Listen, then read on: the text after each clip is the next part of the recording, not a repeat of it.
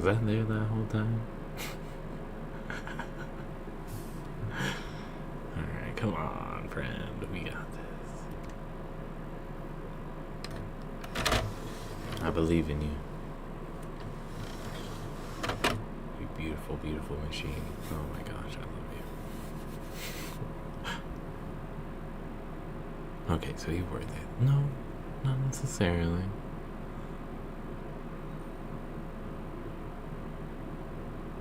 Where are you from?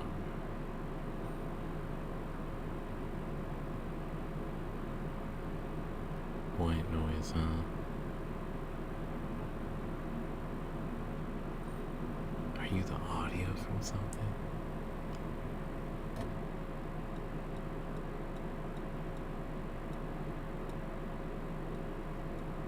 Should I change the broadcast to specifically say I am playing Final Fantasy XII, if that's what I'm playing, while I munder about in Godot? See, I have a few things I need to add inside of the game. We're gonna be having, it's very basic games. I'm a single developer. I'm single. I'm sorry. Shoot me. In modern, in this economy.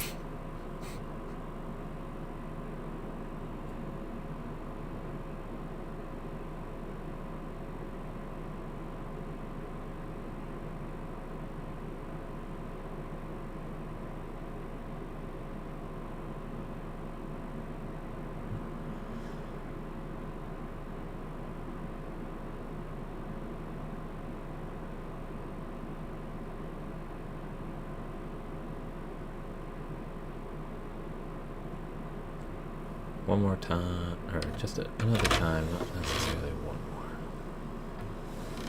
That poor tray is having tray motor. Maybe it's gunky and it needs help.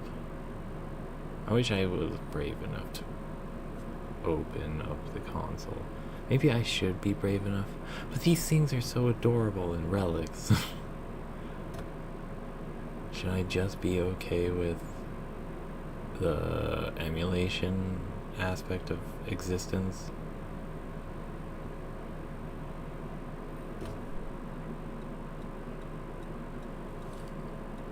Sorry, let me at least. Oh. Well, that wouldn't be the case, would it?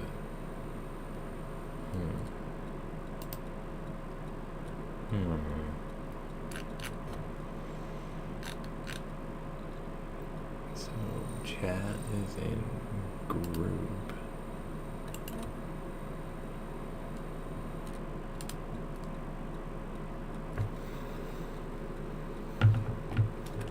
On the chat cat.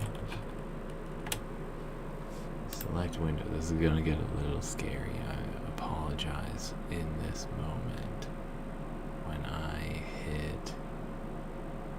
Oh, I can't select OBS. Never mind. Never mind. We're not gonna get freaky weird with it. You're lucky, I think.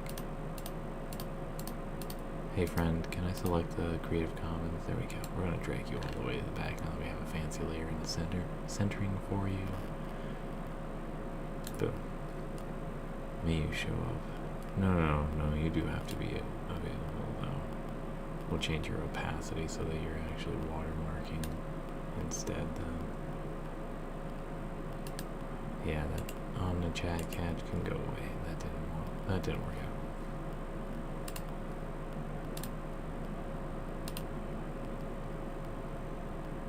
Properties. Local file. Use hardware encoded. Cancel. Filters. Color correction. Opacity. Here we go. Watermark.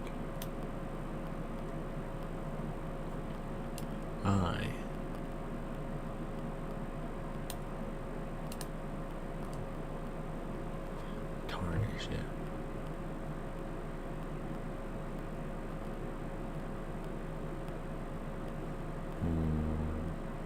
Is that the right place for it? Now,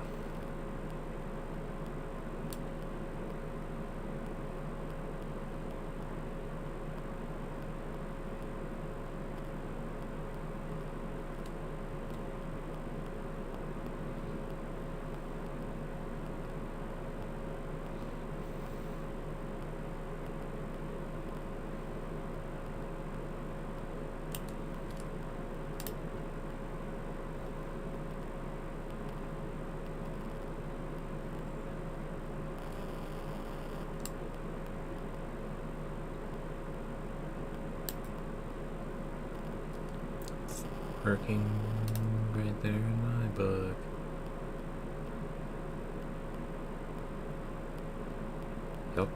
Yep. Alright, disk read error. Try again.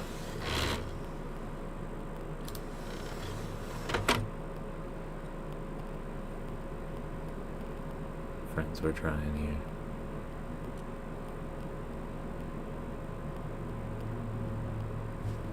Do I want to finally have a full display capture? It's risky. But if I make it small enough, it might just work.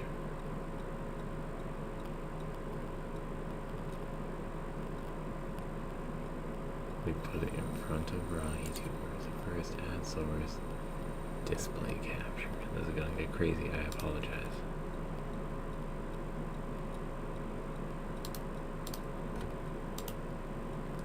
See, I told you.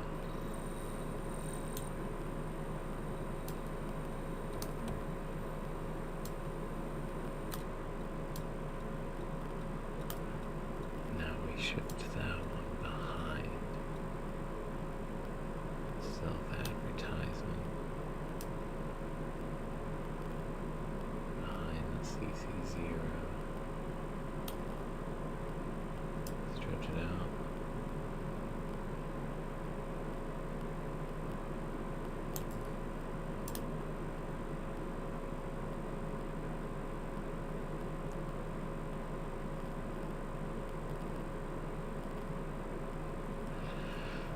It's not big enough, is it?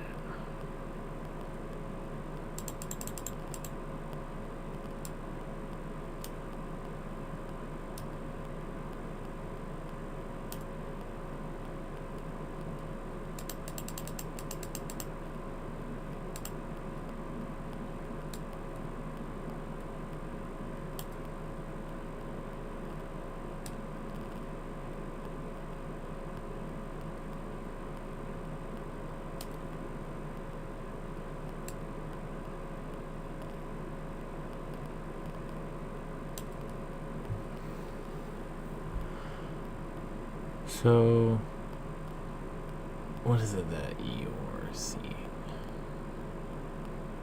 Is it just this screen that I'm modifying here? I'm doing a whole bunch of weird stuff for the sake of a single optical trick that only I'm really paying attention to here.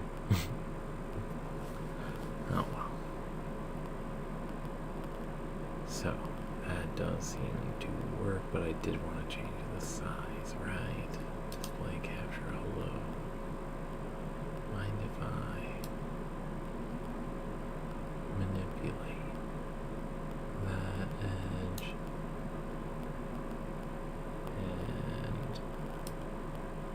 and that one's nope. It could with some extra pushing. There we go. Well then.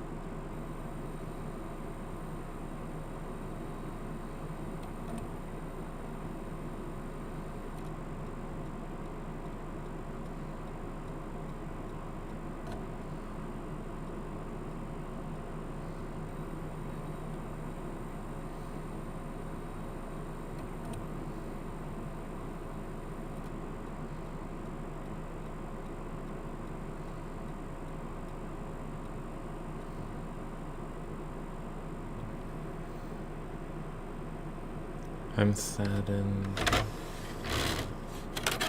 Wow, you are so in a saddened state. There's no just to read from. You're okay. Don't worry about it. Thank you. Go to switch.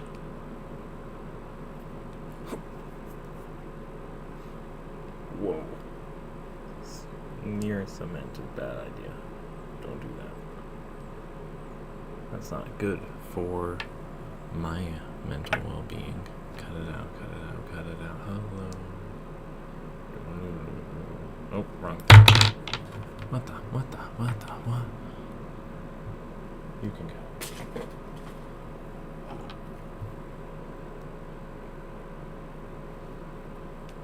Let it go. Let it go. Dun, dun, dun, dun, dun, dun.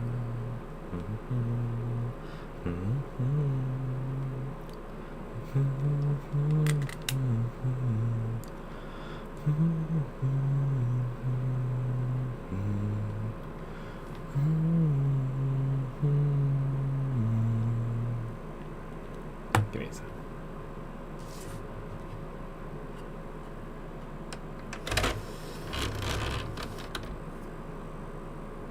So if I pull it all the way out, it does register that it's out. So I just need to give it an aggressive helping hand these days. I'm sorry, friend. You're getting old. I know that feeling. PlayStation 2 said the console generation dies. Leftovers from an old war. I get it. I'm sorry, friend.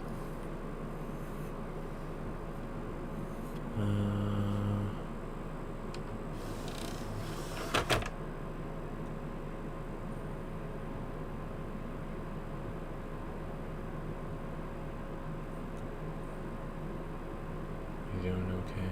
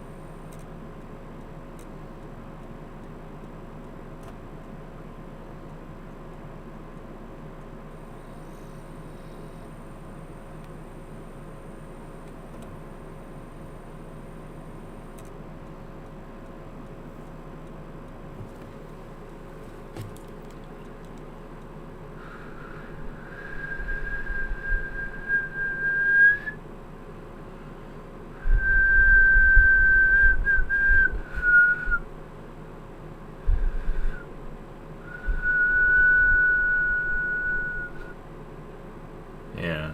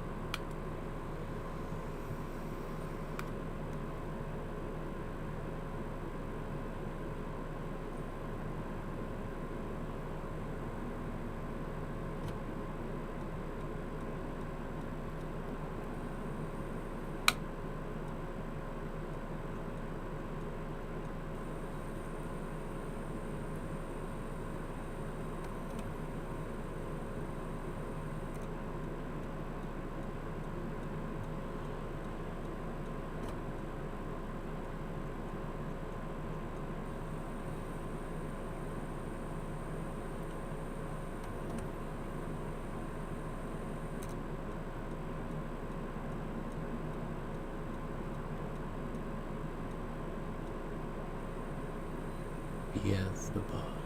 Many eyes, and still you decide on one course of action.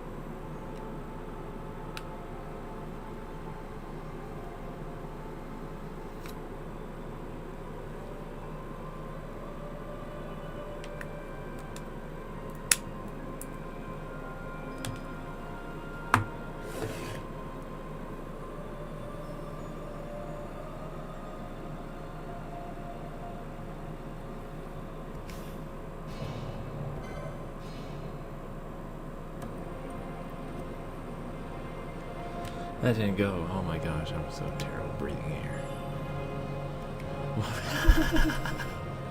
I'm so terrible breathing air. I sat inside of that lobby for so long. This is a false timestamp. Don't worry about it. Don't worry about it.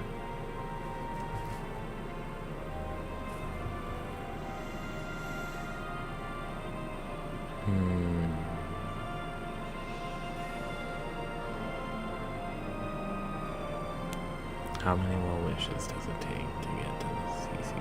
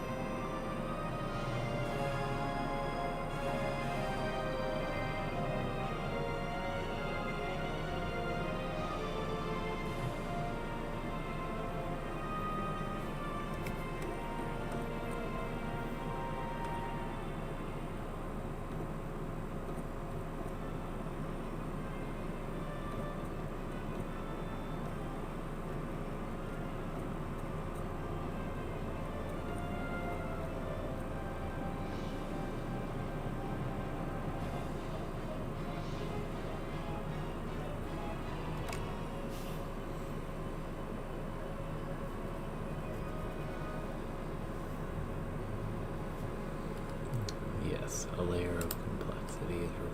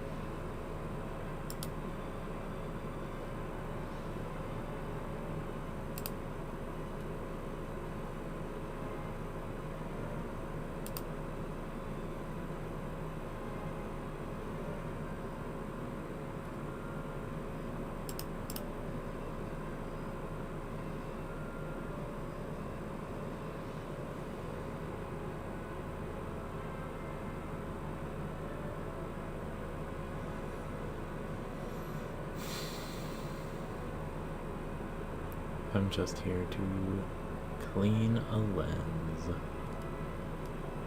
Ooh.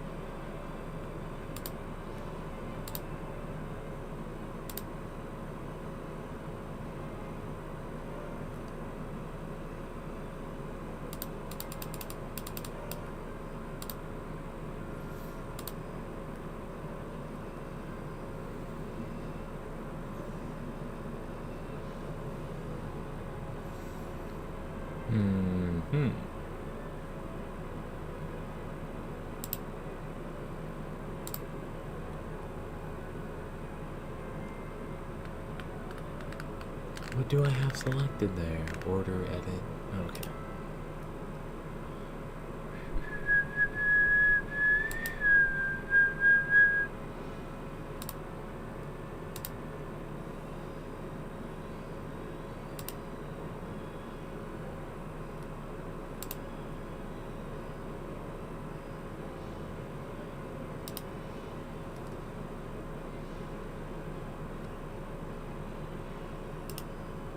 Okay.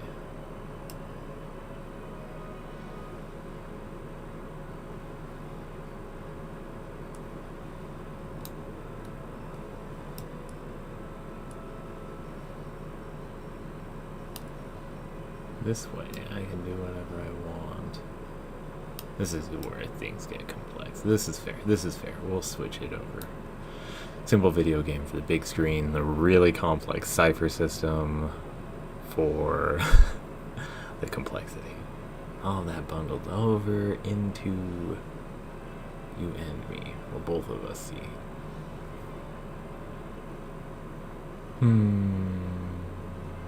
Buggy. Alright.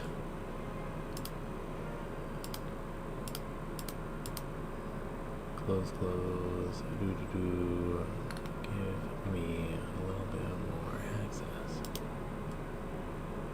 Let's see. PlayStation 2 subsumed.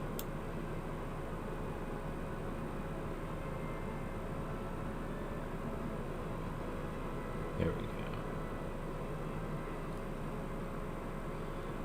Looking good.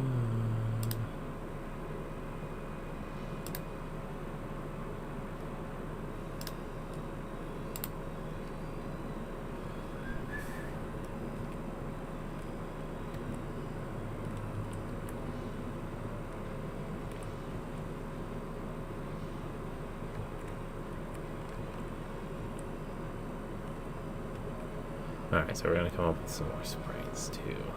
We can come up with those quickly on the fly. And we should be able to show that.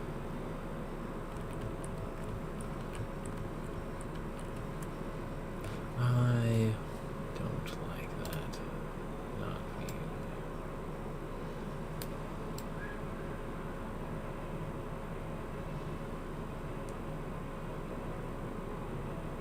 At least tied in there. Alright.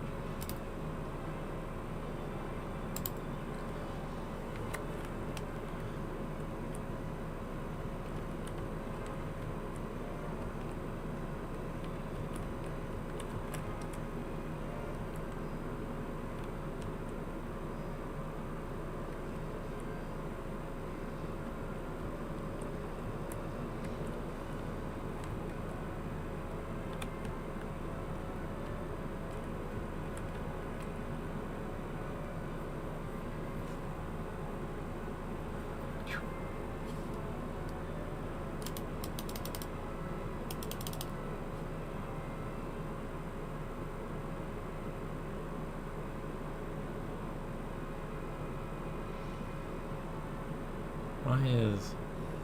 Oh, never mind.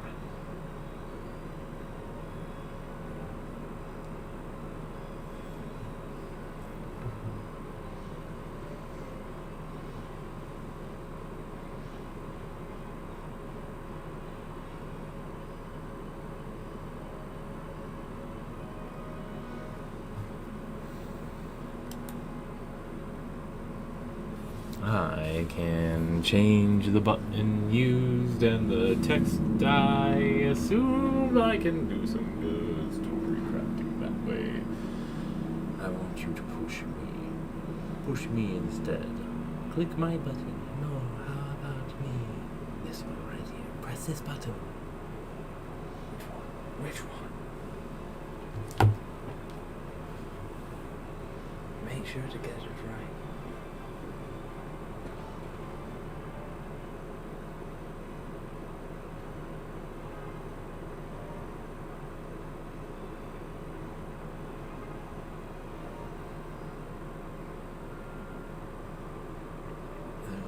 Shortcuts in the Gilded Age.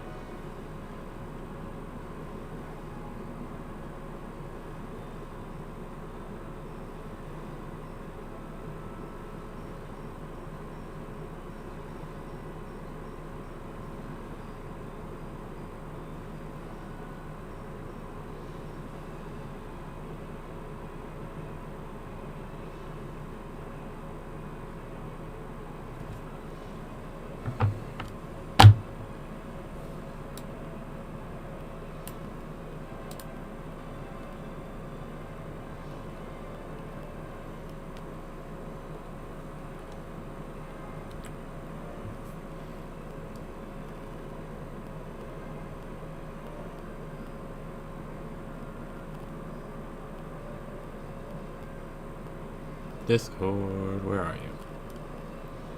I need to transfer something quick and easy, and you're my preferred outlet for that.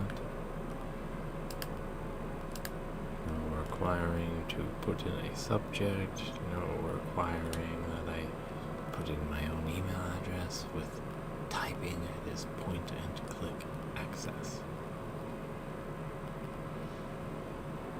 Boop. Look at that. Wait.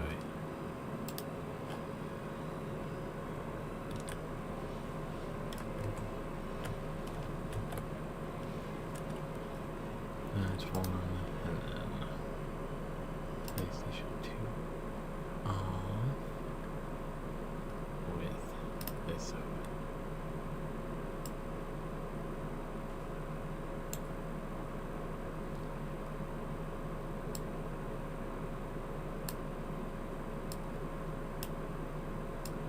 Why is it not changing color?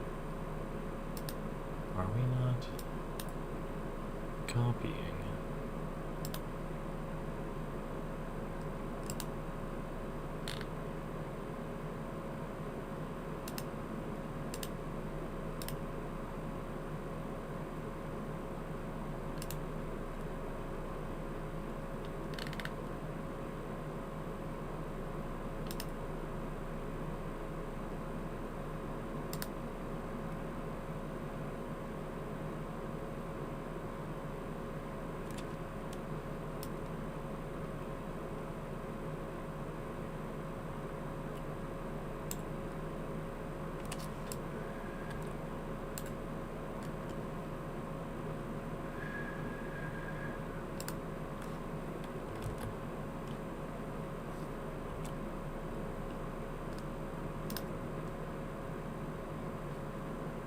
Oh, wait.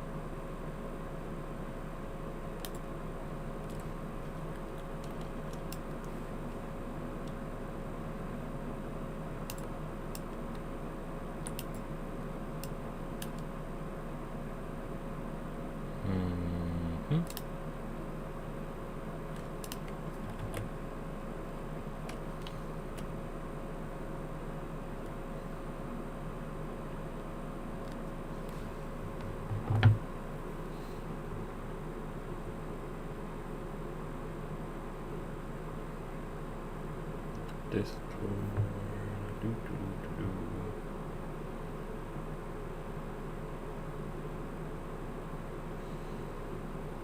Save.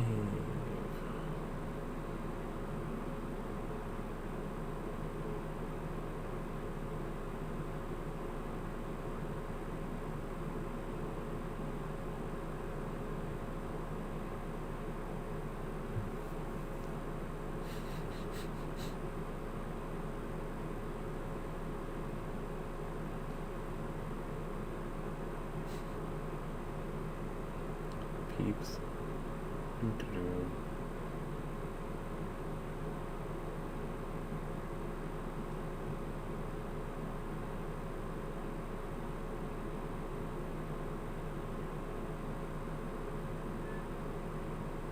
It always wants to stay on River Heights.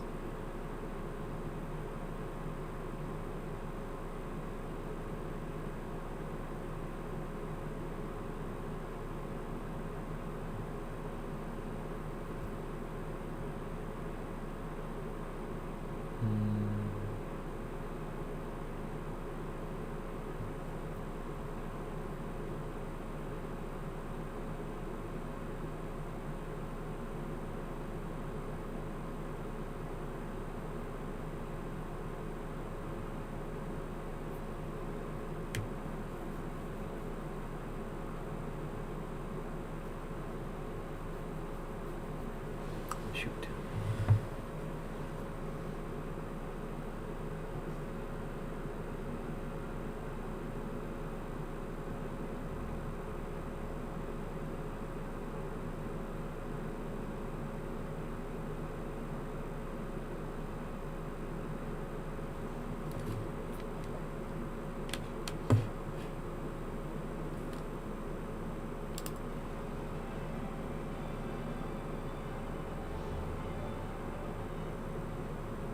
Now I can do this.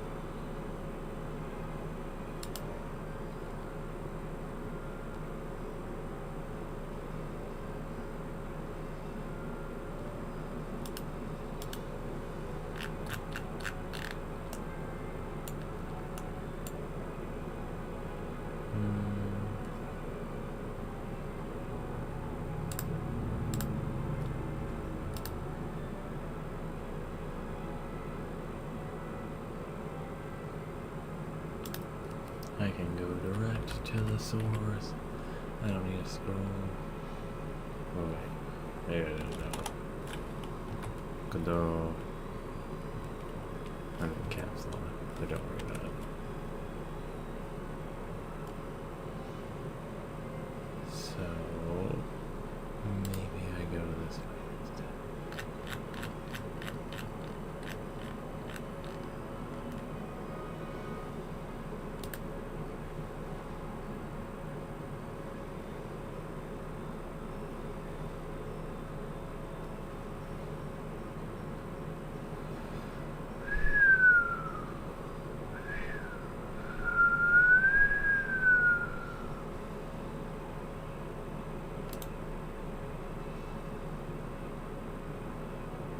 I'm getting distracted. Oops.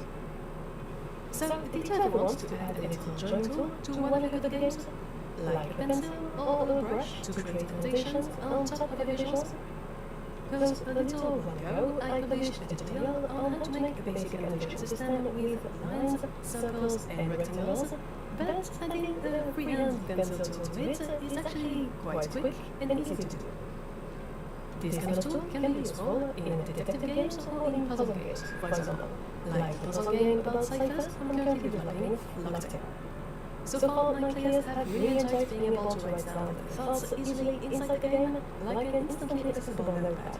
You're cool. What the heck? It's possible to write letters, which is quite interesting in this game about encrypted messages. Oh, and by the way, remember that if you want to help support the project by adding it to your wishlist, or you want to try out the free demo, you can have a look at the Steam page over here. But okay, so in this tutorial, I'm going to assume that we've already got our first annotation system from before.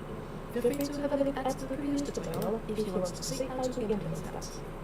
And so now we just want to add a freehand pencil tool to it. The first thing we can do is update our toolbar in the scene to add the button that allows us to pick the pencil. We'll duplicate our eraser pick button, rename it, and in its signals panel, I got distracted. press the signal calls for pick tool callback function on the annotation node script with the pencil input string parameter bound to it. I'll also change the icon for basic pencil part made, but of course should adapt this style to your own interface. Alright, now all we have to do is open up our annotation script, the one we made in our first version of the annotation Okay, system. and these ones are all And nested. that, Okay. for now, looks like this. Are you even able to? So now we want to add a few things to it. First off, at the very top, we'll add the new pencil value to our tool enumeration. So the inner that lists all possible annotation tools in the system. Then below, we'll modify our data dictionary so that in addition to storing the drawn lines, circles, and rectangles, we also keep track of our pencil strokes. Then in the input book, Arrays can be so big then. What the heck? I'm like thinking really small scale. I'm thinking like, oh my gosh. Then we'll initialize our new annotation element as an integer This is value warehouse and add it stuff. to the list of strokes.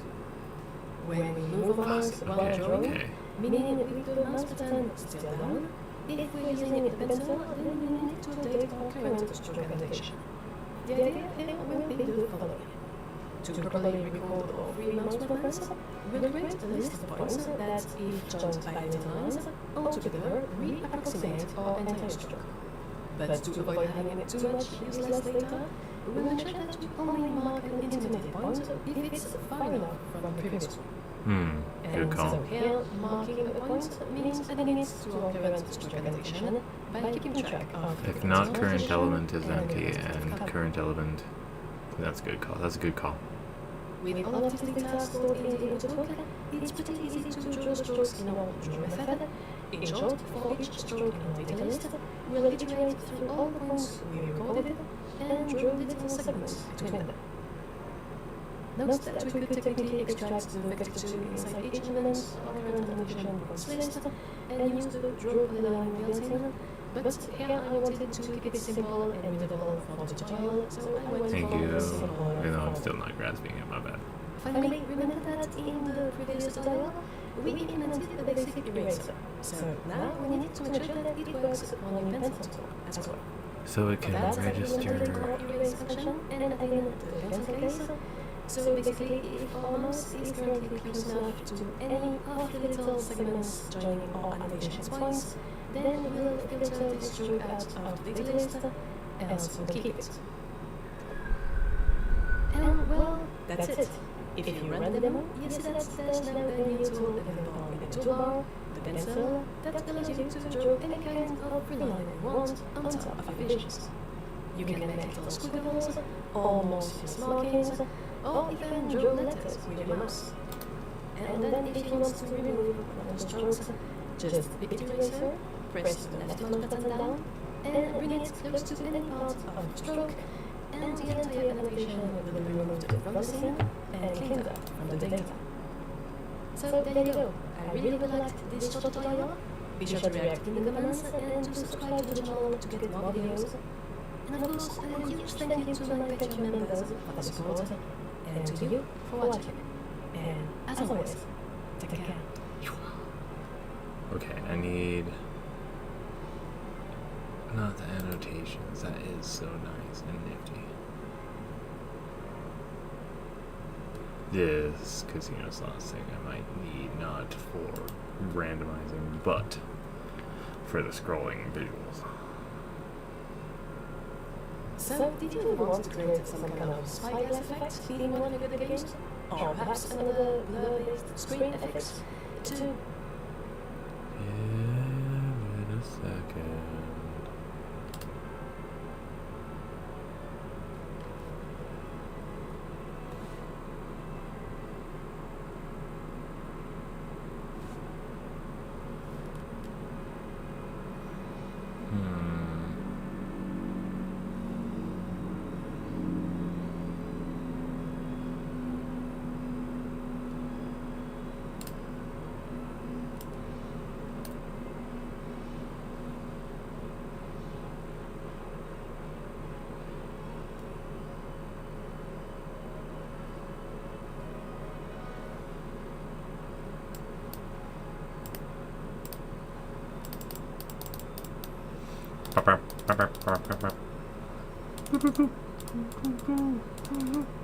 That's the only thing I ever bothered I couldn't hear past that.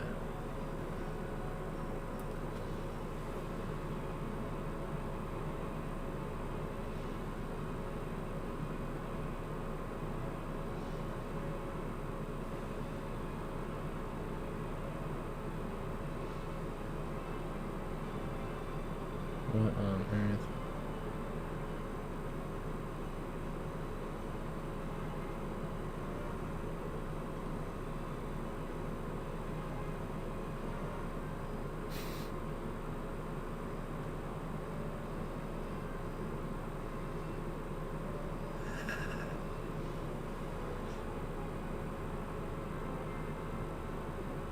Do, do, do, do, do.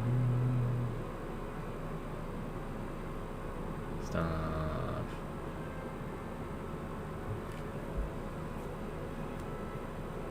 Do, do, do, do, do.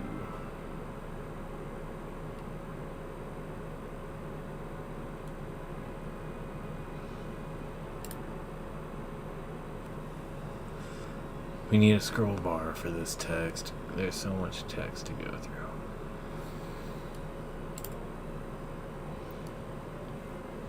So, should it be these things? It's a texture progress bar. Can you have a texture progress bar in a button? Add child node, add texture button, create textures, normal. What was the word I was looking for just now? I said it. It was very fun. It was textured progress bar. Yeah. Alright.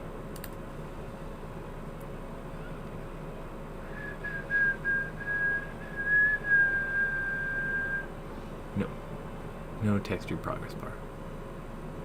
New compressed texture 2D, new image texture, new atlas texture, mesh, curve, gradient, animated would be fun. Proxy texture for simple frame-based animation. What was I trying to do? Okay, so these are the progress bars. I currently have them showing the buttons, but they're not buttons, which is problematic because I want to press them like they're buttons. But I already have the buttons over on this side. So I probably should activate these buttons first.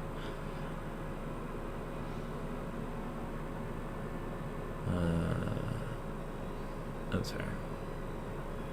Alright, let's do that. Hello, button. This one. You are called Sky00. We can have that be.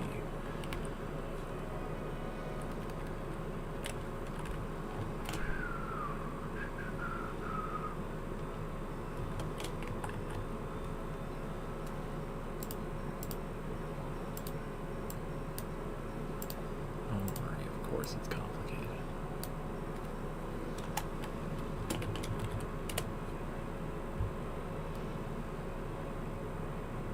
So I do have code already attached to them, but it's not. They're just sprite 2Ds right now. They're not buttons. Oh my gosh, I'm so silly. Okay. So we need to turn them into buttons. And then they will have that rotation effect. Similar to these ones.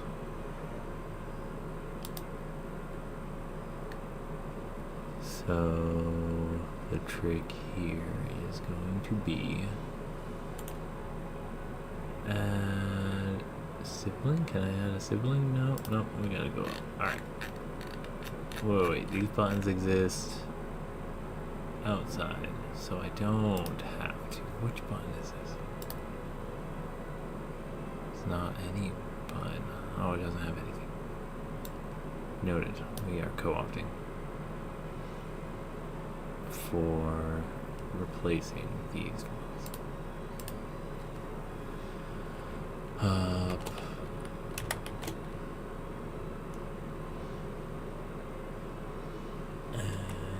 No, that's too standard a name. That's gonna get me confused. Alright. Don't worry.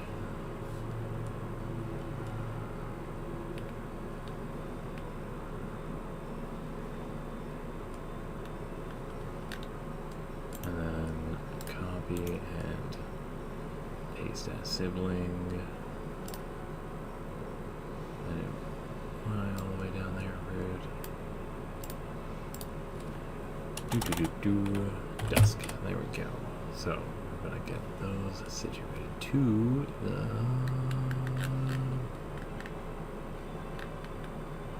Where are my? There we go. Pictures. Dusk. You are this one. Oh, I open the texture window.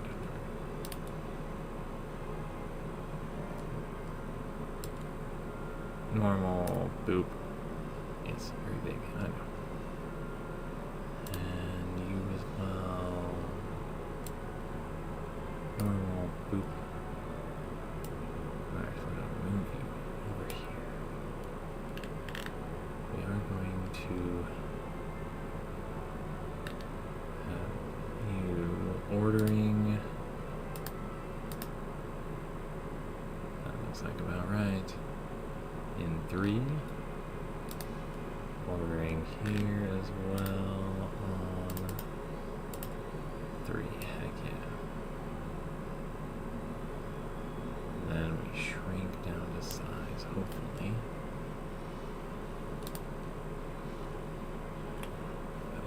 What size did I shift these ones over to? 0.4? Alright, so scale on our ever lovely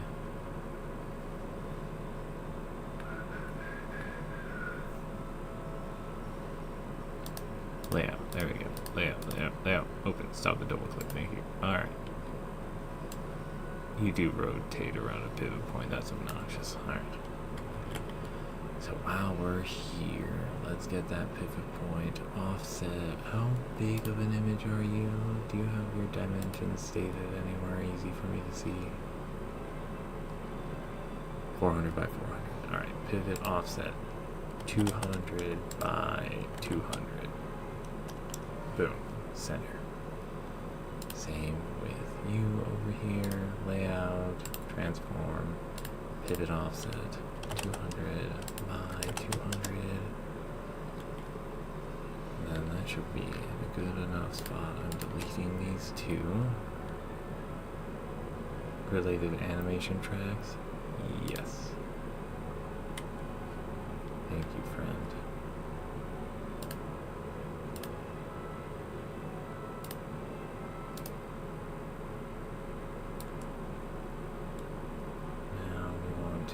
Stylize. Did I say it was 0.4? That's my bad. I didn't fully check. About right. Then 0.4. Boom. Oh, hi. Don't grab that one. So place it about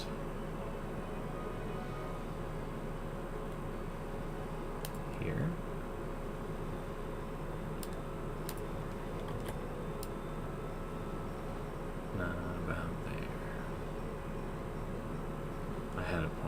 Specifically tying them to, what was it? Oh, I was doing the outer edge lined up with that corner there. There we go. Same here.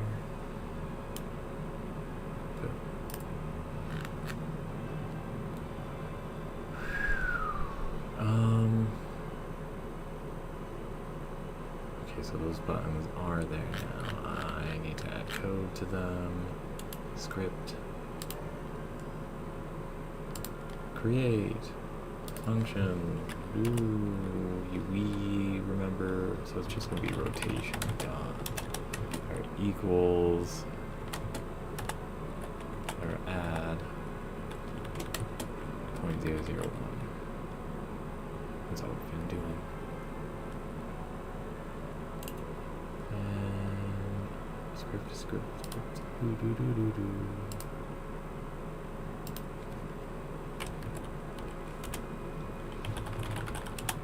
Rotation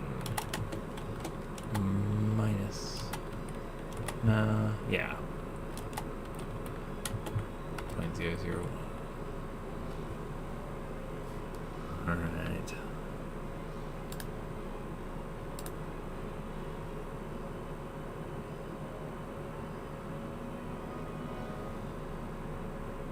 And then these are buttons, so I can in fact have them activate. Doo-doo-doo.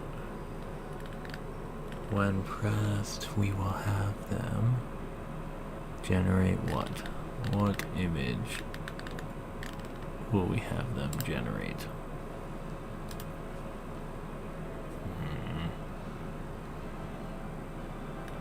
We have 2 characters. Can I do a GIF? You don't take GIFs? Damn.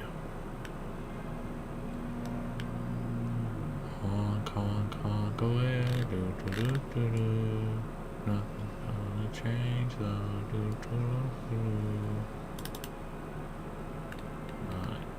As long as you stay in the car.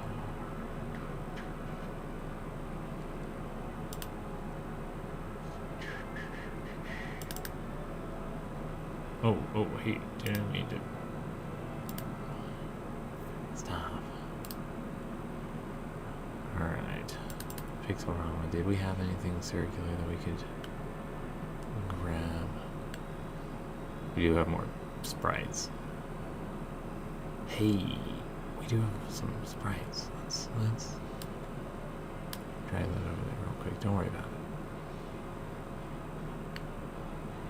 Alright. We do have some parallax we could be running in the background. That's cool. Nope. Not there. Do we want to look elsewhere? Any other game? Quicksilver Solutions? Do we have anything cool here? Alright, we have these 2. Did I not put these in? That's fine.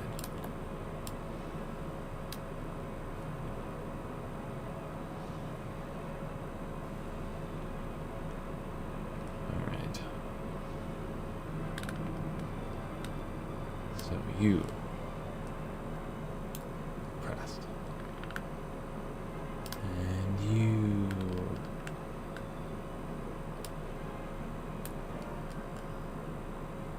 do. And then node pressed. Connect to the grand line. On button press. That one's dusk, which is on that direction. Check for check. Nope, it's gonna be movement. So what does it register here? Alright, so process, delta float, input is action pressed, boop, east, if and turning wheel, and if checkmate and eclipse at equals 0, then crashing success, turning wheel movement. So I have the underscore movement situation there. There we go. I have notes I guess I could be cleaning up here.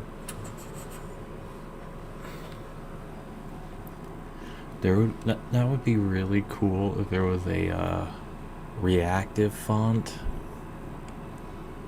color that you could get inside of a program, so that as you're saving iterations, the notes get duller and duller. You can revive them by like refreshing them, but there is like a font that would allow for it to recognize, not necessarily like it tapers off into invisibility, but have it so that it's scaled in like a logarithmic way, like a bear approaching a certain invisibility. That way you know which nodes were more contemporary than the other ones.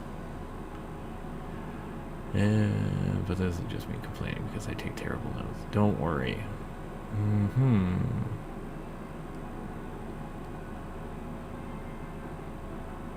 Oh, I was doing I think, and then I confirmed that it does do what I wanted it to. Alright. This is gonna be super easy, oh gosh. Your core rotation, yeah. Alright, so what we're going to do is dusk pressed. It's gonna be movement. I read what the movement function does. Although I don't think I necessarily need to know.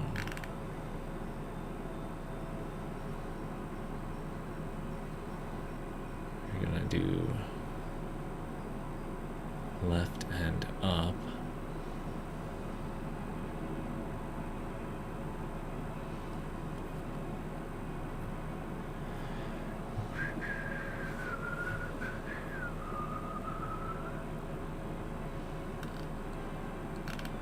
It's only gonna work. Right now I'm going to just function it to left and up. So what does that read like? Copy.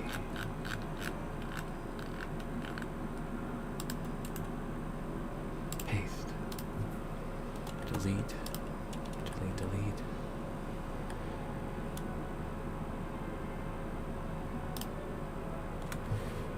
I want to make sure, though, that wheel turning is respected.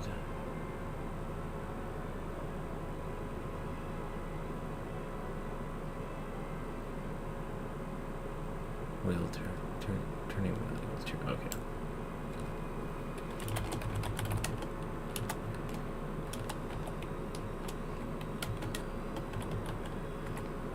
I don't see anywhere that says it needs to shut off, so I'm gonna leave that. Alright. This one, button pressed. Connect to the same locale just underneath. And this one, turning wheel equals true. Delete, delete, delete. And then this one's actually going to be up. Now, F6. If I hit this, nothing happens.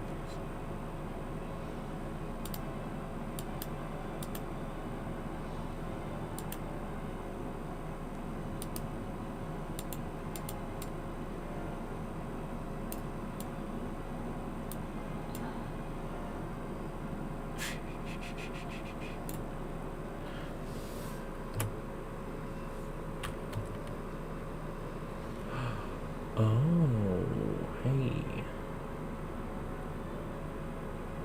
Depending on which input you use, could have different requirements. Because I don't apparently check for a win here, so I need to switch those two. Gotcha.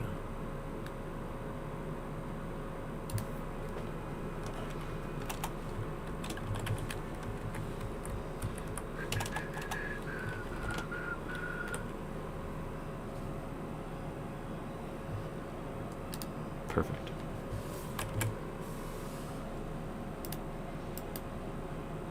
And in the wrong direction, gotcha.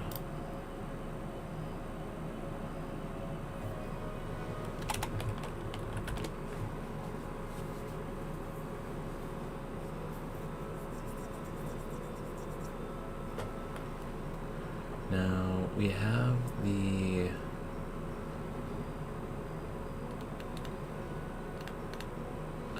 not core visual level counter, not that one. Where is our other button? Is it the T remote? Did I have this counted as a button? It is a button. Okay, so we're gonna have this now connected.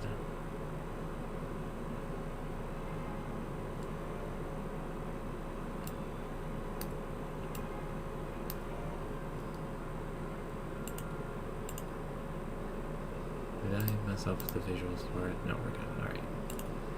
So connect. T remote. On T remote pressed.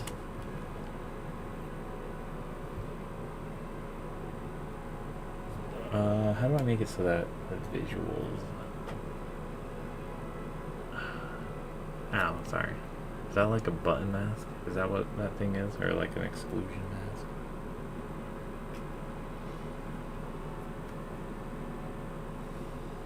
go through lips so much. Don't worry. So on the press, we're going to have a variable toggled.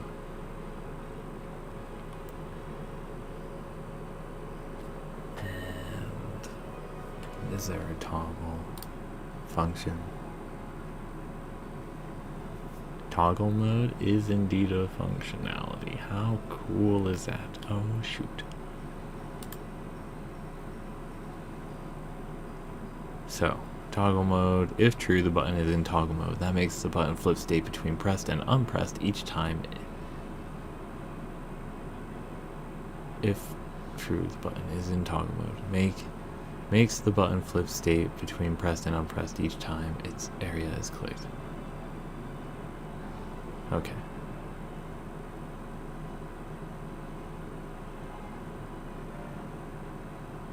Oh, I didn't even... We can leave that there connected, it's fine. Because now all we have to do is check if it's pressed too. Oh, but we don't have... Now we'll turn off toggle mode for now. Variable of grand importance.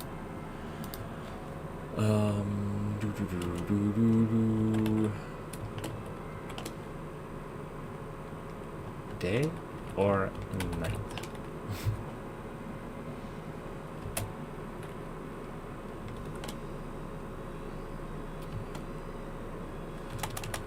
Hint. I guess I could do bool. Bool doesn't matter. There we go.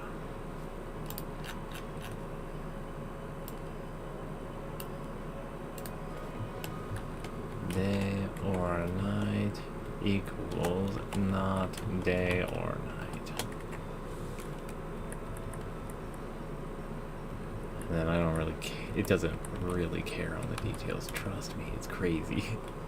So if day or night, then we do this ever wonderful boop. But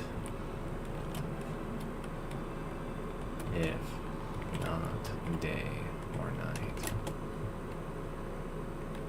then movement of vector 2i up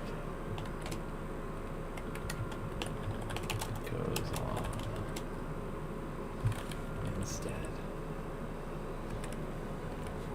Alright, so if day or night. Oh my gosh, that just erased that entire thing, didn't it? Rude.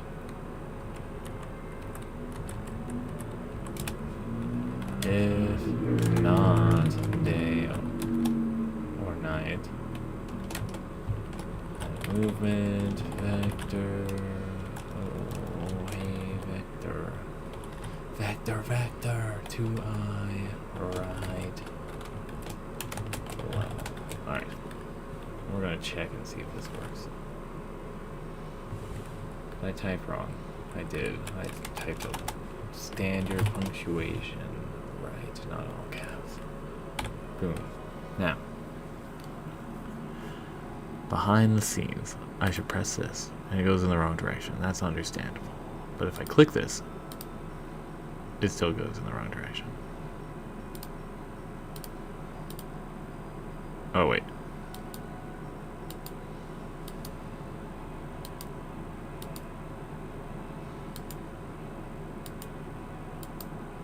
Are they all going?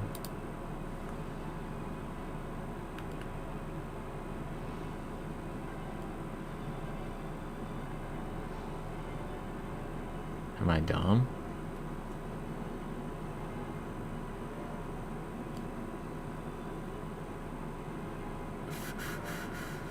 No.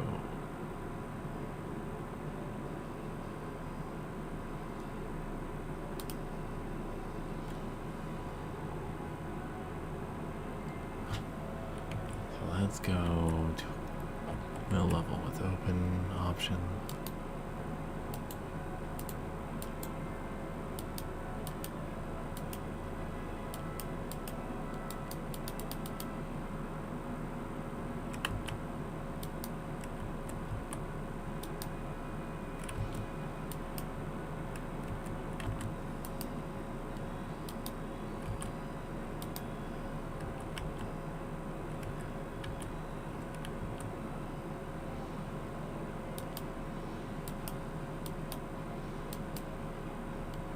interestingly not switching.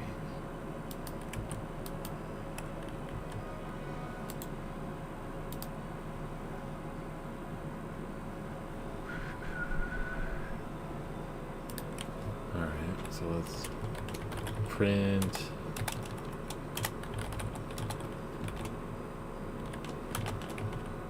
Damn it.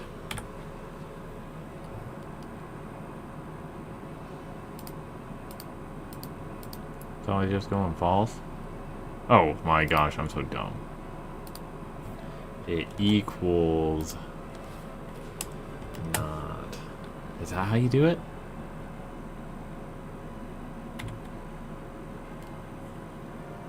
Have I been doing it silly wrong? Oh my gosh, okay, there we go. So. Oh, I accidentally did a double click. Look at that, it works. Alright. That's so silly how distinct the punctuation has to be. Alright. So see that? Boom. Goes in the direction I want. Go that way. And down. And not.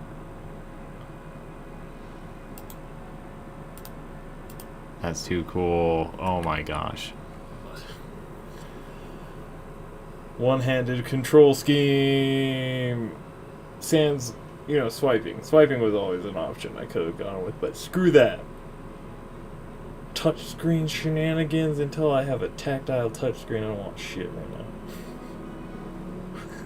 I'm being a curmudgeon, don't worry about it. Is this even visually up right now for you all? Yikes.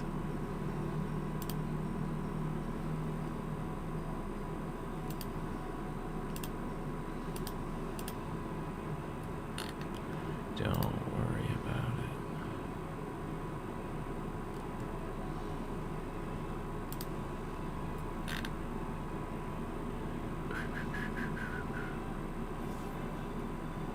Where is it?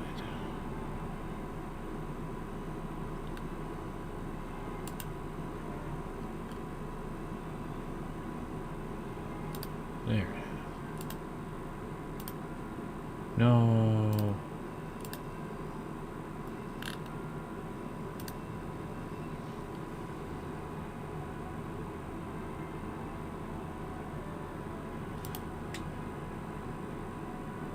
All right. We've been curmudgeoning around. Oops. Instead of playing video games, my bad.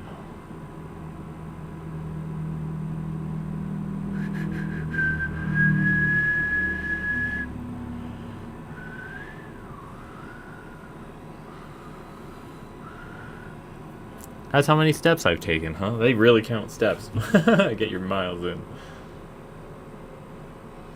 That's crazy.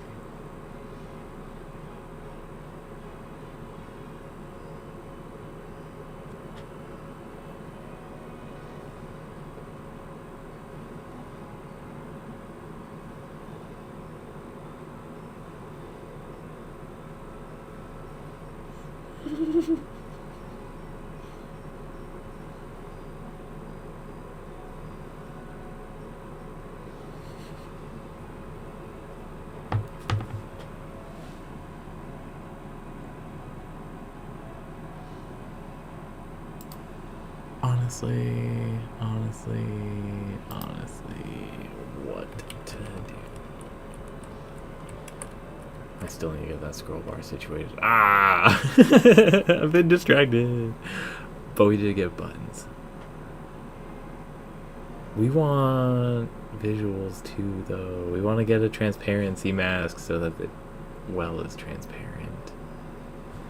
Oh, that would be cool if it was actually tracing an image down below, like where it was revealed and where else it was hidden or reflected. Beautiful, bellissima. All right.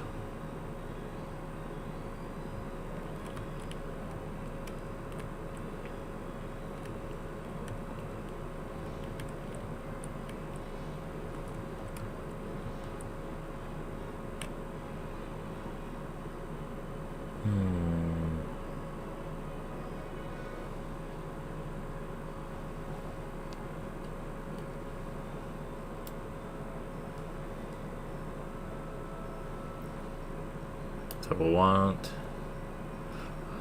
Here's what we're going to do. We're going to need to, in addition to needing the text to be able to be scrolled, I guess we can practice on this little string test thing there. This is a string. Yes, it is. It's showing our level counter, but it can also show... We'll try and have it show the current toggle state, day or night, true or false. Oh.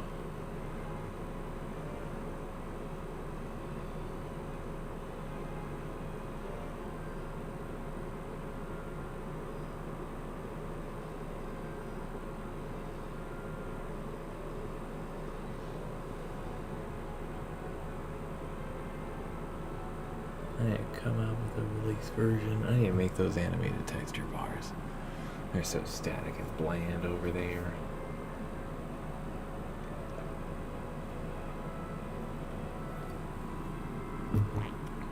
Maybe I could make some that are reactive too.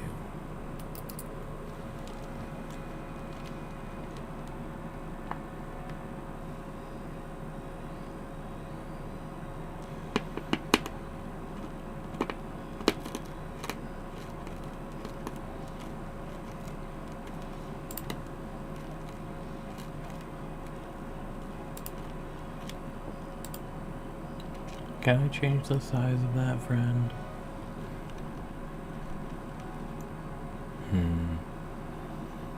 Oh, pure black and white bitmap image to use for click detection on the mask. White pixel represents the button's clickable area. Use it to create buttons with curved shapes. Oh, nice. Okay, so that is what we're going to want to do for...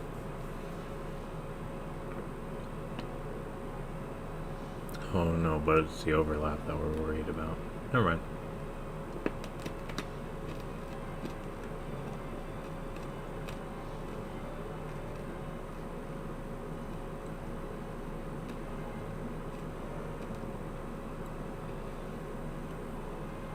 The button will be configured as a radio button if a button group is assigned to it. What does that mean?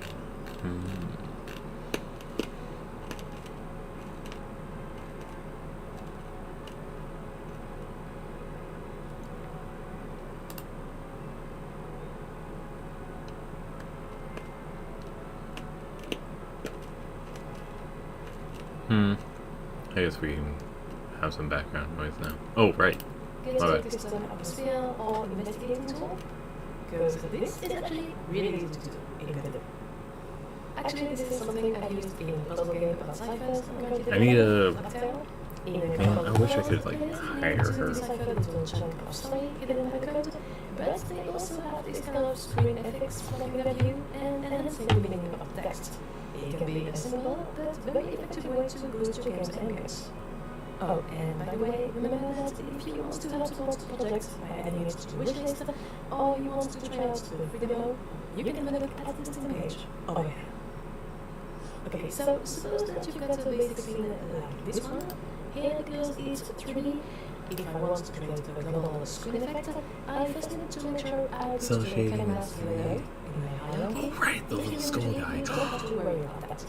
But in the case, the main thing we need for a screen effect is a basic colorate node. I need to do that for radio input, like And letting, then its inspector will get the shader material resource. finding out how to Then we do need to create a shader networked and communication. use the shader in shader material to post-process the render of the scene in Sky. So this is where we can select the shader resource we want to use. That will determine the effect. I stopped processing. I stopped processing. For example, here I've got this spotlight shader I made before. As you can see, it has a couple of parameters. So the mouse pass vector 2 value determines the center of the spotlight zone. It is normalized, meaning that it goes from 0 to 1 along the x and y axis, and it will make it easy for us to have the spotlight follow cursor. The mouse range float determines how big the spotlight zone is. It can be very small, and then most of the screen will be hidden, or very large, in which case the effects will be barely visible. Finally, the aspect ratio property is a quick hack to make sure that our spotlight area is actually a circle.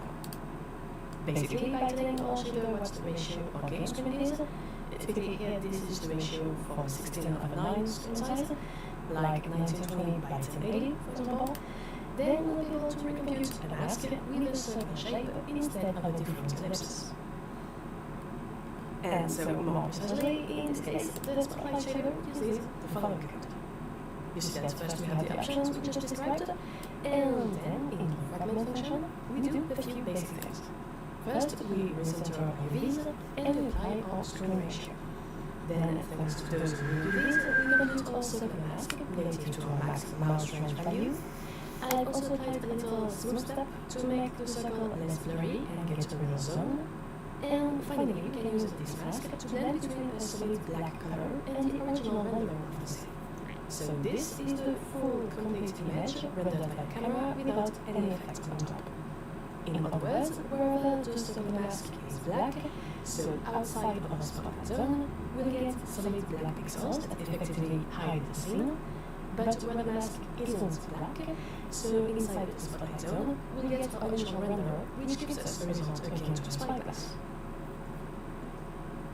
It's a Luma key. It's adorable. Or chroma key. Did you know most video games from the 8-bit era, what you see as black is actually transparent, the checkered stuff? If you change the settings.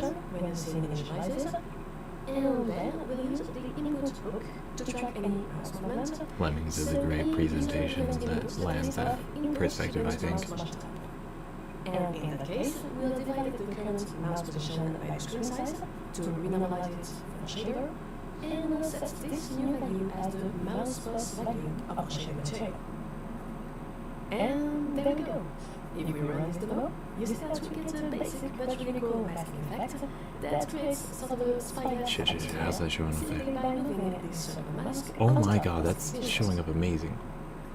Of course, the really cool thing with this setup is that you could very easily change the effect by swapping the spotlight shader for another one.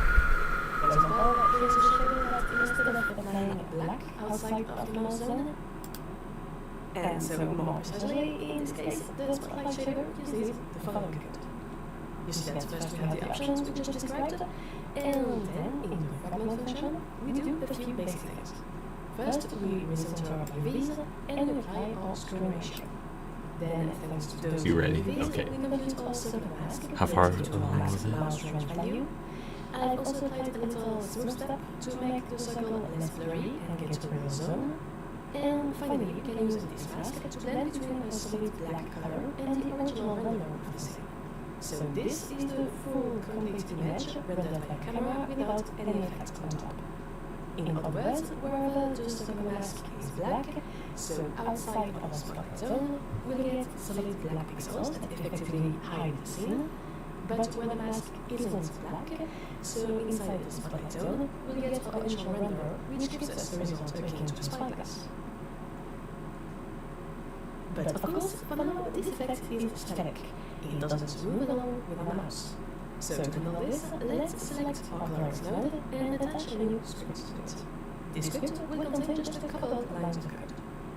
We'll start by storing the size of the screen in a ready function when the scene initializes, and then we'll use the input hook to track any mouse movement, so any user event input that is of input equals mouse motion type. And in that case, we'll divide the current mouse position by the screen size to renormalize it for shader, and we'll set this new value as the mouse plus value of our shader material. And there we go. If we run this demo, you see that we get a basic but really cool masking effect that creates sort of a spyglass atmosphere simply by moving this circle mask on top of our visuals. Of course, the really cool thing with this setup is that you could very easily change the effect by swapping the spotlight shader for another one. For example, here is a shader that instead of applying black outside of the mouse zone, blurs the render. So you'll have the fully focused render of the mode. Good, very close. Spyglass, you see that too. And there we go. If we run this demo of our shader material. And there we go. Check this If out. you run this demo, you see that we get a basic but really cool masking effect that creates sort of a spyglass atmosphere simply by moving this solar mask on top of its visuals. Of course, the really cool thing with this setup is that you could very easily change the effect by swapping the spotlight shader for another one. For example, here is a shader that instead of applying black outside of the mouse zone, blurs the render. So we'll have a fully focused render around your mouse and a blurred render outside of this area. The code is very similar, except that at the end, when we do our blend, we don't use solid black for our black mask zones. Instead, we read our texture results with a higher ND as indicated by our blur parameter, which basically means that we get a blurred version of the render. And the cool thing is that you don't have to change anything in your script as long as your shader parameters are aligned to the same. And so now you have a completely different result with more of a lens screen effects.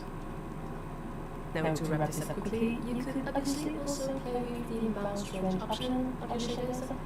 For example, suppose that you extend your script so that if you scroll down or up with your mouse wheel, you update the range of your effect zone.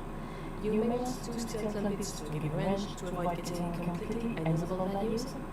But you see that simply by adding Clamp, that's an interesting term. from this value, and then reassigning the new result to the mouse range parameter of the color range. So I'm assuming clamp has increments there, and then You can get an even more customizable tool that lets you move your mouse around to discover new zones and scroll up or down to make the zone bigger or smaller. So, and customizable tool. You can get an even more customizable tool that lets you move your mouse around to discover new zones and scroll up or down to make the zone bigger or smaller.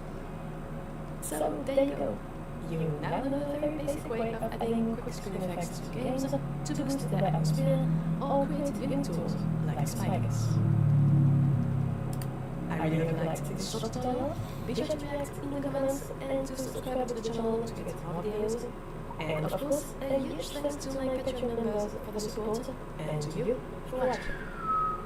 And as always, take care.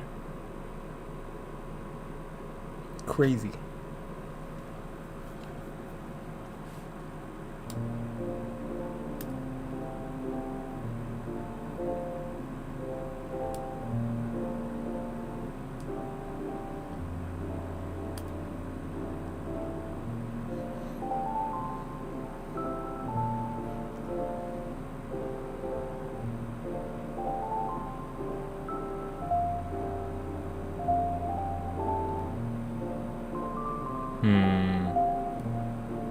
I don't know.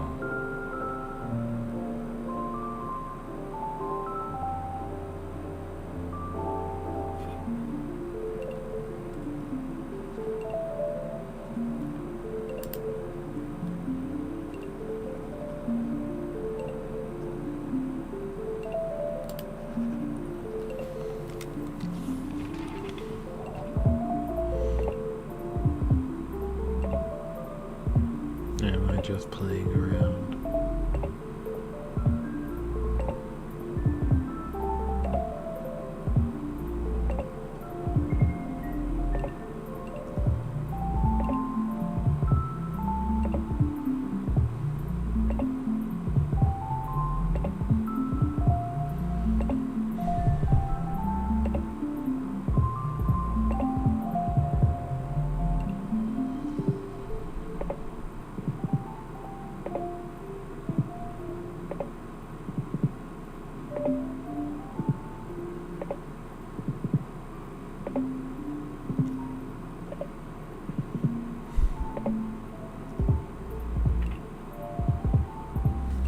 Let's ask the internet.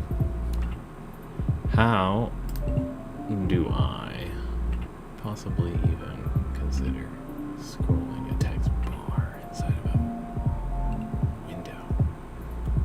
So first, let's find out what it is that it's contained within.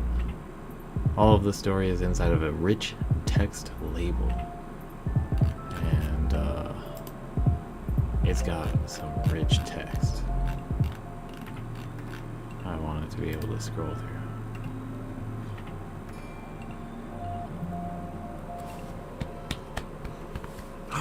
That would be so much fun.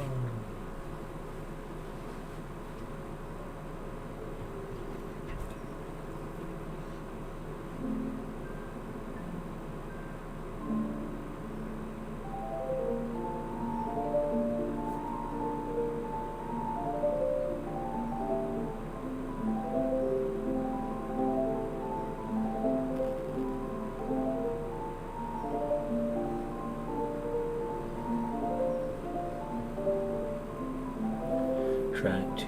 My cat fell asleep on the piano again.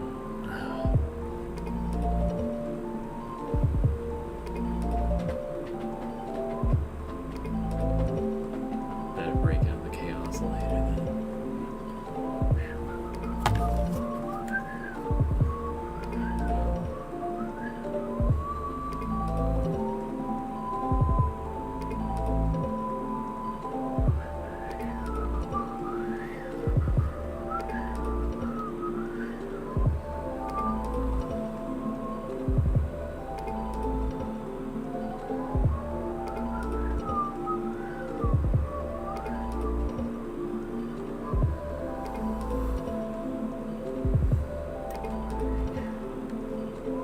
I always hold this upside down. I think that the touchpad is on the top and then all the buttons are below. But no, other way around. Ooh. Since we're doing button layouts and putting them in here, we might as well steal both. Oh, that would be... I can get them off the table. I do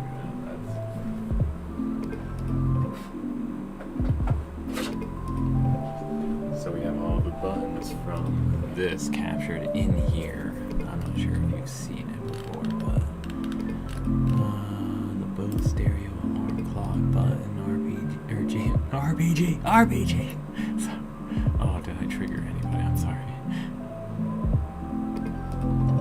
But without further ado, I have these buttons. I want to co-opt more. Man, you're so green. I like it.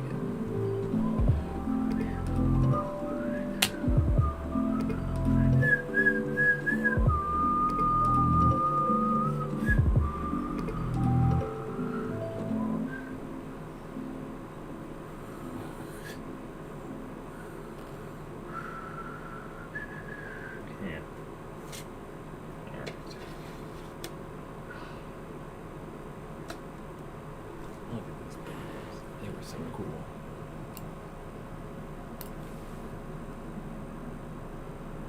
All that. But now we'll get this and touch screen in. The touch screen can be what we're using to specifically coordinate or track down something. So I do need to start working on the riddles and the puzzles, because it has to be a matrix logic answer.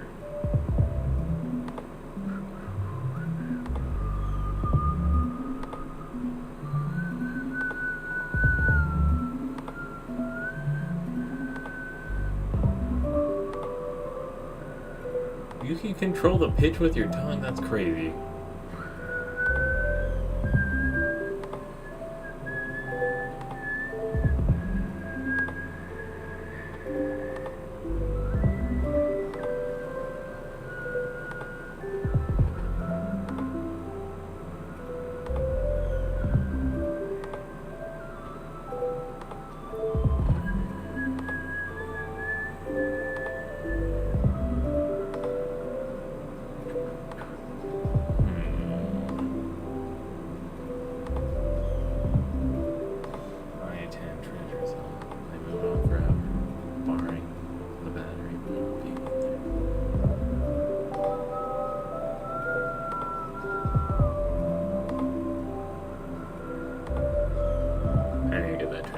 From the inhale exhale whistle a little bit smoother. You're just starting out. Calm down. Sorry.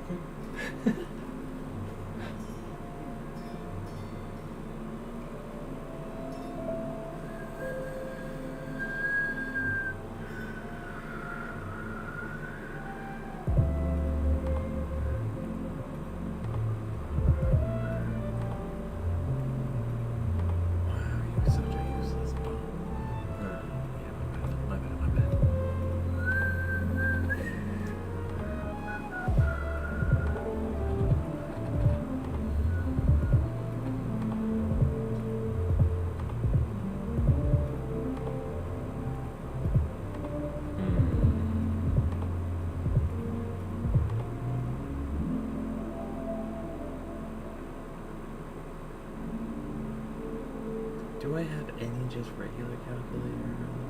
I just wanted to. Alright, it's compulsion, don't worry about it. Alright. Scroll bar. So we have a rich text label that we are trying to scroll through. I got distracted with buttons. Don't worry about it. I just need to take a picture with my camera. There we go. We're closing this line of inquiry through doing it. Scroll bar is on the bottom. Or not scroll bar. Alright.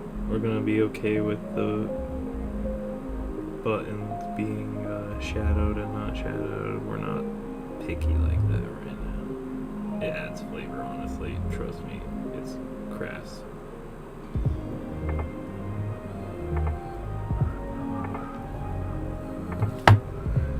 Do you know how much of a pain it'll be to button map all of these as sprites and everything like that? Nah, we're just gonna get the image for fun. Maybe in the future. Never mind, don't worry about it. We'll save the stories for when people are listening. That's fair. I do need to hear my echo though.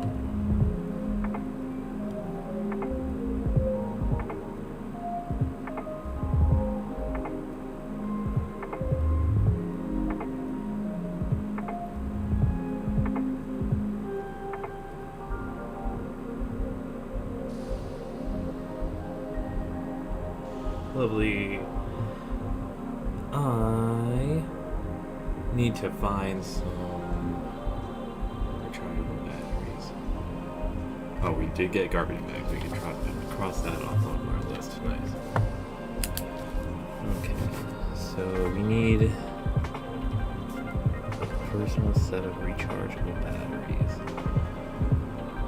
so we can keep count in a faster way and keep them in hand. I'm sorry, I'm trying to do this interior. Rechargeable batteries and find out how to full on, maybe even, I want solar panel. I want to be able to use a solar panel, but don't worry about it. I need to be able to make them understand the cost of making them. But at what cost will this information come in? I might take down the entire American empire if I find out too much. Nah, I believe that's not the case. Pandora's box.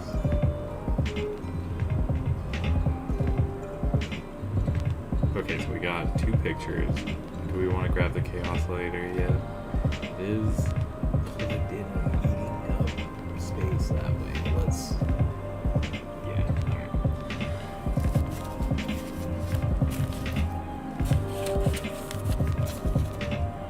So, cool tag. We need to be better about it.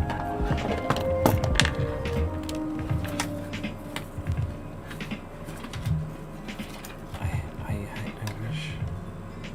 Is this something that like a sound producer would use? I need to get in touch with a friend.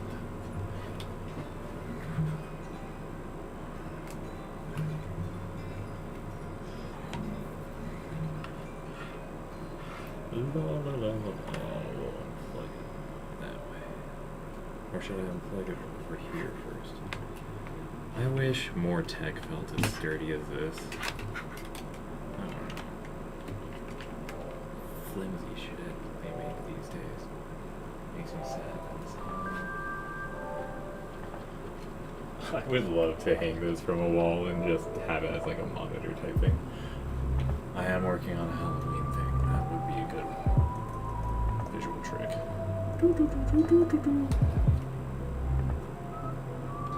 Oh, sweet, there is a Q-tip.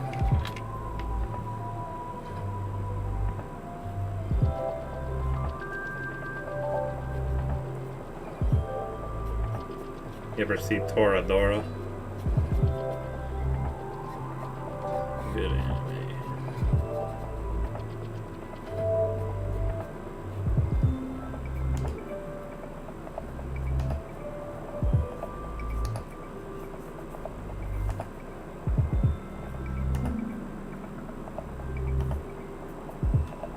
I don't think that needs any more images. can do the PlayStation now too.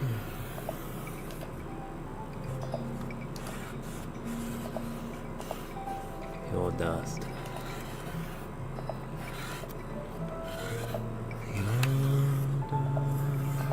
Your dust. What are you doing here? Your dust. Your dust.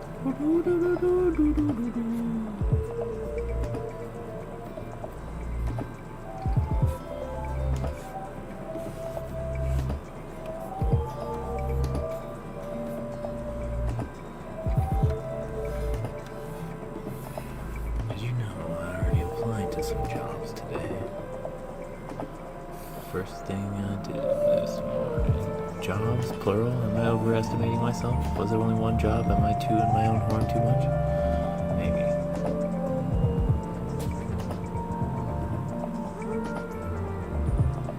I did mass. Application became the standard.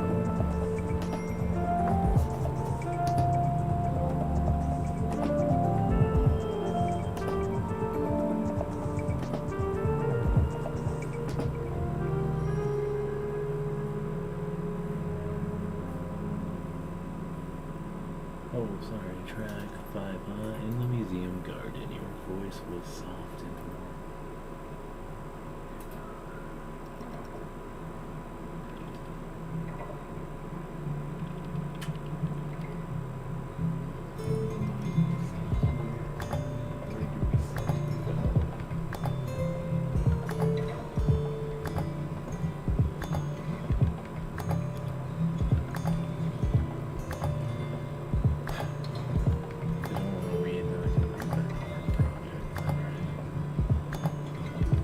Would be a good way of getting me outside at the same time.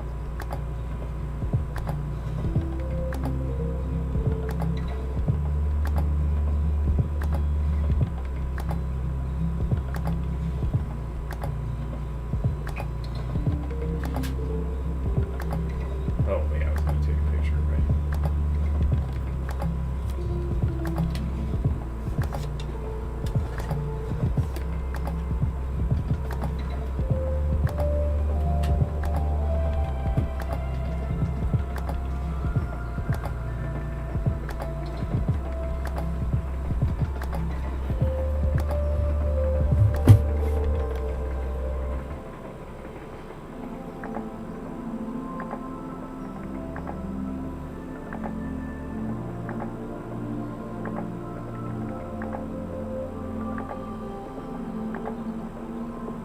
I have a 3D model of the chaos pad that I was working on. I actually might be able to use that now that I'm thinking about it.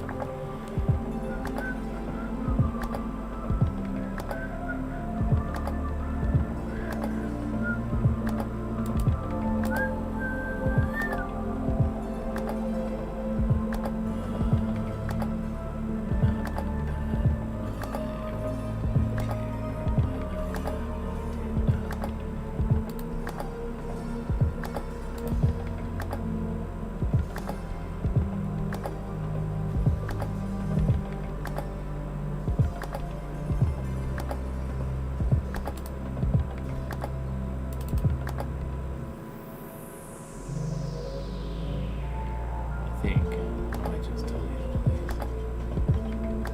No, wait. Maybe I can just repost all of them.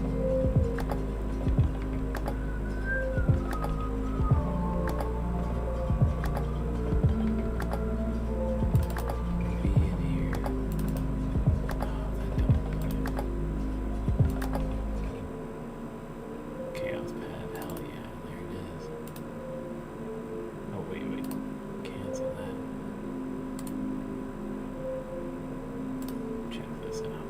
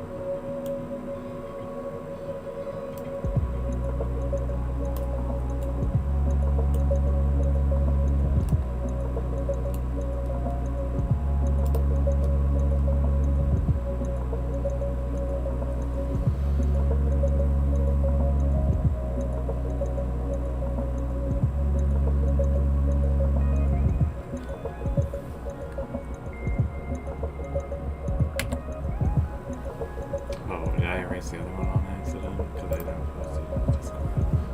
I didn't know.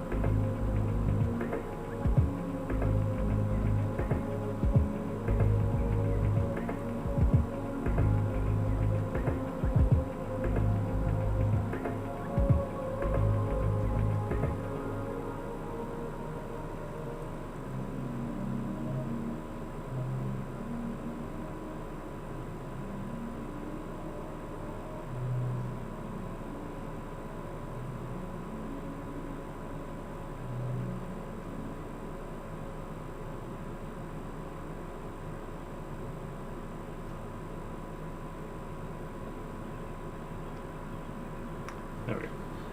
Got it.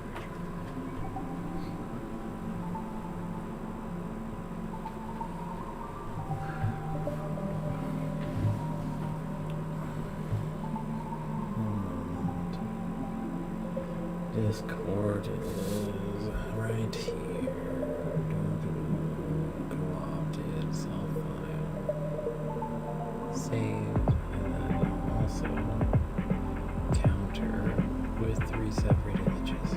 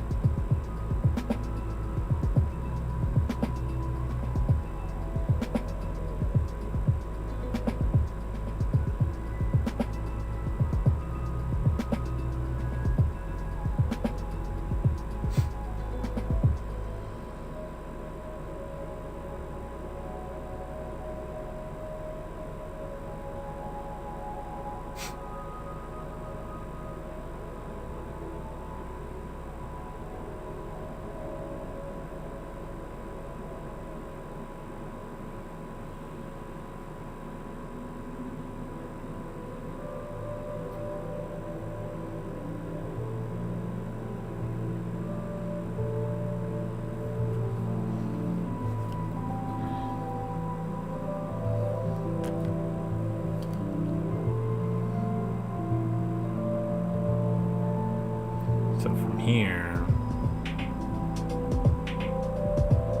you can take that Discord image, save it.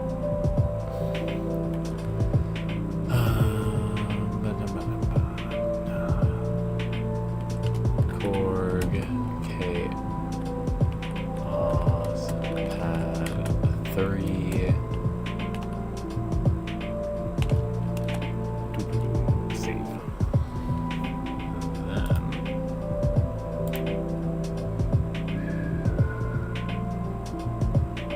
pictures. No. Downloads.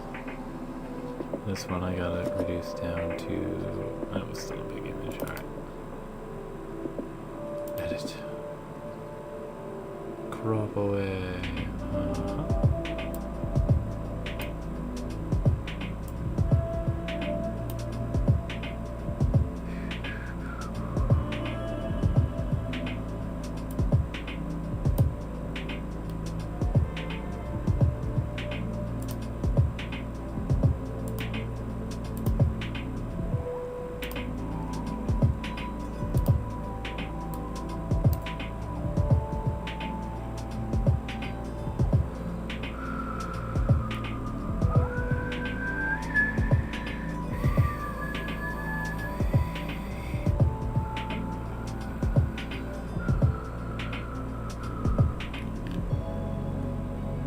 Alright, so now that we have that, we can select that weird image element here. Let me.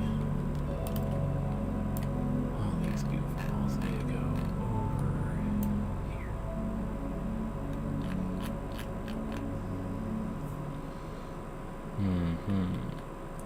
So I'm looking for props, I think. Tile set. Nope. Codex pop up. Yep, there we go. Look at that, beautiful. Alright, so we're gonna add in a new one. A new atlas. It's gonna be the Korg KB3. No, I would not like to automatically create tiles. We're going to be needing detail.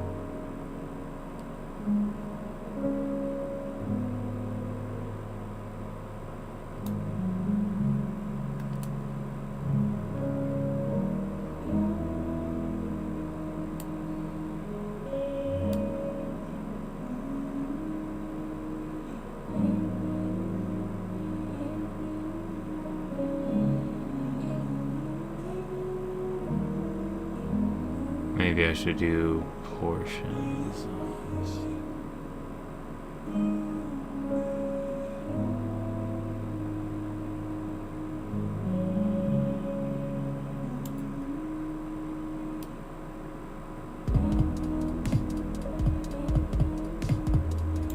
I have 8 buttons. We're gonna use them. Too much.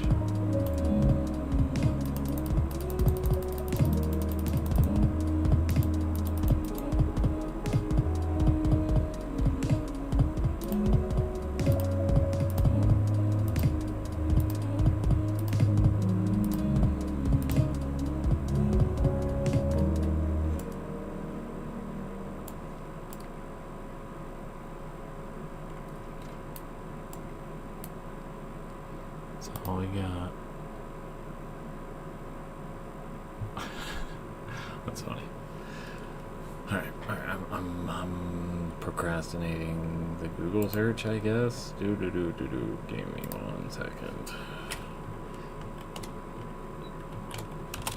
How to scroll rich text label Godot message boards. Anybody randomly have that? How can I control scrolling from a rich text label with keyboard? Good question. Hi, so I'm trying to display a long paragraph using rich text label along with the active scroll, but how can I control the scrolling from mouse wheel into a keyboard input? Please help. Thanks. Oh my, was it just a toggle? Akashic, hello. Friend, scroll active. Is that, was it off screen? Is that what happened?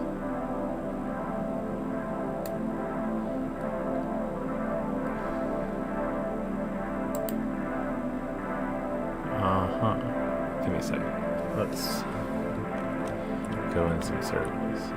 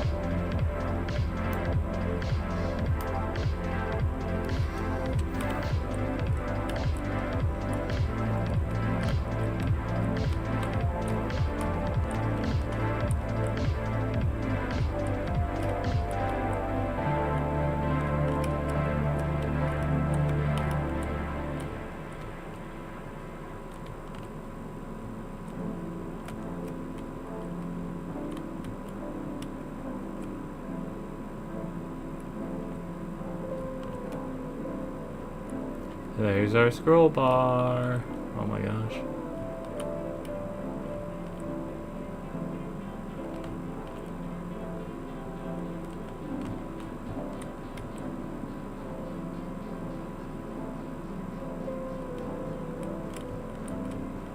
Oh, shit. That was almost bad. Like that.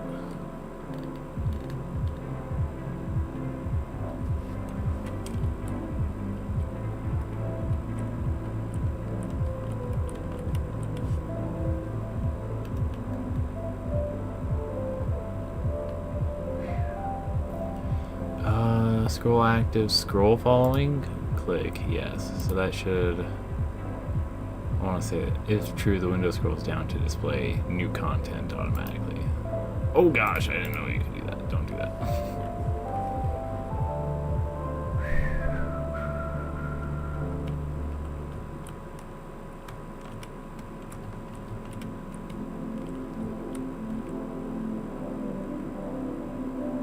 Typewriter, huh?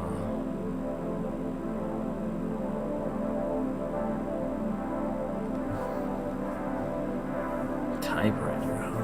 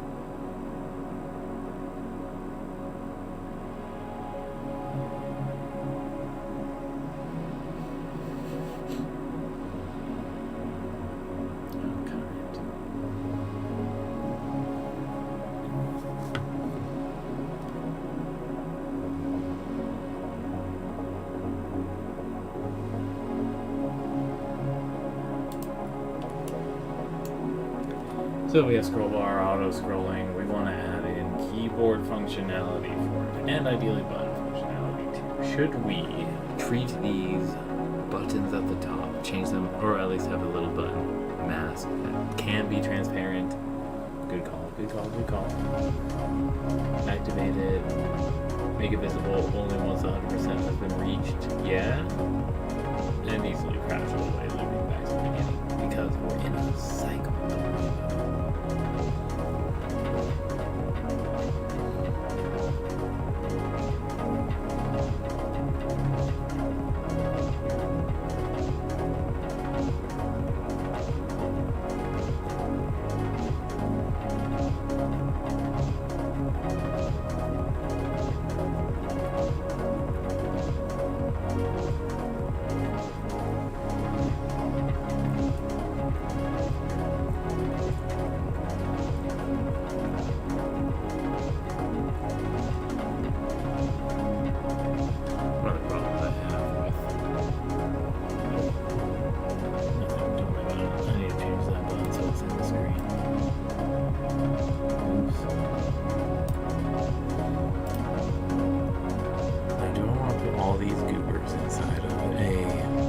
Different thing that have them around pivot points.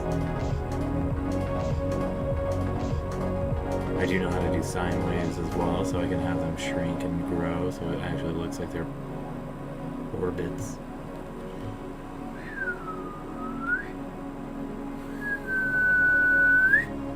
Wow, we're getting better at this.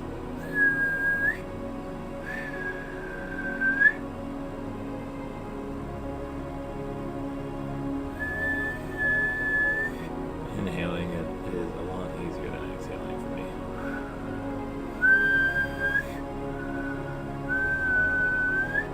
So, I'm not going to be good whistling inside of a devastating situation.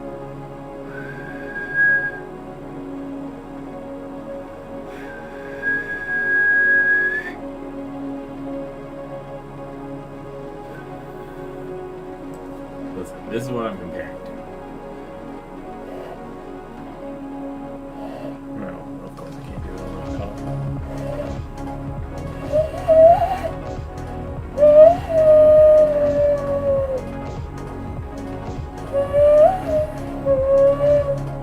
You can feel that.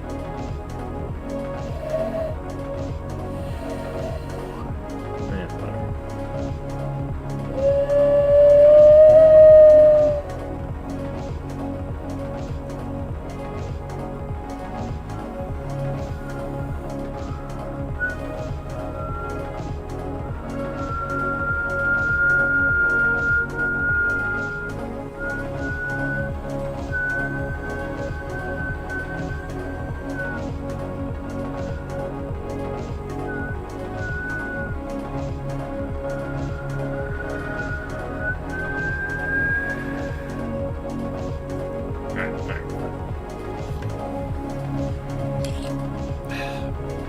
Building motivation to go out and do a DoorDash run. God, it's like we're playing Persona. It's so obnoxious. Oh, do this, to do this, to do this, to do this, because you want this. What do I want, though? I want Game Informer magazine to be entertaining again. And I want to leave a game running for 24/7 and not care.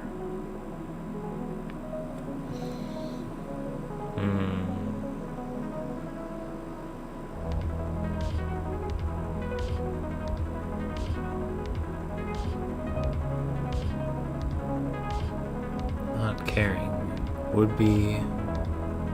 No, don't tie it to work though. Work does not necessarily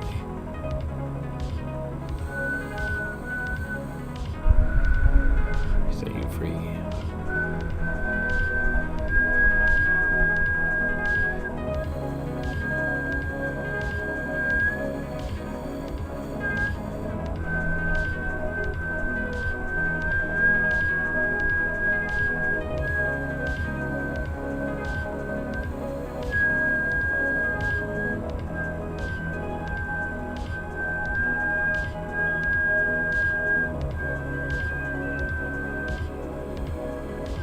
Okay, cool. Don't worry about it. Okay, find what notes those are. And then I need to get it so that I can hear it in the left ear. That's crazy.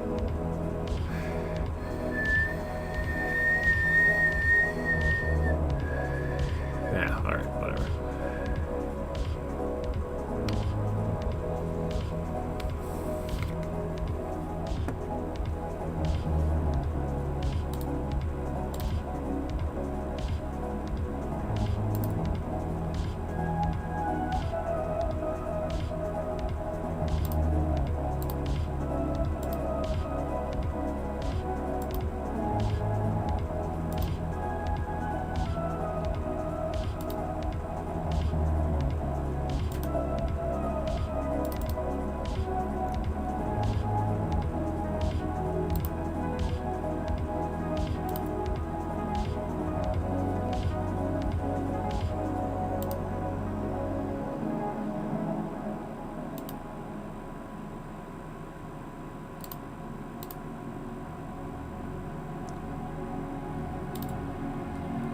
SCP-7503, Sacrum Humanum Imperium.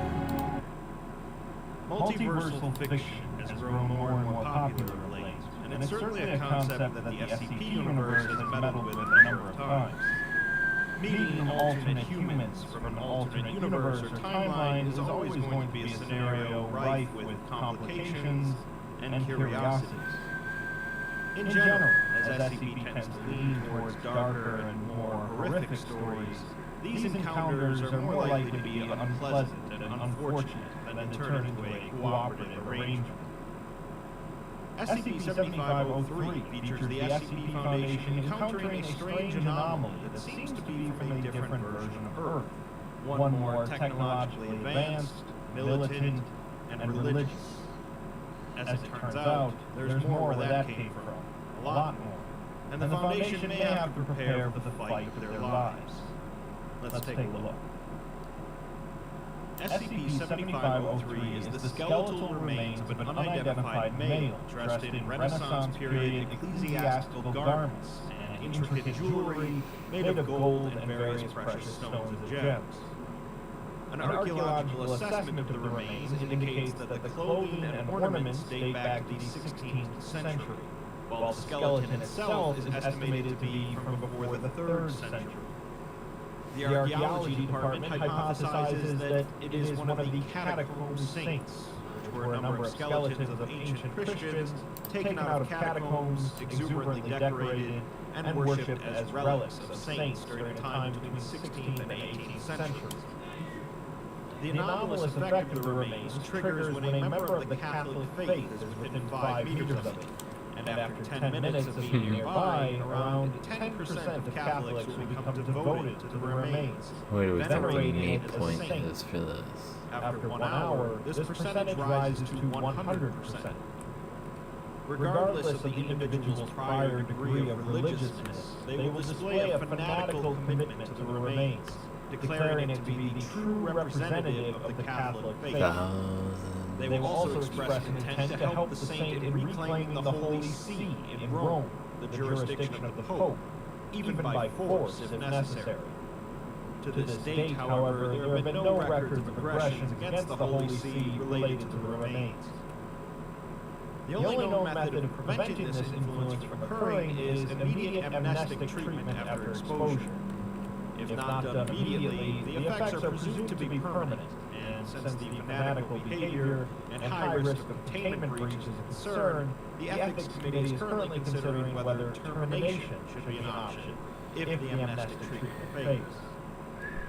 In addition to the other behavior, affected individuals will become obsessed with reuniting the remains with SCP-7503-2, a 6-meter-tall mechanical construct resembling a suit of 16th century Italian armor, albeit with distorted proportions. Its exterior is composed of an unidentified golden metal of remarkable durability, capable of withstanding modern heavy fire and artillery without suffering apparent damage. Internally, this construct possesses a complex clockwork mechanism, allowing it to move without requiring an external power source. It's also armed with several weapons, including both medieval bladed and blunt weaponry, as well as anachronistic ones, such as Gatling-type firearms, flamethrowers, and rocket launchers. The Horizon Initiative, a group of interest dedicated to anomalies related to the Abrahamic religions, is currently in possession of the construct for safety reasons, and is investigating the advanced weaponry. The construct is not capable of autonomous behavior, but instead it will remain completely dormant until these skeletal remains are placed inside of it. So tongue motion is very funny. Okay, cool. Attempt to place the remains inside of the construct, which will then give it control over it, including allow it to vocally communicate through unknown means. It's hard to do that without messing with The the two lips. were both discovered during an archaeological excavation in a catacomb in Italy, located within meters of one another in a previously uncharted chamber. Upon discovery, members of the team came under the influence of the remains and placed them into the construct, activating it. The construct then emerged from the excavation site and began marching towards Rome. Upon being informed of this, the Horizon Initiative activated Protocol Gladius Petri, designed to protect the Pope from anomalous threats.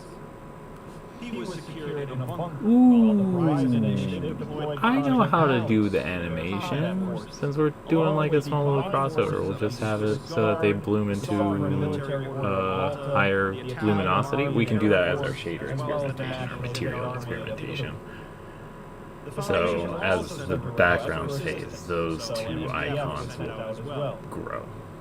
The Italian Air Force bombarded the construct while ground forces mounted a fortified perimeter to prevent it from reaching Rome. While it proved highly resistant against the modern weaponry, they did manage to stall its advancement until the MTF arrived. Foundation Air Forces managed to incapacitate the construct with plasma cannon bombardment, allowing the MTF to approach and remove the remains from inside, nullifying the threat.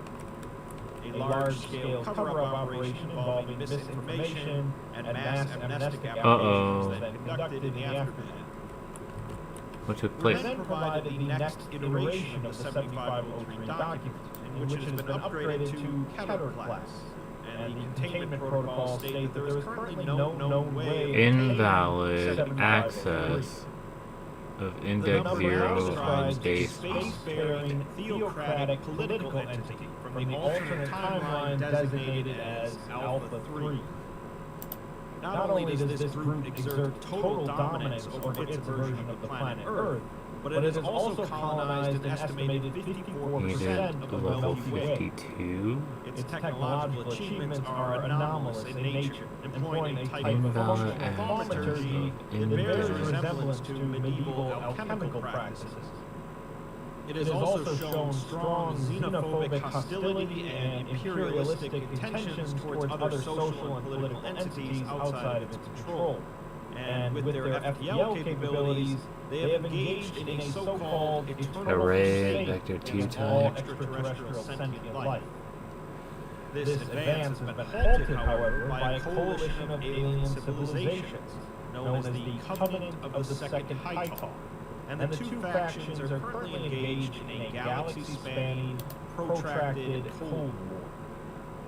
After containing the original 7503, the mechanical construct, and Saint, the discovery of at least two other similar anomalies what? led to the reclassification of Keter. Emptied it. What's going Horizon on? Initiative researchers have now designated the constructs as Goliath-class Relicarium, and fortunately the other two were contained before they could be activated.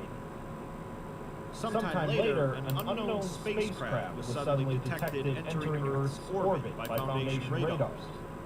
The spacecraft crashed in Turkey, and the Foundation quickly moved in to secure the impact zone and create a cover story. The crashed spacecraft was designated ARC-12 by the Horizon Initiative, Oh, and it bore no resemblance to any known space completely design, empty. being described as a golden Gothic cathedral Oh in the my. form of a warship. After 16 hours, the gates of the ship opened, and 5 humans emerged, surrendering themselves willingly to the Foundation. They identified themselves as members of the Chaos Apostasy, an alternative version of the Chaos Insurgency that is working alongside the Covenant. We were so far. Against 7503. Oh my gosh, and then we messed They up agreed to track. provide the Foundation with crucial information regarding the nature, history, and goals of 7503. From this, the Foundation has determined that 7503 will almost certainly have hostile intentions towards Earth, and their military capabilities are estimated to be orders of magnitude above the current global military forces. The point of divergence between the Prime Timeline and Alpha 3 seems to be around the 12th century, when Alpha 3's version of the Catholic Church took a different approach towards anomalies. Instead of condemning the anomalous as heretical, they incorporated anomalies into their belief system and encouraged research into them. A specialized church division, the Sanctificatio Continentium Pontifactis Congregatio, or the SCPC, was established to conduct research under the supervision of the Council of Cardinals. The priority direction of their research was to achieve sainthood as a rejection of the flesh and the material world. And so, as a result of SCPC efforts, the Church perfected an anomalous procedure known as beatification. This process eventually entailed the removal of all of an individual's flesh and the binding of their soul to their skeleton. Due to this process, an individual loses the capacity to move on their own, but gains telepathic abilities, including the power to mentally influence and mind control any Catholic individual within a certain radius. They also become capable of operating anomalous mechanical constructs, They all the name or only which are used as means of transportation and war machines.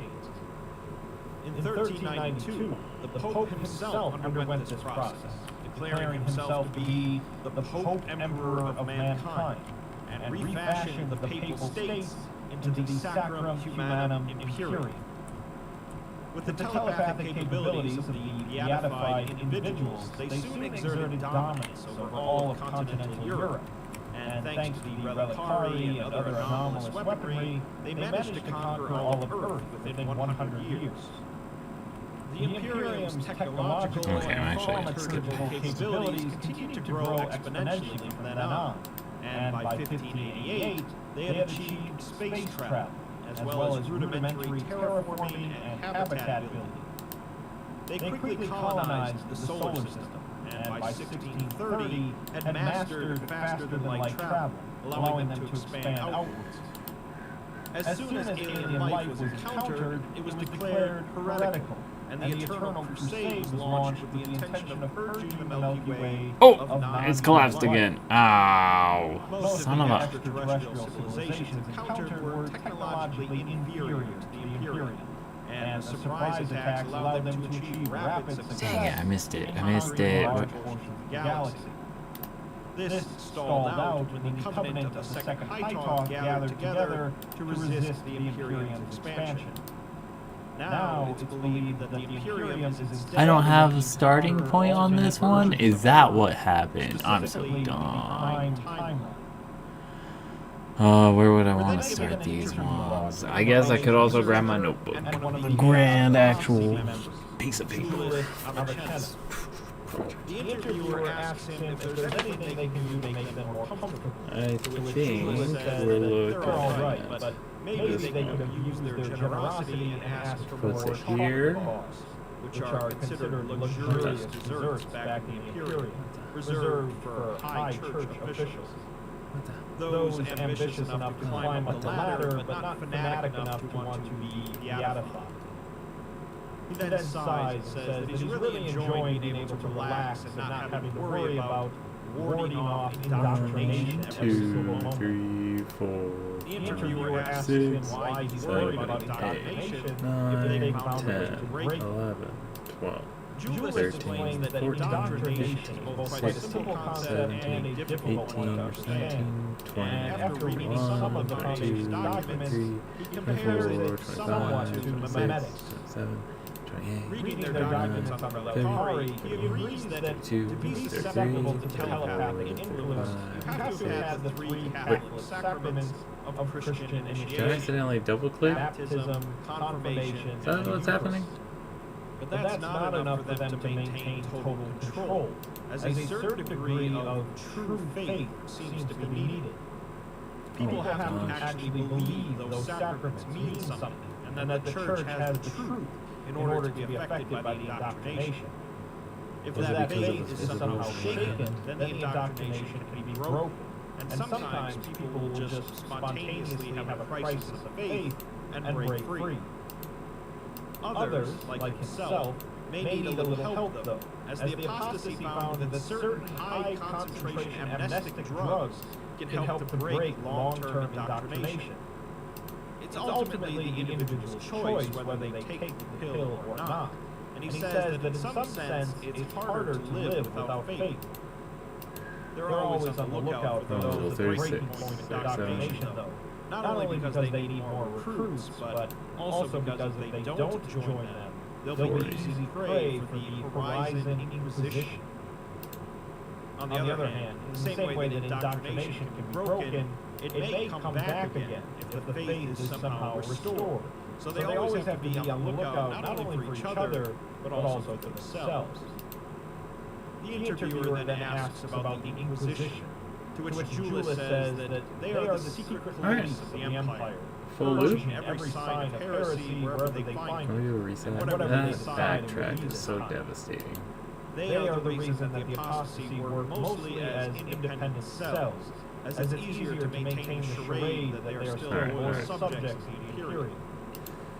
Even though they are the Inquisition's primary target, no one is safe, as anyone who shows even the slightest sign of breaking indoctrination will become a target. The interviewer then mentions physical proximity to a beatified individual being a factor. And Julius confirmed that indoctrination is easier to break when they're not around, and fortunately they can't be everywhere. Only around 15% of the population has been beatified, with it being mostly comprised of government and church officials, as well as the Relicari army. Since they're functionally immortal and can occupy their post indefinitely, they don't let anyone new in unless strictly necessary.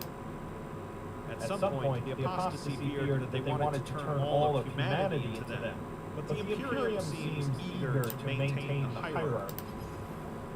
As far as they know, Beatos can't indoctrinate one another, but even among them there is a strict hierarchy. The exact details of the procedure are well guarded, but there seems to be different levels of it, corresponding to different psychic Alright, we're out of mid lane. That's crazy. The interviewer comments Oh, what's in demand? We are deciding. Jungle or... Oh, jungle is priority. We're hopping in.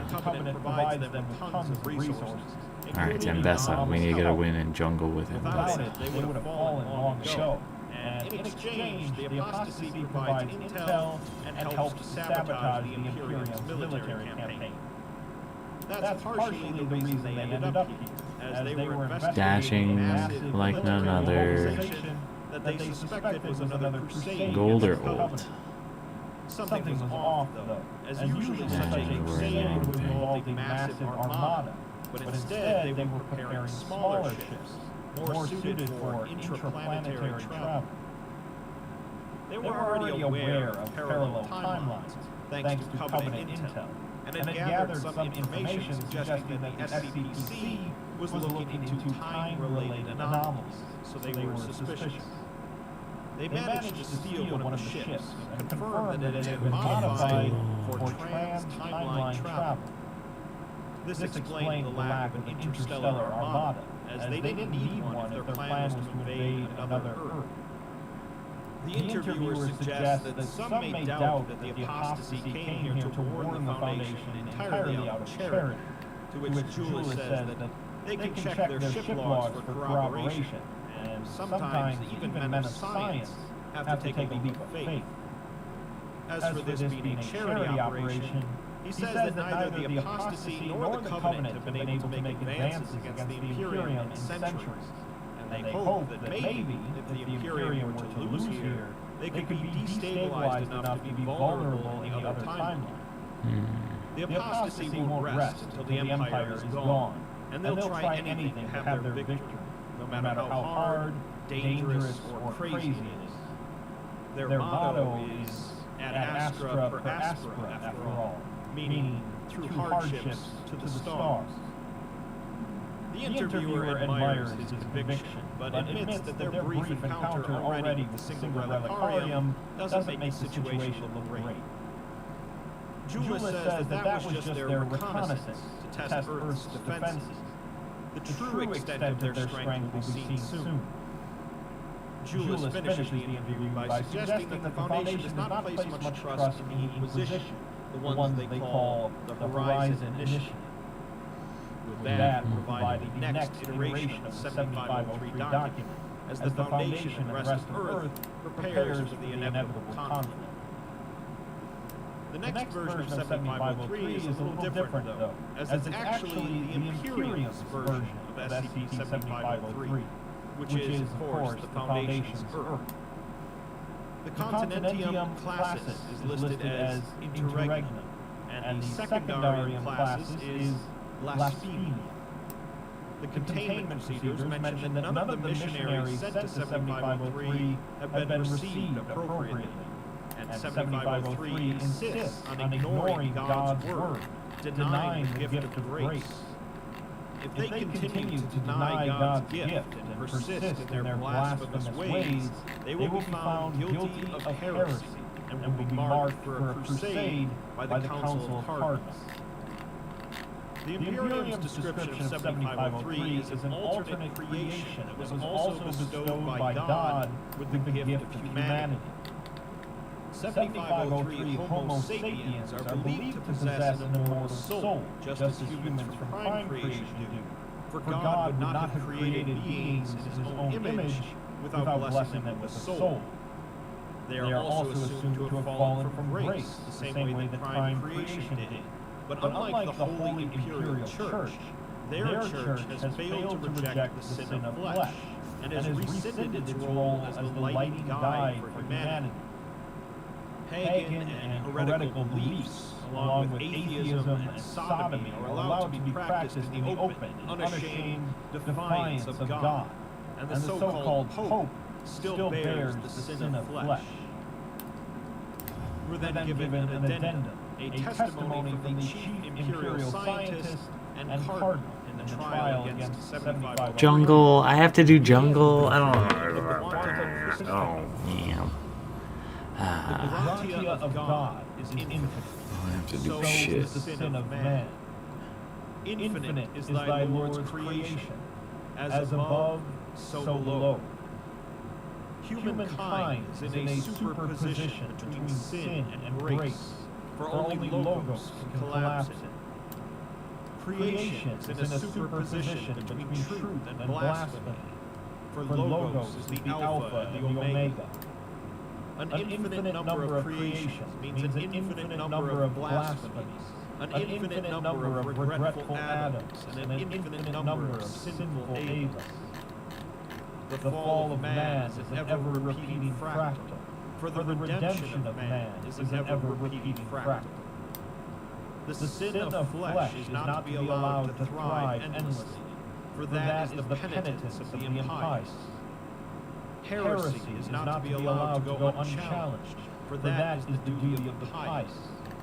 Cycles of guilt are not to be broken, for that is the eternal return of the Son of Man. Blasphemy is not to be allowed to go unpunished, for dark is the soul of man, and flesh is its first sin. Crazy. The gift of truth and grace shall be delivered to all creations. The original blasphemy shall be punished in every creation. Quantum Christica is unambiguous in its condemnation of the sin of flesh wherever it may be found. Both theological and scientific arguments are present as indisputable proof, for God is the ultimate answer found by faith, reason, and science. The church should not only be universal in the sense that it should extend to every corner of the known universe, but truly multiversal in the sense that it should extend to every corner of every known universe. It follows that it is the holy duty of the pious to ensure all of God's creations are free from sin. It would be both heresy against faith and idiocy against reason and science to suggest otherwise. SCP-7503 shall be the first purge on a renewed eternal crusade. Amen. The next addendum, then, is a video recording in preparation for the upcoming crusade against the Foundation Earth. Benny Barfer has left the game. 13th Reserve Legion of Dolores Muriel Has left the game. And the video begins by showing the massive interior of Imperial Hangar 632. That breaks it in pretty Walls straightforward. and columns are decorated with statues of beatified leaders and machines of war, with a massive stained glass depicting the fall of man on the farthest wall. The warships, a cross between a cathedral and a dreadnought, await orders, with there being 400 chariot gunships and 20 arc ships all ready for trans-temporal travel. A rumbling sound is soon heard as 480 Reliquary Goliath units enter the frame and march towards the arc ships, organized into separate centuria. Each centuria bears a different color, armament, and coat of arms of its patron. There are the Red Lancers of St. Dumas, the Duelist of Fate, the Scarlet Gatling Gunners of St. Lucas, the New Evangelist, the Blue Leopard Drillers of Holy Esculapio, the Healer of the Everlasting Sword, Let's the see how Blue can I put Rockets up for of that. St. Cyprianus, the Full Metal Preacher, and the Grey Knight Flagellants of St. Virgil of Our Hope in Hell. Behind the Goliath units comes another group of mechanical constructs, consisting of 300 reliquary equities, The solo, one their more bodies one. resembling a quadruped animal with the torso of an armored knight.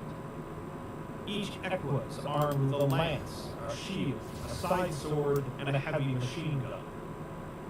The reliquary units all triple the size of the human troops marching alongside them. Oh, Their numbers shoot. consisting of 2,000 knights from the Order of Malta, Stone. 5,900 auxiliary knights from the Teutonic Order Engineering Corps, and 15,000 men-at-arms. The knights from the Order of Malta bear heavy battle armor and personal Gatling guns. The auxiliary knights consist of specialized shock troops, sappers, and military engineers, and the men-at-arms are recruited from the lower castes, but each are equipped with battle armor.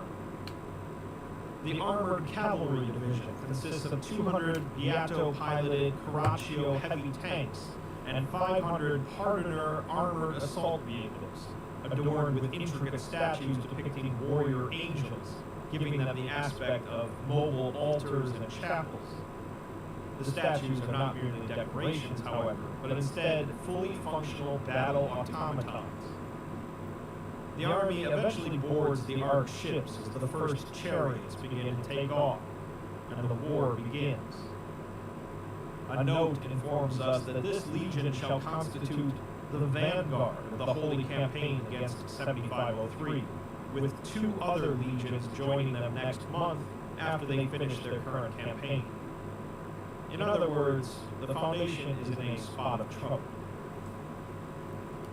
The next iteration of the 7503 file is yet another different version of it, this time from the files of the Multiversalist Church of the Second Hightop. The document is interspersed with excerpts from a mission log featuring a Chaos Apostasy squad infiltrating an Imperial spacecraft carrier. They're on comms with Multiversal Command and are cautiously advancing through the ship while avoiding patrolling Relicarium units. Containment procedures mention that the Multiversalist Church of the Second Hightop is working together with the Multiversal Foundation Alliance to prevent the creation of new 7503 instances.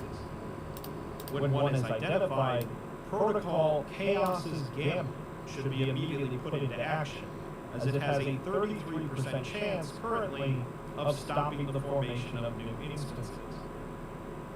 The Chaos Apostasy team approaches a chariot gunship, opening the strong lock and slipping inside. The interior matches the Imperium's opulent yet macabre style, designed to evoke the Baroque cathedrals of yore, and the seats for the troops are pew-shaped, with even the control panels modeled after ecclesiastical organs. In the middle of the control room, the Relicaria module hosts the ship's pilot. Inside of an elaborate golden cage lies the skeletal Saint Navigator, still in a state of deep meditation to save energy before taking off. The team's engineer silently approaches the back of the golden box and removes a plate, revealing the alchemic circuitry below it. Working quickly and quietly to avoid alerting the Beato, they manage to override the pilot, giving them total control of the navigator system. Multiversal Command asks them if they're clear to initiate Chaos's Gambit. This document describes SCP-7503 as a panahistorically ontokinetic intertimeline virus. For it to be capable of infecting a timeline, two conditions should be met. One, Homo sapiens has to be the dominant species on Earth.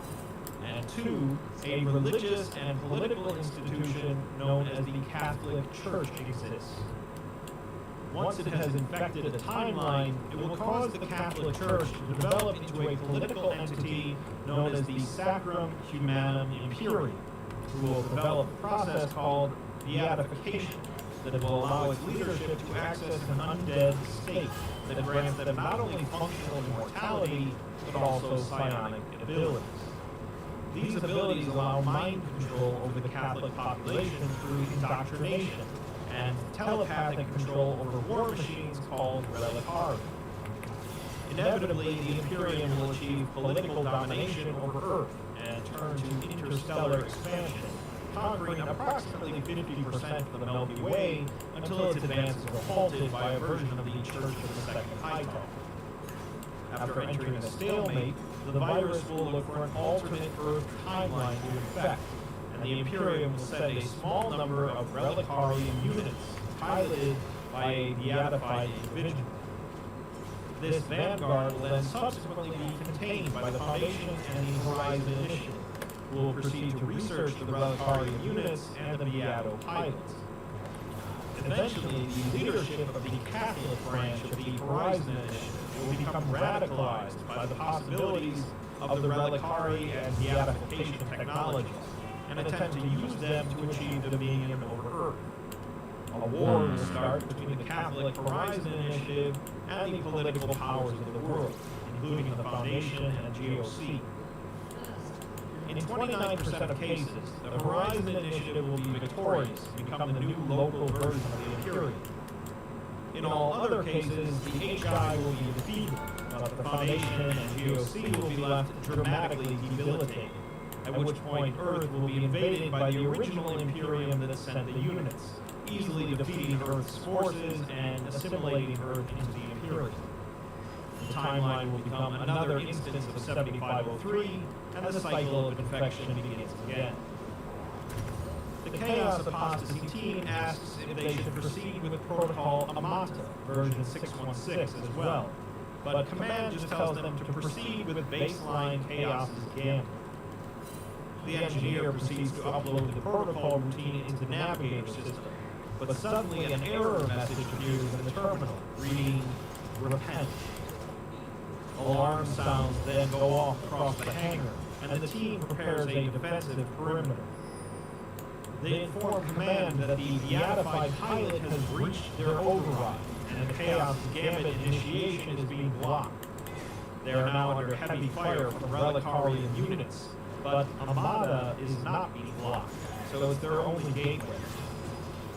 Relicari units begin to surround the occupied ship, and although the engineer is trying to activate the ship's artillery, the pilot won't allow it. The rest of the squad fires their plasma guns at the approaching constructs, but it isn't enough to stop the advance. One of the team decides to exit the ship, running towards the constructs. They're promptly gunned down, but manage to release the cargo on their biohazard containment backpack, the apostate parasite.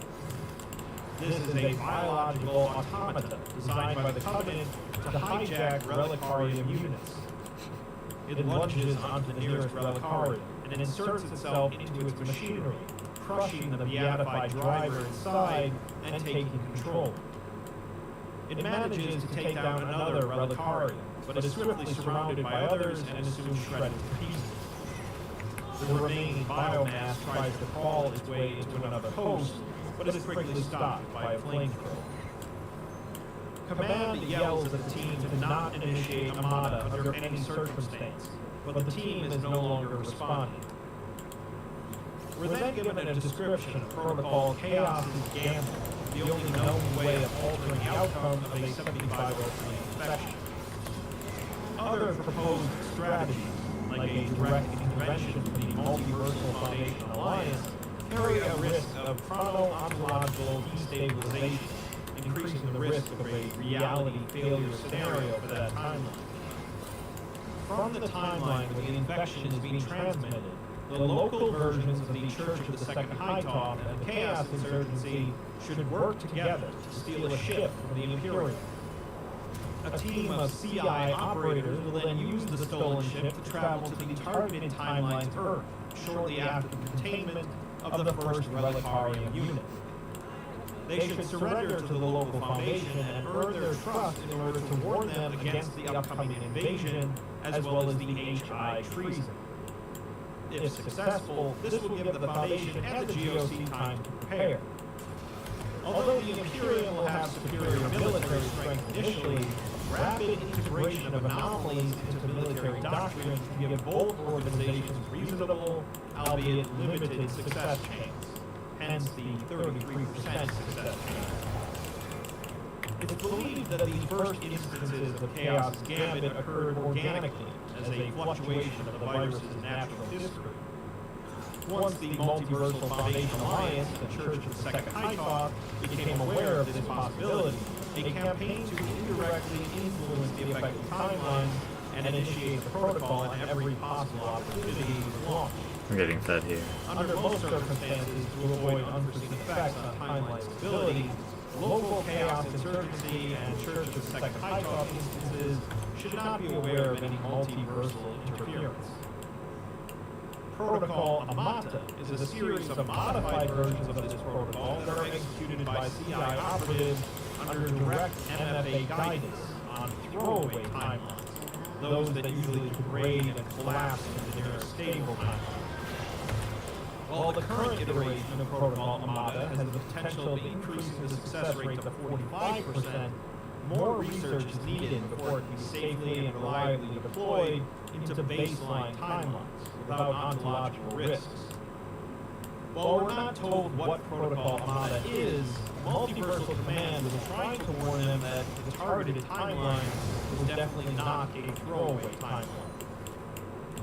The Chaos Apostasy team informs Command that they executed Protocol Amata successfully, but gets no reply in return. After trying multiple times to get a response, they get one, but not from Command. It reads, "And yet, after all these cycles, you still find yourself screaming in terror into that void where no one would ever answer you. No one but me. For I am the voice of one calling in the wilderness. I am the Alpha and the Omega. The possibilities within me are beyond anything you can conceive. Yet you still insist on resisting. Yet you refuse to submit your guilt to me, as if you could atone for it in a way that matters." That will give it the next iteration of the file. The next version is back to being a Foundation document, but there's definitely something off about its format. It describes 7503 as the mummified remains of an unidentified male dressed in Buddhist monk garments. Archaeological assessment of the remains indicates that the clothing and ornaments date back to the 16th century, while the skeletal remains are older, estimated to be before the 3rd century.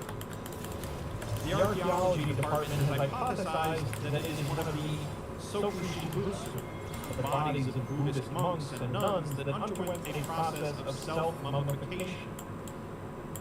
Its anomalous effect triggers when a member of the Buddhist faith is within a radius of 5 meters from it, as after 10 minutes of proximity, around 10% of the Buddhists will become devoted to it and venerate it as a Buddha.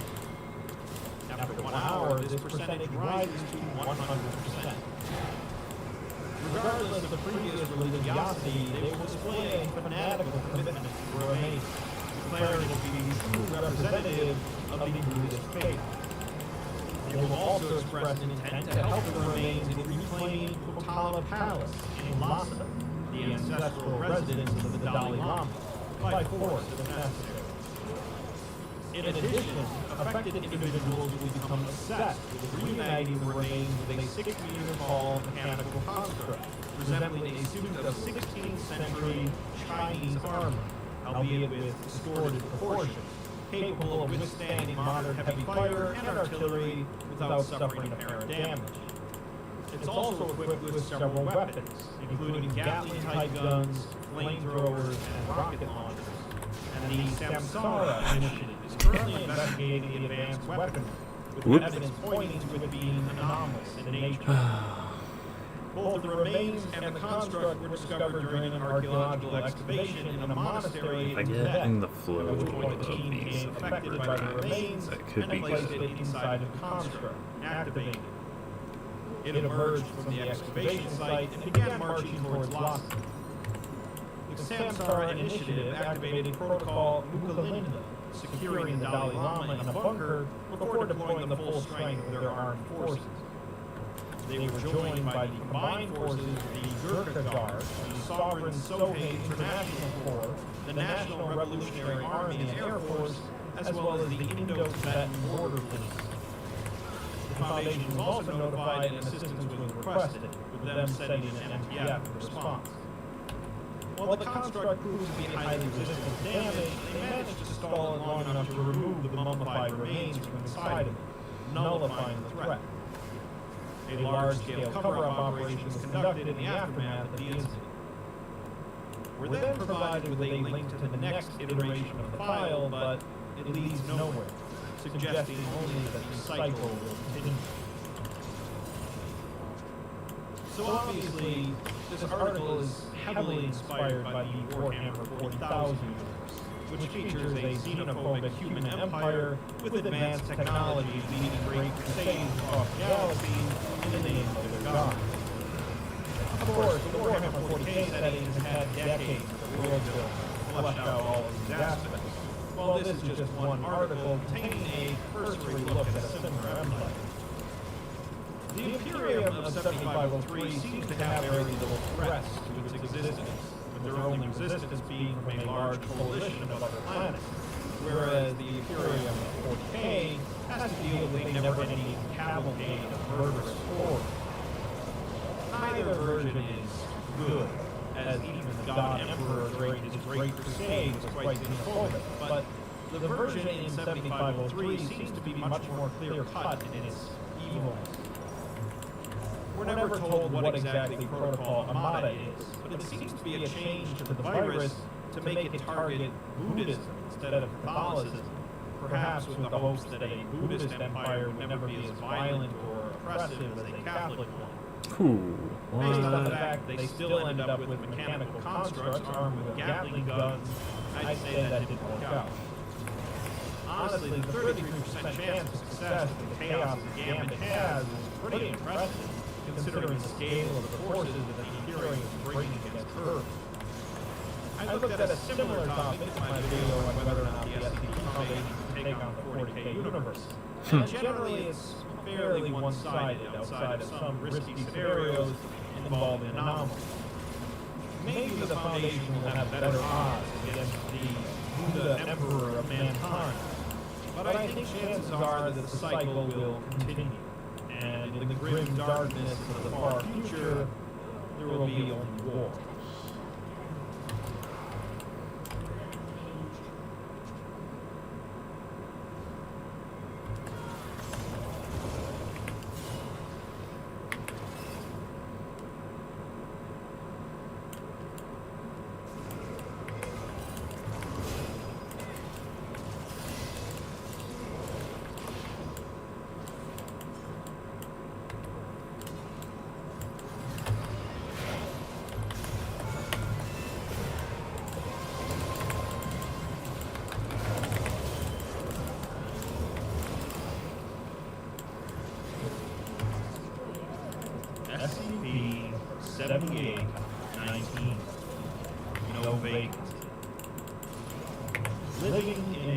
society means living by rules. Some of them spoken, but many of them unspoken. Every interaction you have with another person or with establishments is predicated on the idea of rules and procedures, most of which we take for granted, and many of which don't necessarily have to be followed, but it's best practice for politeness and keep things running smoothly. Checking Nice. in and staying at a hotel is one such interaction you might have that features a number of spoken and unspoken rules that we as a society have come to understand. Oh, I'm supposed to be killing jungle cats. SCP-7819 takes this process, checking in and staying at a small roadside hotel, and adds some more rules to the process. A lot, in fact. And they're quite specific. Let's take a look. SCP-7819 is a predatory location manifesting along exits of the U.S. highway system, generally appearing as a small roadside motel or hotel, always called the Rest Easy Inn. In order for this location to manifest for a driver, several conditions have to be met, including the driver being alone, the time being between midnight and 4 a.m. That's a cool smile. The driver had to have been driving for at least 5 hours previously, and most curiously, the driver has to be either currently a Foundation employee or has been one in the past. Upon driving near the location, the driver will begin to feel a deep-seated sense of fatigue and tiredness, although it's currently unclear on whether or not this is an anomalous phenomenon or just a natural reaction to driving for several hours and seeing an opportunity to break. This fatigue will continue until the driver exits the highway and pulls into the parking lot of the inn. If, however, they do not and continue on, this sense of fatigue will remain, and more anomalously, their vehicle will be seamlessly transported several miles backward, often without the driver's realization. They will then see the inn again, and should they continue to drive past it, the process will repeat until they get off the highway and park in the inn's parking lot. No other action will allow them to break the cycle, and the only way to break free from the phenomenon entirely is to park, enter the inn, and perform several specific activities. Zach's over there like, sorry, losing to a 1v1 as a sub is great. Compiled through a number of prior experiences that various Foundation employees have had and documented. It would seem that one has to be rather careful and specific about their actions in the inn in order to actually leave. And the document recommends that if you are in this situation, to remain calm and not rush, as accuracy and efficiency is more important for survival than speed. To begin with, you should bring your car into an empty parking space, trying to select one that's surrounded by other vehicles, as separating yourself from the pack would only attract attention. Once you've done so, take only what you need from your car, such as the device you're reading this document on, your keys, your purse or wallet, and a bag containing toiletries and essentials. Anyways, Luggage easy and quote clothing will only unquote. slow you down. And be sure that if you have a firearm, you do not take it with you. Warrior. Before entering, Yes, here in America, on the U.S. highways, just remember if you got a gun, keep it off. Such as wheels made of wood, unclear jumbles where logos and brand marks should be, and shapes or designs that do not correspond to any actual vehicles. You should also avoid looking through any of the windows. If there's a large burning vehicle in the parking lot, definitely do not investigate it, and if at all possible, pretend it isn't even there. You should also enter the lobby before the fire goes out. In an entry from Foundation researcher Adam Middleton, he says that he followed this protocol, pulling his vehicle into the last parking spot available on the lot. He grabbed the few things he had and exited his vehicle, finding himself parked next to a big Dodge Caravan before realizing that it's more like if you described the Caravan to someone and they described it to someone else who made a model of it out of paper-mache. He accidentally knocked his hand against it and found that it was made out of some kind of plaster, and it was hollow. He started investigating the other cars then, finding them all to be odd like this. The logos and designs looked like cars he knew growing up, but upon closer inspection, they're all nonsensical. He wasn't frightened or anything, but it put him on edge, like when you know that someone is trying to put you at ease. I gotta damage a champion for this. You should make your way to the front desk, which will be unoccupied. Blue buff requirement? You may ring the bell once if the sound brings you comfort, but you should wait there without exiting the lobby, and you should hum your favorite song to yourself as you wait.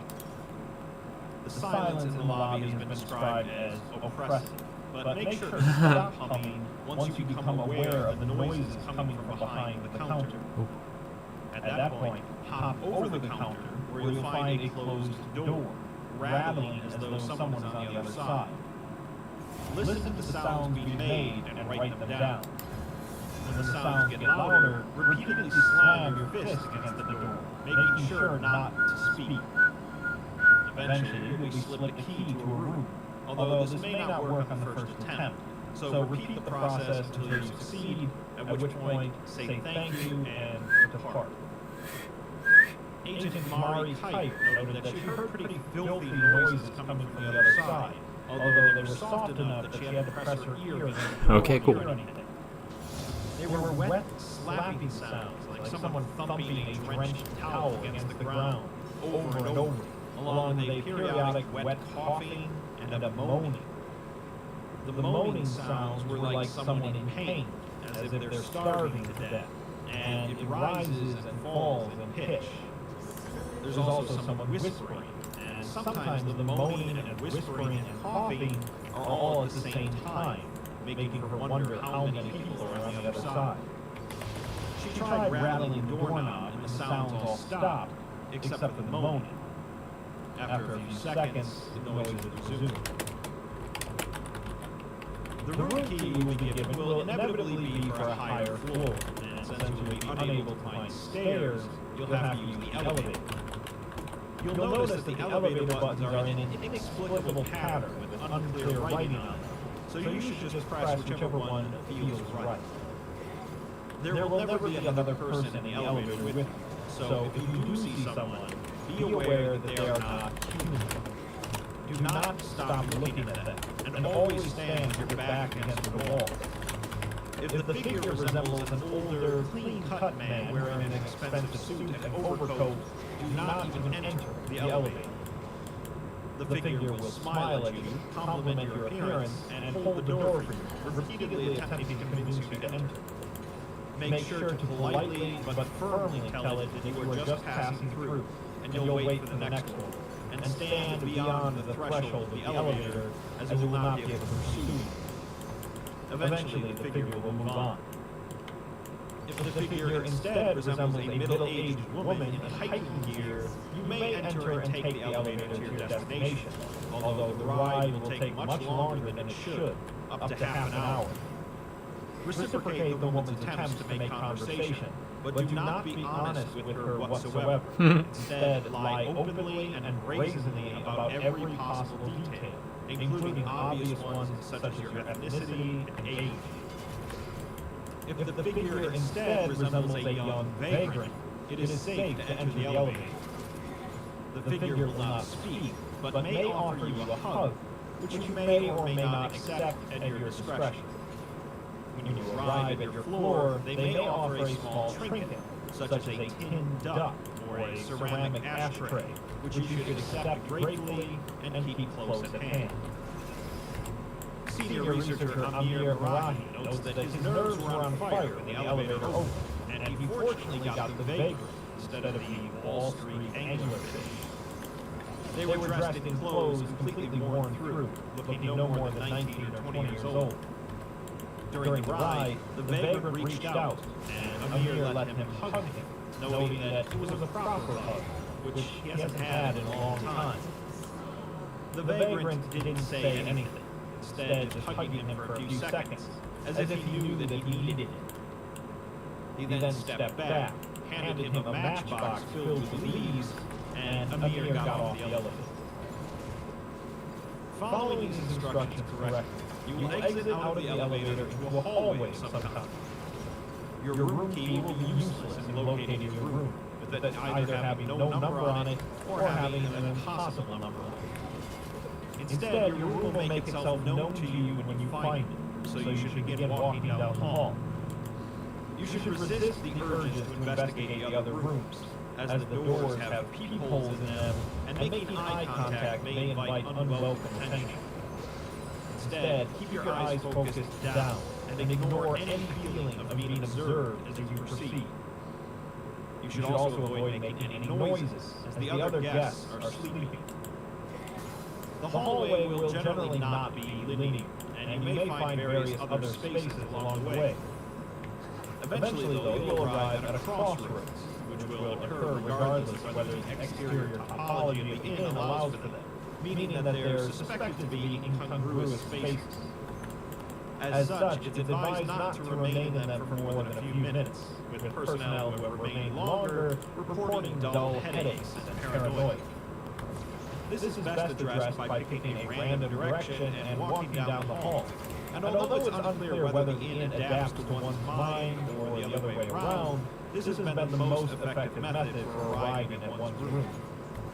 As for which room is yours, the document only says that you'll know it when you see it. Officer Louis Delion reported that they walked along the hallway for at least 40 minutes, seeing nothing but endless shag carpet, flickering yellow lighting, and crappy commercial art on the walls.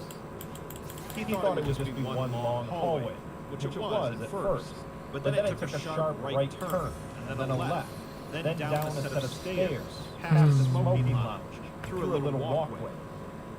It didn't have any kind of sense or consistency to the construction, instead feeling like a weird amalgamation of every hotel he's ever been in, glued together without thought. Eventually, it started to get really bizarre, with the carpet going from drab beige to the pattern you might find on bus seats, and curtains nailed into the walls. Every successive set of doors kept getting lifted a few inches off the ground until they were literally halfway into the ceiling. He remarks that this isn't a place people were meant to be. Once you use your key and enter your room, you will immediately feel a chillness in the air, but that's normal. Don't close the door behind you until you've turned on all the lights and ensure that you're alone in the room.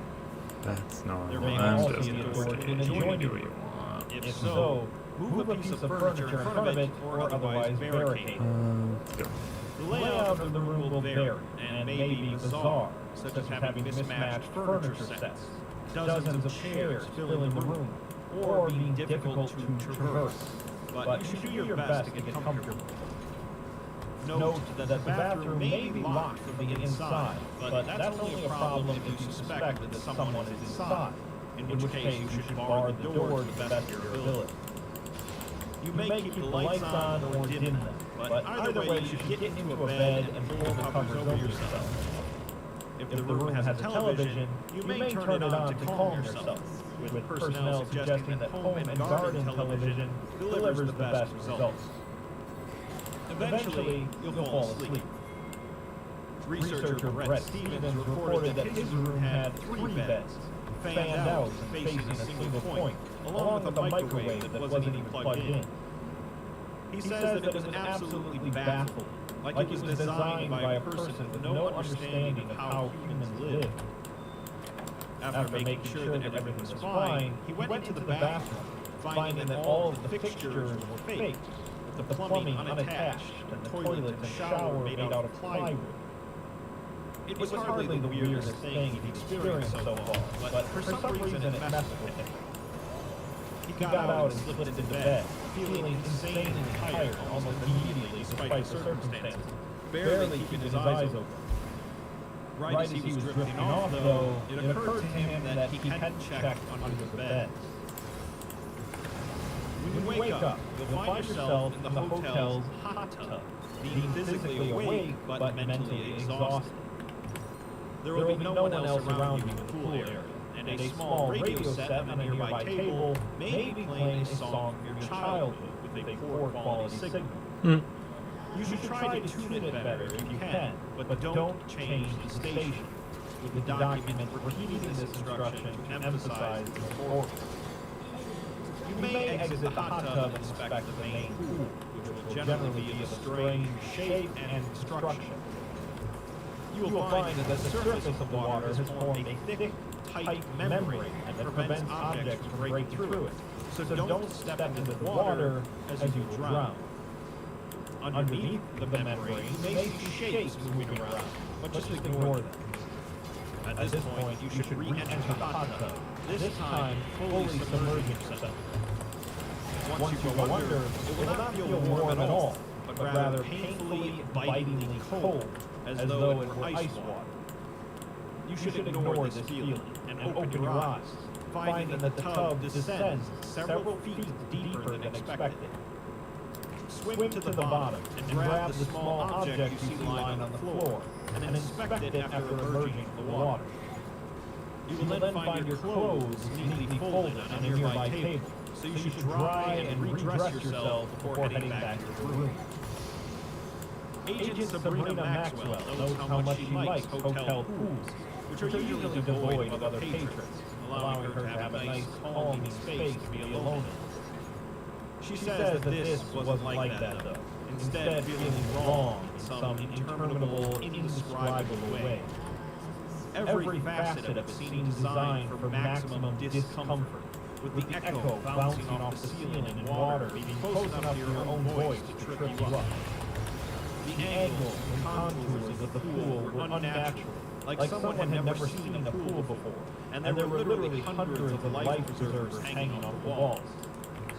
She states that the main pool was unnerving, with everything under the surface appearing blurry and hard to make out, and there were 3 or 4 indistinct shapes moving around, swimming back and forth. One of them looked like another person, so she put her hand against the surface of the water, at which point the figure swam up and pressed its palm where hers was, holding it there for a moment. Then it started slamming its fists against the membrane wildly, trying to tear through it, and she could hear it screeching from under the water. She screamed, moved backwards, grabbed her things, and ran. Thankfully, she only checked out the main pool after grabbing the object from the bottom of the hot tub, which turned out to be her engagement ring that she lost years ago after flushing it down the toilet of a hotel. On your way back to your room, you will pass by the breakfast area attached to the lobby, and even though it will still be night outside, it will be open and the lights will be on. You should enter, finding a large amount of food laid out on the counter. Most of it will be inedible in some form, and whatever is edible should be ignored. The document emphasizes that you should not feel guilty about doing so, suggesting that something bad will occur if you do feel guilty. And instead, make your way to the only other person in the breakfast area. You should join them at their table as they eat, and they will attempt to persuade you to stay. Politely but firmly deny them, which will make your head hurt. But this is necessary should you actually leave the place. They will repeatedly do this, and you must repeatedly deny them until they stop asking.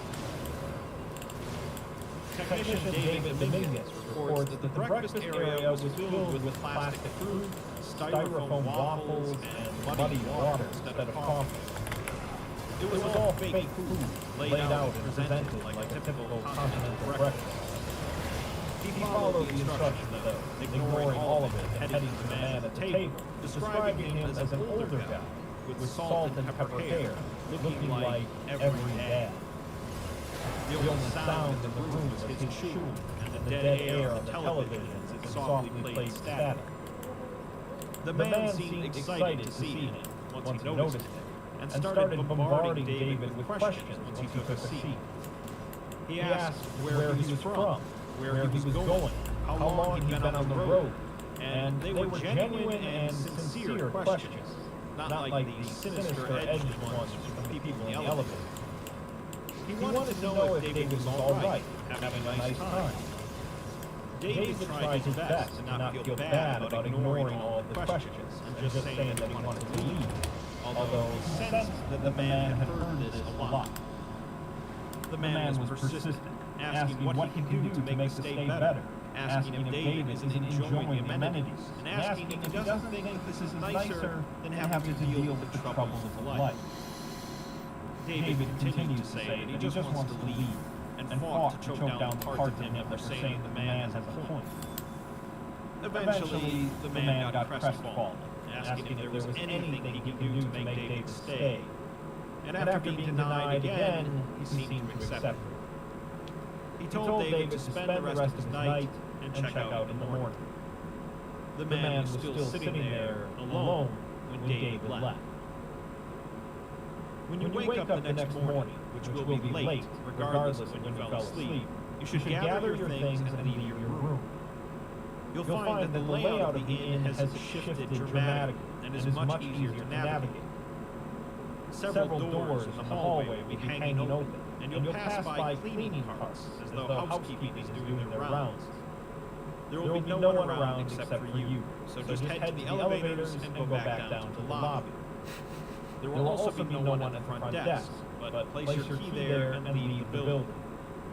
Get in your vehicle, noting the parking lot will now be empty, and get back onto the highway. Drive until you get into contact with your nearest site and report the encounter with SCP-7819. Researcher Taya Andrews knows that the light of day makes things feel a lot different, with the labyrinth of carpet and hallway just feeling odd now instead of sinister. She went downstairs, turning her key in, and finding that the breakfast area was closed again. She stepped out the doors, finding the sun to be shining, and got back into her car. She drove back onto the highway, put the hotel in her rearview mirror, and then as soon as it came, it was gone. She remarks that her parents and her used to take a lot of road trips when she was young, so they stayed in a lot of motels. The crappy roadside lodgings where the rooms are cramped and the prices are dirt cheap, with years-old carpet, unfashionable furniture from the 80s, sinks that stick out into the room, and hard mattresses. They're not resorts, just places to lay your head down for the night. She calls them transitory spaces, where you're meant to come and go, not to stick around. Motels are not home, although they try their best to feel like they're home, just not particularly well. That's why they have such a unique vibe of their own, being corporate design spaces calculated to put you at ease. They're spaces for humans to inhabit, but there's nothing really human about them. SCP-7819 embodies that idea pretty well, with something that doesn't really understand humans trying fruitlessly to lure them in, with fractured memories of motel rooms and hot tubs. She sighs and says that she doesn't really know what 7819 is, really, and she can only make guesses from what she experienced. She took a lot of road trips as a kid, and there are some deeply strange things that live on the edges of these highways. The document then links to SCP-6819, another highway anomaly that only affects current or former Foundation employees, trying to get them to slow down or stop their car and approach a mysterious building. The document finishes by stating that if you follow these instructions, you'll exit without issue. But if not, they don't blame you for staying. This is a very fun article, if not because of the rules and procedures themselves for survival, but of everything that isn't said. We're not told practically at all what are the consequences and ramifications for not following any of these rules, from changing the radio station to feeling guilty for not eating the food. But instead, it's all left to our imagination. We're also not told that all the process that the Foundation has gone through to figure all of this out, outside of the idea that this is simply based on evaluating the data of those that have survived. If they only get reports from people that made it back, and they all said they didn't touch any of the food on the table, and they also didn't feel too bad about it, the Foundation can safely put that down as a rule.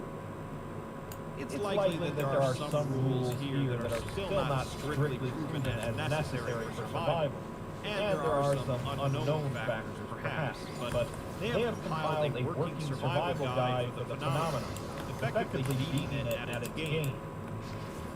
We're also not informed of why this is set up, and why it only affects current or former Foundation employees. Is it something with a grudge against the Foundation, or is it fascinated by it? Is it just confused and wants Foundation employees to enjoy the experience and stay longer? Or is all this set up on purpose for the Foundation to eventually figure out? Or perhaps it affects all sorts of people, but only those with access to this document make it back out. We'll likely never know. But it's rather interesting to come across an anomaly like this that a person can stumble into and survive simply thanks to knowledge, albeit knowledge gained from the losses of countless others.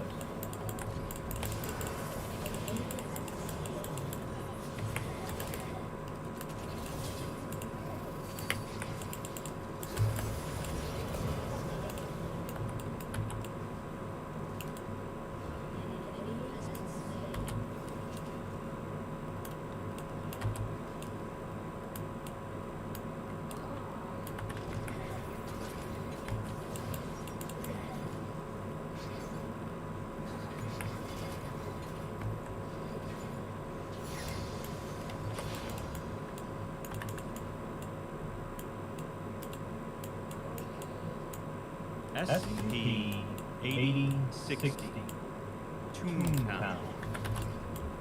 Cartoon physics is a term for the way that physics and biology often function in animated cartoons, with a wide range of applications. Oftentimes, physics works as expected for the real world, but many times characters will purposefully or accidentally bend and break laws of nature for humorous effect. This includes gravity not taking effect until a character reacts to it, drawing a hole with paint and making it real, or bodies being grossly mutilated or disassembled, only to be reassembled without a scratch moments later. This sort of playful bending of natural laws is rarely seen out of a humorous context, but SCP-8060 raises the question on if a human entered into a world that ran on cartoon physics. The result is, of course, not humorous whatsoever, and the journey through a cartoon world turns out to be far closer to a nightmare than a dream. Let's take a look. SCP-8060 is the unreleased series finale of Society Town and the anomalous phenomena surrounding said finale. Society Town was an educational animated children's show produced by Sputnik Studios, a California-based animation studio founded in 1985 and since discovered to be in possession of several poorly understood paratechnological constructs that anomalously affected their production speed, creative output, and company reputation. They produced hundreds of pieces of media before becoming defunct, with a number of them gaining anomalous properties, including Society Town. The summary of the show, taken from the company's website, reads, "It's tough learning lessons the hard way, especially when you're a kid. It can often be a bit frightening. Sometimes it makes it difficult to want to try it all. Grady Mitchell knew this feeling all too well. He just never knew the right things to say.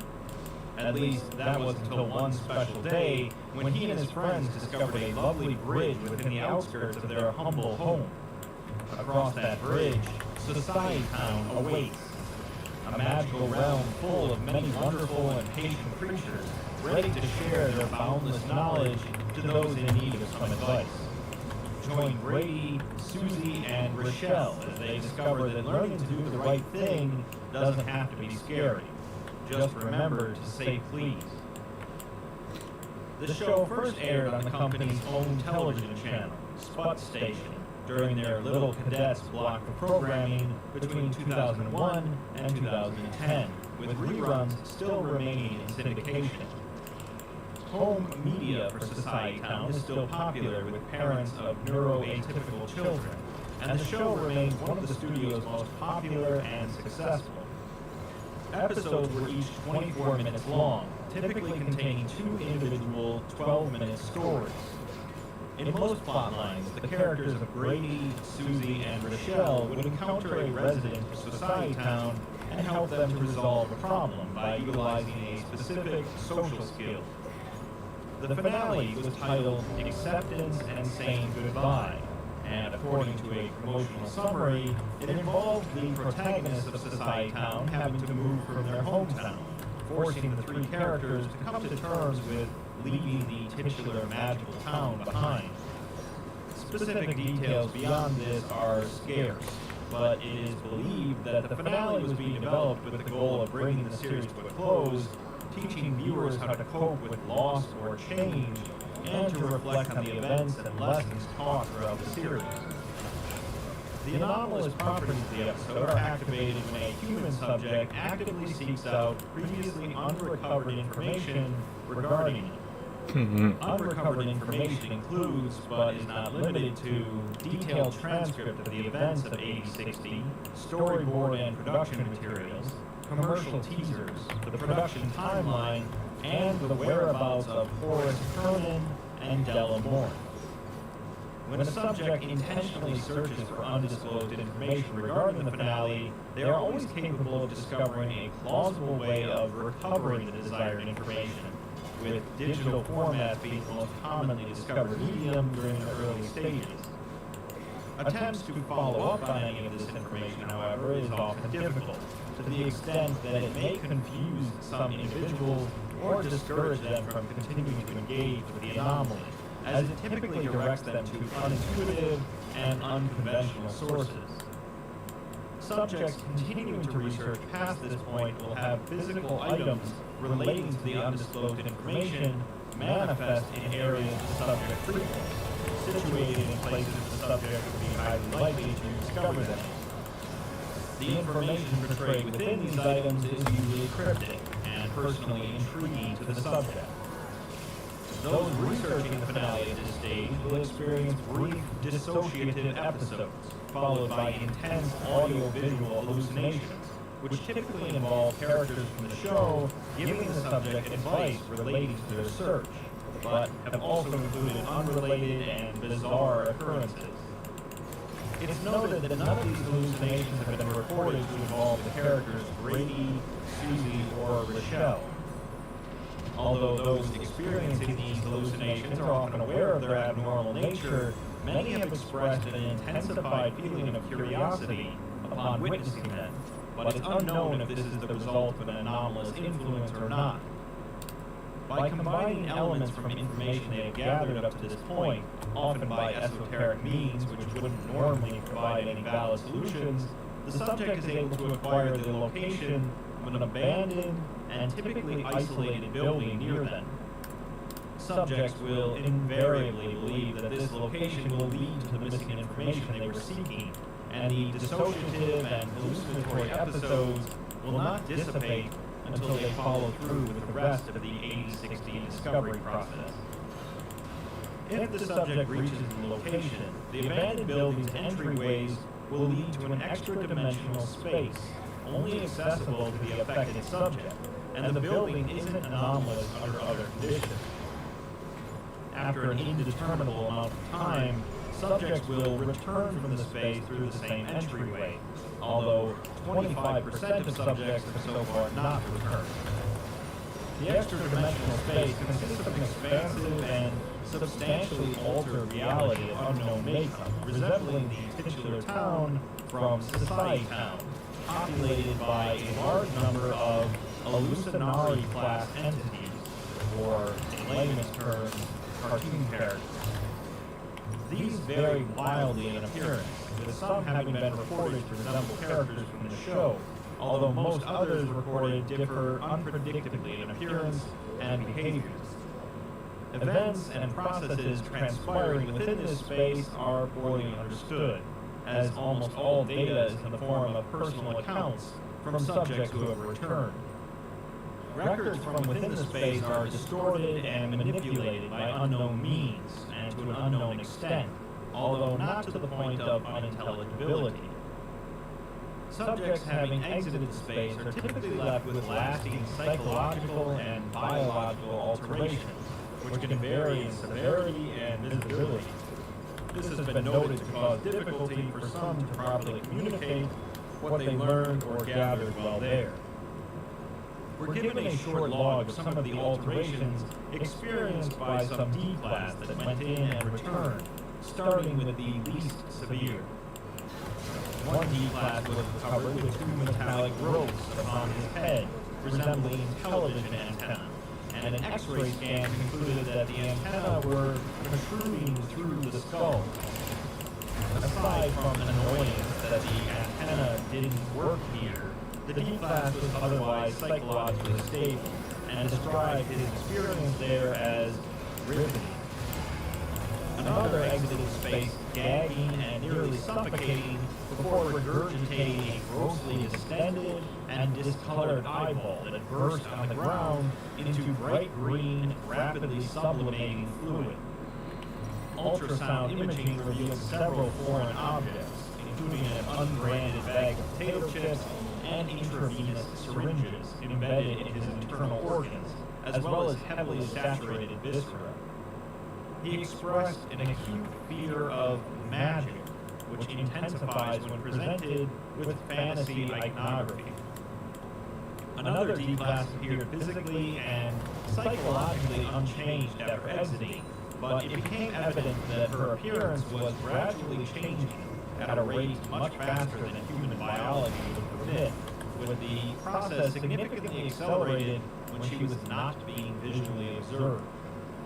She typically maintains a general resemblance to her initial appearance, but on rare occasions she spontaneously gains or entirely loses facial features or extremities, or develops severely distorted proportions. These incidents do not last more than several milliseconds before reverting to a conventional body structure. Another exited space with no physical differences, aside from small specks of acrylic paint on her jumpsuit, but she began to display uncharacteristically considerate and sociable behavior. It's noted that she was incredibly reclusive and hostile to Foundation staff before this change, and when asked, claims that she learned a valuable lesson, although the lesson is different every time she's asked to elaborate. Another returned from the space demonstrating intense projected synesthesia and visual agnosia, rendering her incapable of distinguishing different objects or even different types of environmental stimulus. She no longer responds to human speech or writing and is usually unaware of the presence of other human beings, often appearing confused about her surroundings, even after several weeks, but almost never alarmed or upset.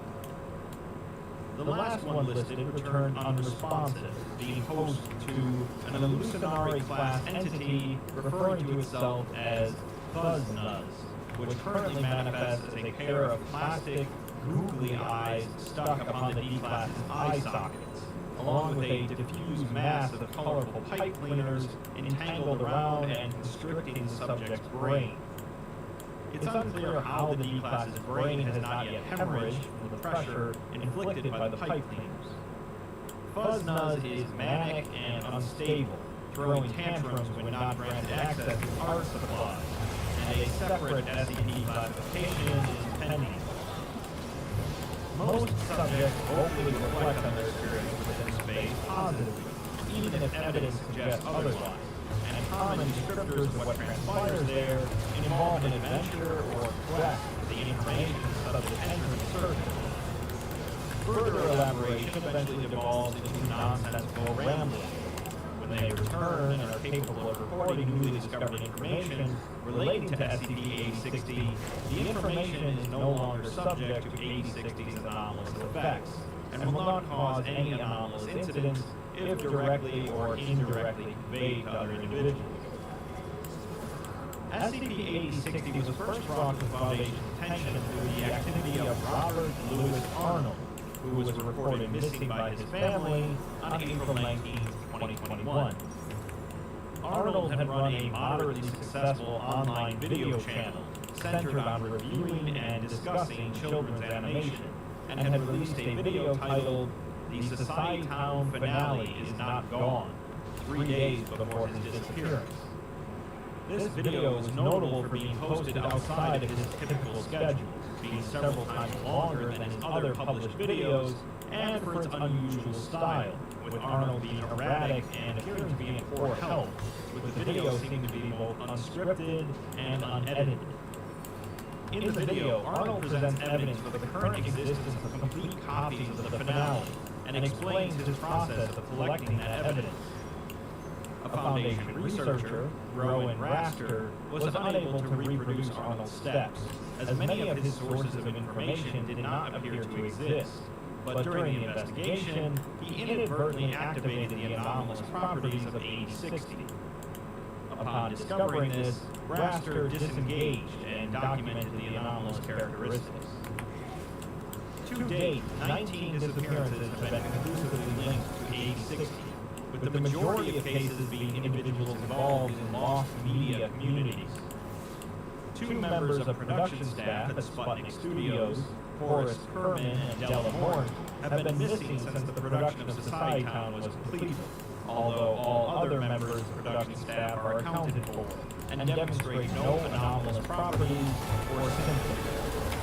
It is currently unknown why the disappearances of Kerman and Morton were never formally reported. That would certainly be enough for an SCP in its own right, but we're just getting started, and we're directed to an additional document that is only available to Site 433 staff, detailing incident 8060-ALC.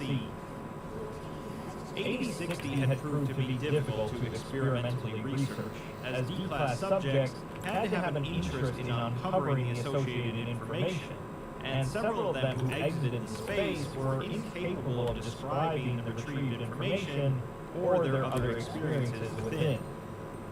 D-Class were also noted to lack training or expertise in interacting with hallucinatory-class entities, leading to often unpredictable additional risks when subjects return. Testing with D-Class was therefore put on hold, in lieu of sending in someone with more experience. So after much consideration, researcher Rowan Raster was chosen to head in part due to his past experience in neutralizing a Keter-class hallucinatory-class entity. Rowan also has prior history with Sputnik Studios as a former animator and director, first entering Foundation employment after it was discovered that one of his animation projects included elements resembling multiple confidential anomalous objects. These elements included a playground which holds humans prisoner, a disease that transforms organisms into mechanical robots, something redacted, and a toy bear that heals human children by creating fabric prosthetics. SCPs 1740, 217, 2000, and 2295, respectively. The details of these objects were sourced from Rowan's dreams, and were not an intentional act against the Foundation or proper containment of the related objects. Finally, Rowan previously interacted with and formally discovered 8060's anomalous properties, and had already demonstrated an ability to engage with 8060 in a controlled and responsible way. Rowan was provided with a field journal, notebook computer, digital camera, and a standard survival and emergency preparedness pack. We're given a collection of his records taken from the extra-dimensional space, and it's noted that some parts of them have possibly been manipulated. In the first audio log, Rowan says that he's standing outside of the building containing the entrance to the space, an old shed in the middle of nowhere. He admits that he's nervous, as they aren't even sure what goes on in there, and the thought of those weeks of preparation culminating in him going missing is very disquieting. Negativity won't get him anywhere, though, as the Foundation has him well prepared, and he's certainly been through worse. He just wants to savor this moment before he goes in, a moment of quiet out on these windy plains, although he does know that there's a starry-eyed eagle beckoning him closer to the entrance. Speaking of hallucinations, he saw a parrot crash into his window while he was scrolling through a Sputnik fan site, and it splattered on the wall like paint before drizzling downward like syrup. He admits that the reason he's doing this is a bit personal, as once he found out that Forrest and Della were missing, he knew what had to be done. He didn't know them all too well during his time working at the studio, but nobody deserves to be forgotten the way they have. If he finds them, that could mean retrieval missions for everyone else who got lost in there. He knows that on some level, 8060 is generating the evidence it gives people, but that doesn't mean that the evidence is inaccurate. So much has been cropping up in relation to the two co-workers, with the whole reason he knew where to find this place being some old, obscure magazine that had a page discussing Herman's last film role. He had to cut out all the numbers in it and rearrange them by color, which was a pain, but if it means he gets to save them, he'd do it 10 times over. Rowan begins pacing back and forth, and also admits that he did watch some Society Town prepare for this, before further admitting that he watched all 7 seasons. He remarks that it's not bad, and has a lot more creativity than he was expecting from a preschool show. He's surprised that they were able to keep the concept going for as long as it did, and he really liked the choice to make the residents of Society Town so artistically distinct from the main characters. He decides that he's stalled for long enough, so he shakily heads towards the entrance to the shed, remarking that there is a non-zero chance that he'll go missing, or his brain will be scrambled, or he'll die, and if any of that happens, he says to forgive him for failing the mission. The next log is from inside of the space, and Rowan states that he thinks that he just got here, but he can already tell that this place makes you lose track of time. People think that going to theme parks is like being inside of the show, but that's just real plastic and concrete put into the shape of fake settings. This is the real fake, the true false. He's looking around the town square, and it's like everything glows, even the shadows, except the edges. Glow isn't even the right word, really. It's more like the light is straight on his eyes. Yeah, we lost. When he looks at himself, he doesn't really fit yet, and the layers don't always work out how you think they're supposed to. It's also like smell and taste don't exist here. It's just sight and sound and touch. Even touch isn't really touch, with there being a tactile double image to everything. He feels wood grain on a door, but he also feels the glass and static electric buzz of the television screen. There's not much to hear yet either, just his own perfect Foley footsteps. There's no wind, no room tone, and he can't even hear his own heartbeat out here. It's like things can only make a sound on purpose. The surroundings feel familiar, but he guesses that that's only because they're supposed to. If he tried to compare them to any of the sets for the show, they don't actually match up, so it was a waste of time to find all of those maps. He's pretty sure the roads behind him keep changing, and the street signs definitely are. Asking for directions might work, especially if he asks politely, but there hasn't been anyone he could get a straight answer from. There's entities around, sort of, but they're all distant, one way or another. For a lot of them, he's not even sure if you can call them tombs at all. It's more like they're painted onto the scenery. You can kind of tell that they're alive just by looking at them, but it helps if you look through something to see if they're on the level or not.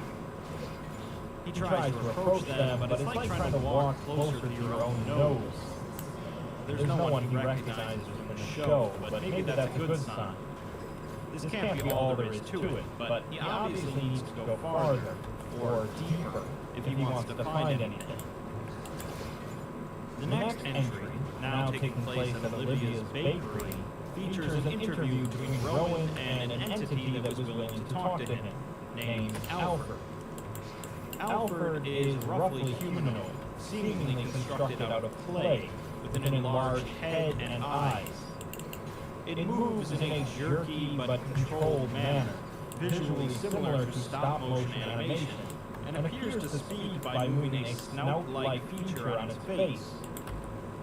Alfred speaks in a casual manner, stating that this place isn't really its style, and when it finds out that Rowan is filming the interview, it waves and says hi to its mother. Rowan asks it how it's feeling, to which it says that it feels like Alfred right now. Rowan clarifies to me how it feels emotionally and texturally, to which it says that it feels like itself, and that's how everyone should feel. Rowan says that it sounds happy and content, and Alfred replies that it's tried those before, and they're great. Alfred begins hopping up and down excitedly before Rowan tells it to settle down, causing it to flatten itself, resembling a pancake with eyes.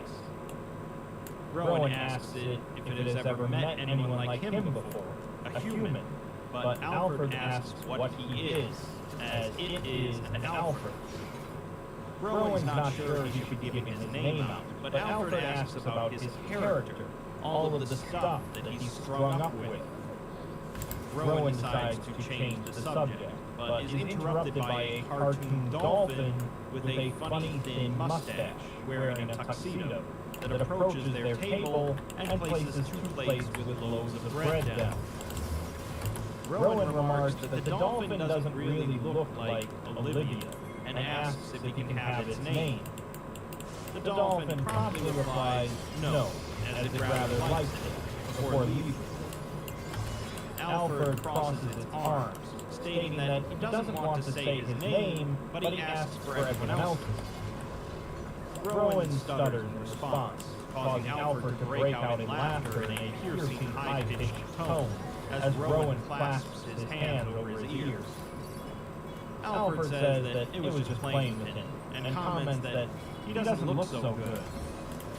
Rowan explains that he's not used to all of this, at least not on this scale, but he really shouldn't be saying all of this. Alfred replies that it will do him good talking to them, as it helps to talk. Alfred then climbs on top of the loaf of bread and lays down on it, as Rowan asks it if it is familiar with Society Town. Alfred has never heard of it, though, stating that it just fell from space. It kind of deserved it, though, as it was being a bit naughty.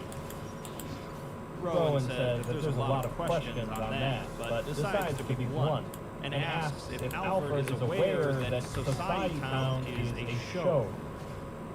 Alfred just asks if this all looks like a show, to which Rowan looks around and says, yeah. Rowan then states that its name is Alfred, and it's an alien with a snout, so he asks if it's at all related to Alf, the sitcom of that puppet. Alfred just replies that he's already slipping a bit, and he sounds silly. He really should eat something. Rowan replies that he brought his own food, and he's not really hungry. He only came here because he thought Alfred would like it, but Alfred says that it doesn't eat. Its mom doesn't like it when it eats, saying that it's a waste of food. But then it says that it's joking. It just doesn't have a mouth and doesn't need to eat. Its mom did kick it out of its planet, though. The dolphin then suddenly rushes towards Rowan and slams both of its fins on the table. Its teeth bared, and one of its pupils is transformed into a spiraling shape. The tone and volume of its voice remains the same as before, however, as it asks if Rowan is appreciating his experience here and if he doesn't want his bread.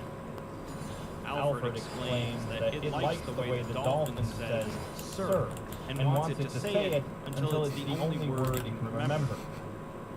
The dolphin orders Rowan to eat the bread, so Rowan complies, noting that the bread slightly sinks into his hands. He takes a bite, and the scene flickers before cutting to the outside of the bakery. The pitter-patter of rain could be heard, washing down on Rowan's real flesh body. I'll note that this is definitely a section that has been manipulated. Rowan is coughing up something which must not be agreeing with him. But can food agree? He swears, stating that he shouldn't have done that. But the scene flickers again, the camera now showing a cloudy sky. It is now daytime, and Rowan picks up the camera and hands it to his face, stating, "Rise and shine." The next entry shows Rowan in a large indoor space resembling a theater. On stage, there is a set composed of cut wooden boards painted to resemble ocean waves, a beach, and a palm tree. Rowan calls out to ask if anyone is here that feels like talking, but gets no response. He states that he was hoping to find a location in the show so he could find a resident of Society Town. Everyone else has been nice, or at least harmless, but he really needs to find someone who knows. He recognizes this place from the first segment of Season 5, Episode 11, Stage Fright, but then corrects himself to say that it was the second segment. He climbs onto the stage as some movement is seen in the rafters, and he says that this place is much bigger than it was on the show, and it's darker too, but he never saw it when it was empty.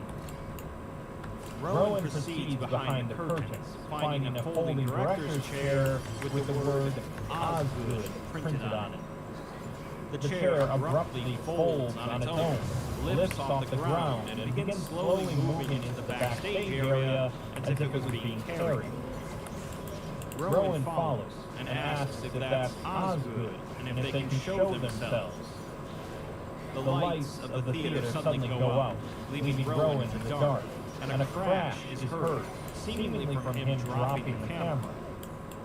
Rowan says that this isn't right, as there is no such thing as darkness here. He then flips on a light switch, illuminating the area, which appears to be a wardrobe area, with many of the racks of clothing, including large fur coats. There's also a child-sized, furry creature here, but Rowan doesn't seem to notice it. He moves to the door, but stops before turning the doorknob, stating that he wishes there was music here. He doesn't know what's on the other side now, and he kind of wishes that he could see the sky again. He then mentions that cartoon characters almost never walk through doors. They just appear where they need to be, unless they open a door and stand shocked in the doorway.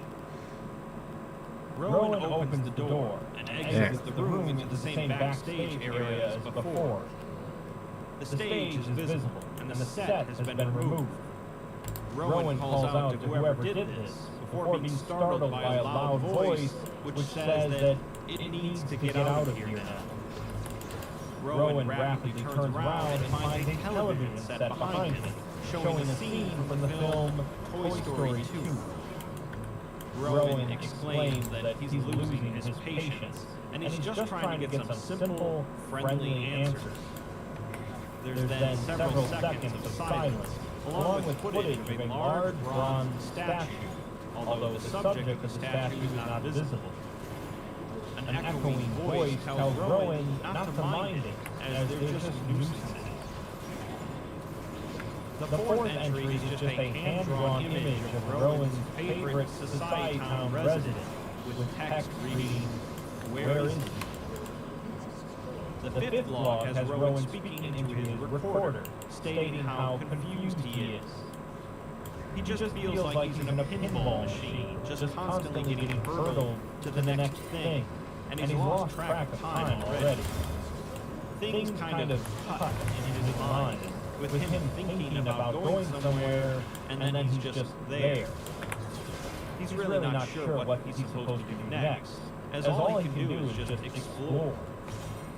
He snuck into an alleyway a few moments ago and saw a bunch of tombs that all sort of looked the same, just blank stick figures.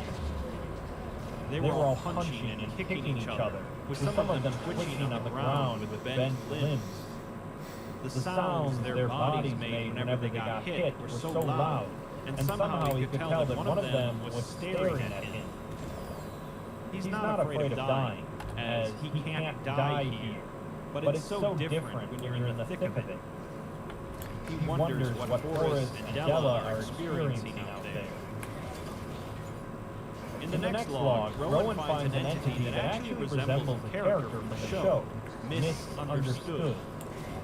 They're walking down a residential street, with Rowan asking her if she minds being recorded. She replies that if she had a mind for that, she wouldn't be here, prompting Rowan to ask if she knows that she's from a show. She says that he misunderstands. She's a product of Society Town, as she has the character, but they are not in a show right now. If she turned on the television and saw this, she would be rather confused. They're not in Society Town right now, and she says that it's all a product, asking him what exactly he's looking for here. Rowan tells her that he's looking for two co-workers of his, Forrest Herman and Della Mort, to which she just calls them needles in a haystack. But it's okay, as everyone finds what they're looking for here. Rowan asks if she's seen people like him before, but she says there hasn't been anyone like him, although she doesn't consider him special. Rowan then asks where exactly they are, if not Society Town, to which she says that there's only one answer she can give to those who ask that. She points a finger towards Rowan, touching his chest, and tells him to look inside himself and see. Rowan groans in frustration, asking if every question he asks is just going to lead to more questions, vague nonsense, and running in circles. He then says that she looks like Misunderstood and sounds like her, but doesn't act like her.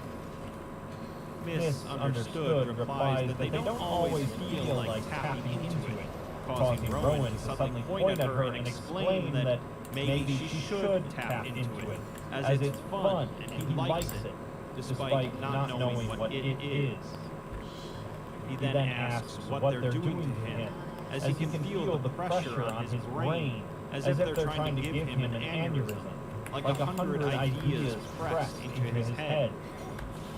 Misunderstood says that the aneurysm would be his choice, which is a strange way to have fun, but everyone has a vice.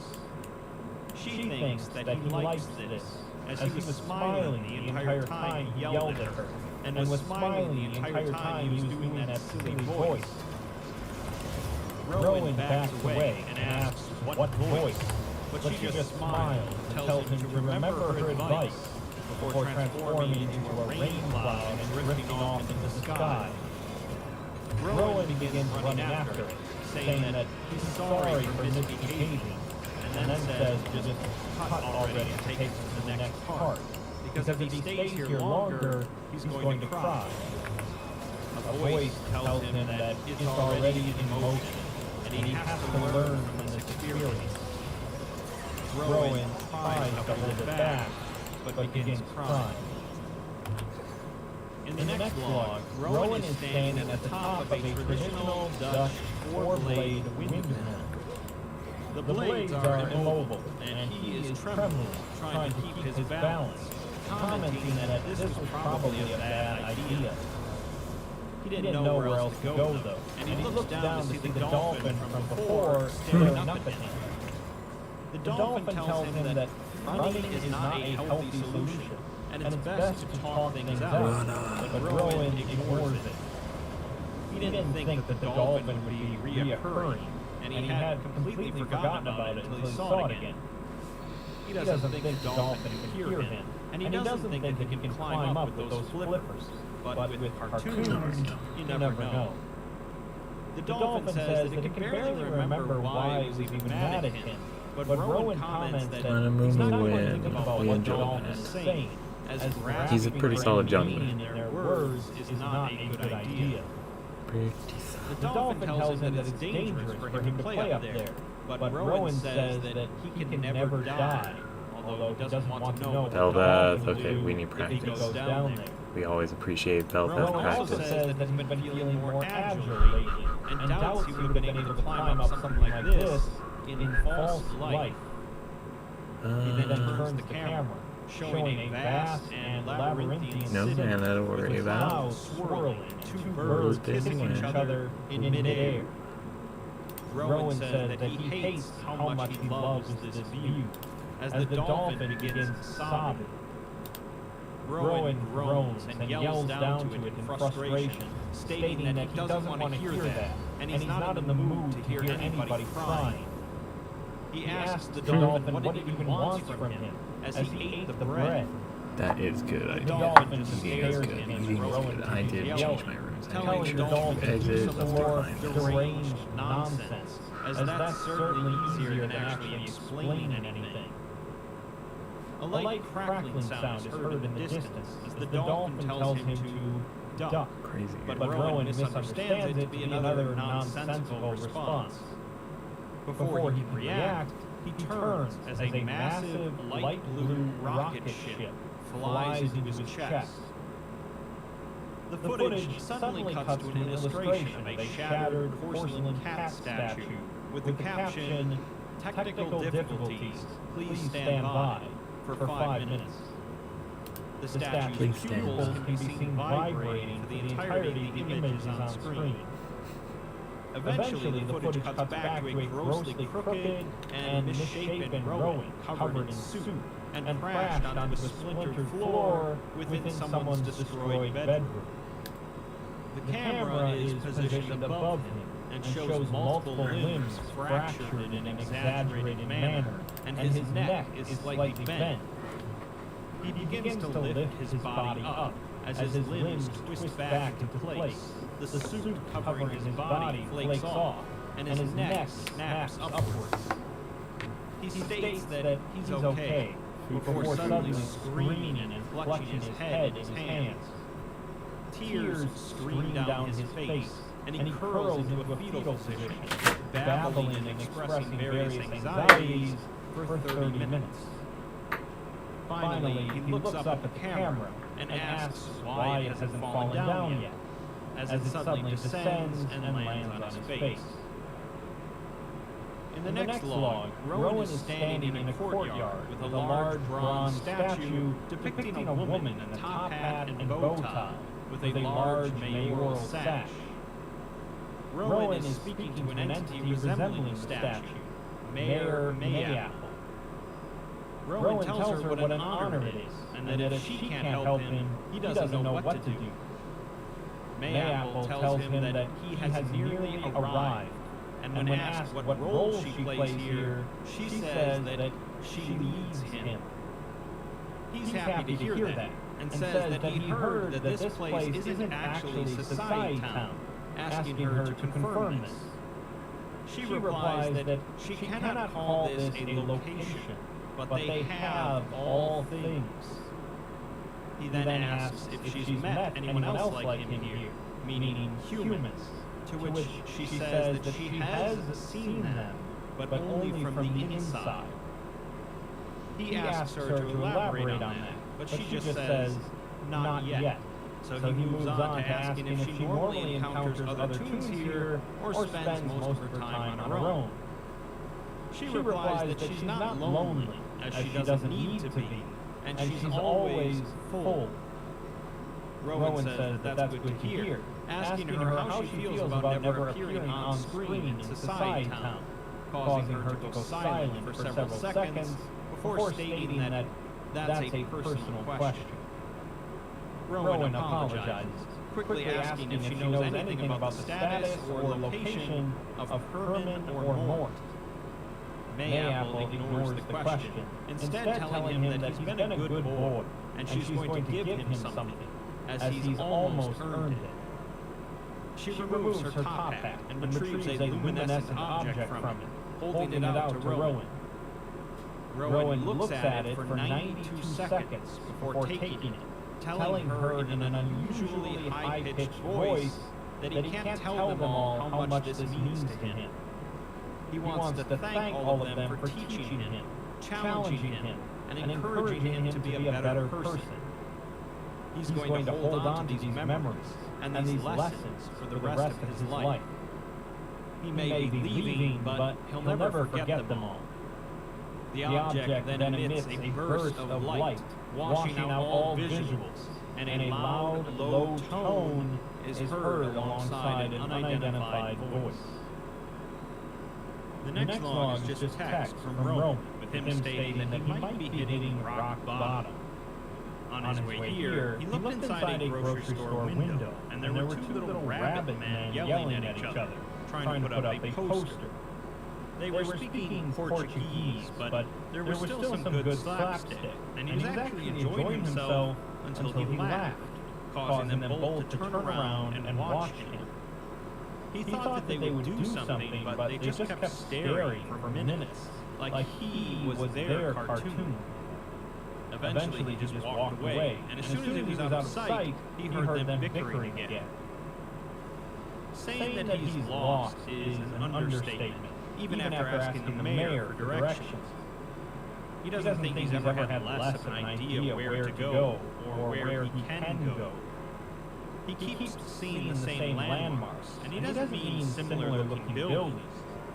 There's a monkey the size of a skyscraper, and he knows it's the same one because every time he passes it, the pile of gigantic banana peels on the ground next to it gets bigger. At least back where he used to come from, you at least knew you were on a sphere, and if you walk long enough, you wrap around to the other side. Here, he thinks there's directions he hasn't even thought of yet. The way he prepared for this is just comical, except it isn't. He doesn't know how long he's even been here, but the only time he even looked at the MREs, the first aid kit, the blanket, and everything else was when he dumped it on the ground and left. This isn't a place where he can get malnourished or get an infected puncture wound. The only way to find out what he's looking for is going to have to be to think differently. He followed a chain of logic to get here, but he doesn't think that logic is going to lead him any further. He's going to have to think dangerously and funny. This probably all just sounds like a bunch of whining coming from someone who signed up for this, and maybe he really does just need something to lift his spirits. This would be the perfect time for a certain big green guy in a striped necktie to make an appearance, but he'll try to keep his expectations low. In the following log, he states that his head feels heavy, with every thought feeling like a centipede is wriggling along with it.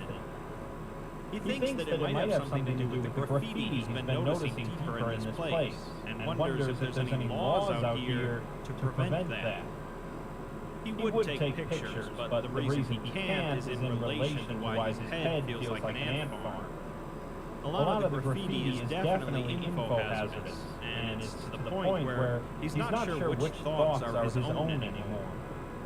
He has written down a few examples, though, and if it turns out that they're too info hazardous to even be written about, then burn this. One graffiti read, "Walk the walk and talk the talk," with the paint still wet when Rowan touched it. Afterwards, he felt extremely confident and energetic for a while before becoming extremely depressed, having to sit down. There's a chance it was a chemical reaction, but he thinks that it started before he touched the paint. Another was a spray-painted image of a blue snake coiled around a golden egg, which hurt Rowan's eyes to look at, like staring at the sun. Another was the words, "Does anyone else here like Steely Dan?" which caused him to get "Old Black Cow" stuck in his head. He's 99% sure that he's never heard that song in his life, but it is possible that he forgot, so this would be non-anomalous. Other graffiti caused him to hear words inside of his head, or the sound of heavy footprints and laughter, or the words looked stinky. Another was a face in fluorescent magenta paint, which he was sure was someone he used to work with, and he stood there looking around, waiting for them to show up, until he looked at it again and realized it didn't look anything like them. He ends the log by asking the Foundation to forgive him, as this mission has been a total failure. In the next log, he writes that he ran into a group of toons in the woods, with them looking different than most of the others. But he's seen a lot of different-looking hallucinatory-class entities here, so he doesn't know if that means anything. Something about these ones made him feel a little nostalgic, though, or homesick. It could be that they were just hanging out together, standing around and talking like friends. They weren't whacking each other on the head with big hammers or anything, so he guesses that it reminded him of people he used to know. They were nice, too, and they seemed friendly, but he felt like he was intruding, so he made an excuse and left. He feels a bit out of place here, and a bit lonely, so it could be nice to run into someone from Sputnik again. The next entry is a voice log, and nearly the entirety of it has been marked as being possibly manipulated. Rowan says that it's getting harder and harder to tell what he's seen and what he's remembered, and the order of it all doesn't matter anymore. He's in his office at Sputnik, wiping drool off his face after another night passed out there. He's in quarantine at Site 433, listening to Mildew's frantic questioning. He's standing waist-deep in cake frosting while giant multicolored bees try to lick him clean. He's laying on the dirt behind a shed, staring up at the orange-painted roof. He's laying in his crib, staring up at his father's enormous face. He's laying in a nursing home, staring up at a worried group of nurses. Everything feels realer now, realer than the Foundation, realer than the back of his hand. Every color, every line isn't just there, but there on purpose. And because that purpose is set in time, these forms can never really disappear. Not like we can. He can see fingerprints on everything, and next to them he just feels like a lump of rotting seed foam, taking on one shape after another through mindless random chance. He wants to be created too, even if it means he has to create himself. He did want this, even though he didn't know what it meant. Forget everything he said about duty, and ignore everything he's going to say about responsibility, as he wanted this. He still wants this, and wants more. When he said this place didn't have a smell, he was wrong. It's like how you can never smell your own house until you spend some time away from home. And he doesn't think he's been away from here before. In the next log, Rowan is walking through what appears to be a dark tunnel with a pale green light at the end. The camera is following him from behind, and he's singing a song which seems to be a theme song for a cartoon. For the final verse, another voice begins faintly singing along with Rowan. He eventually notices and stops singing, but the voice finishes the song. Rowan calls out, turning around, but gets no response. In the last log, the camera is focused on a stationary painted landscape depicting green hills below a blue sky with several clouds, with a city skyline visible above some of the hills. Rowan is not visible, but his voice is audible as he states a few times that he's almost there. He appears to then tear through the surface of the hills as if it was an elastic membrane. The scale and perspective of his surroundings are unclear, and Rowan is covered in smears of a viscous dark blue fluid, with more of the fluid appearing out of the hole he entered through. He states that he's here, and the perspective changes to a closer angle, now with the blue fluid hole no longer visible. He calls out to Horace and Della and Grundon, saying that he dug as deep as he could, and that someone is supposed to tell him what he wants to know. He pounds his fist against the surface of the wall, producing a drum-like sound, and a child's voice speaks, telling him that he's supposed to knock before he enters. The perspective shifts again to a close-up of one of the painted clouds, which fades, revealing a cartoon in the form of a yellow sun with a human face. the perspective changes to frame both Rowan and the sun, and Rowan apologizes, saying that he's just frustrated, as he's been through a lot. The sun agrees, saying that he's gone through almost everything. So Rowan asks where everyone is then. The sun replies that most people who get this far don't stay, they go out, and it asks if that's what he wants to do. He asks if it means go home, and the sun says that maybe it's home, asking if he wants to see, and Rowan replies that it couldn't hurt just to look. The perspective returns to the close-up of the sun as its face swings away, exposing a circular aperture through which the ocean is visible. Inside are a number of rapidly changing images, most of which are unidentifiable, including a rotting pumpkin, a flock of geese, Rowan's face, an erupting volcano, and a crying clown. The sun asks if this is what he wanted, and tears are shown on Rowan's face as he calls it the Nemesini Expanse, stating that he thought he was already there. The sun replies that he was, just like he always was. He was in one pretty little abandoned seashell, and now he can go out into open ocean. Rowan thinks that it's too much, but the sun says that it isn't. It's everything. The sound of ocean currents gradually becomes louder, and Rowan's hair begins to stand on end, as if electrically charged. He says that he's not here for that. He just wants to learn about the episode and find the people who are lost. Images of Della Morton and Forrest Kerman then appear in the ocean for a moment, before distorting, combining, and disintegrating, being replaced by an image of Rowan's face. Rowan's face warps and divides into three shapes, which develop into Grady, Susie, and Rochelle, and then sink into the water. The sun tells him that he can find what he's looking for, and everything else, so he won't have to choose. Rowan argues that he can't swim, but the sun says that maybe he can, and he won't know until he jumps in. He won't die, it can promise him that. Rowan doesn't respond for some time, appearing to be speaking to himself underneath the sound of crashing waves, before telling the sun that he's sorry, but he needs to complete his mission and then go back. The face of the sun swings shut, covering the view of the ocean, and it tells him that it thinks he's going in the wrong direction.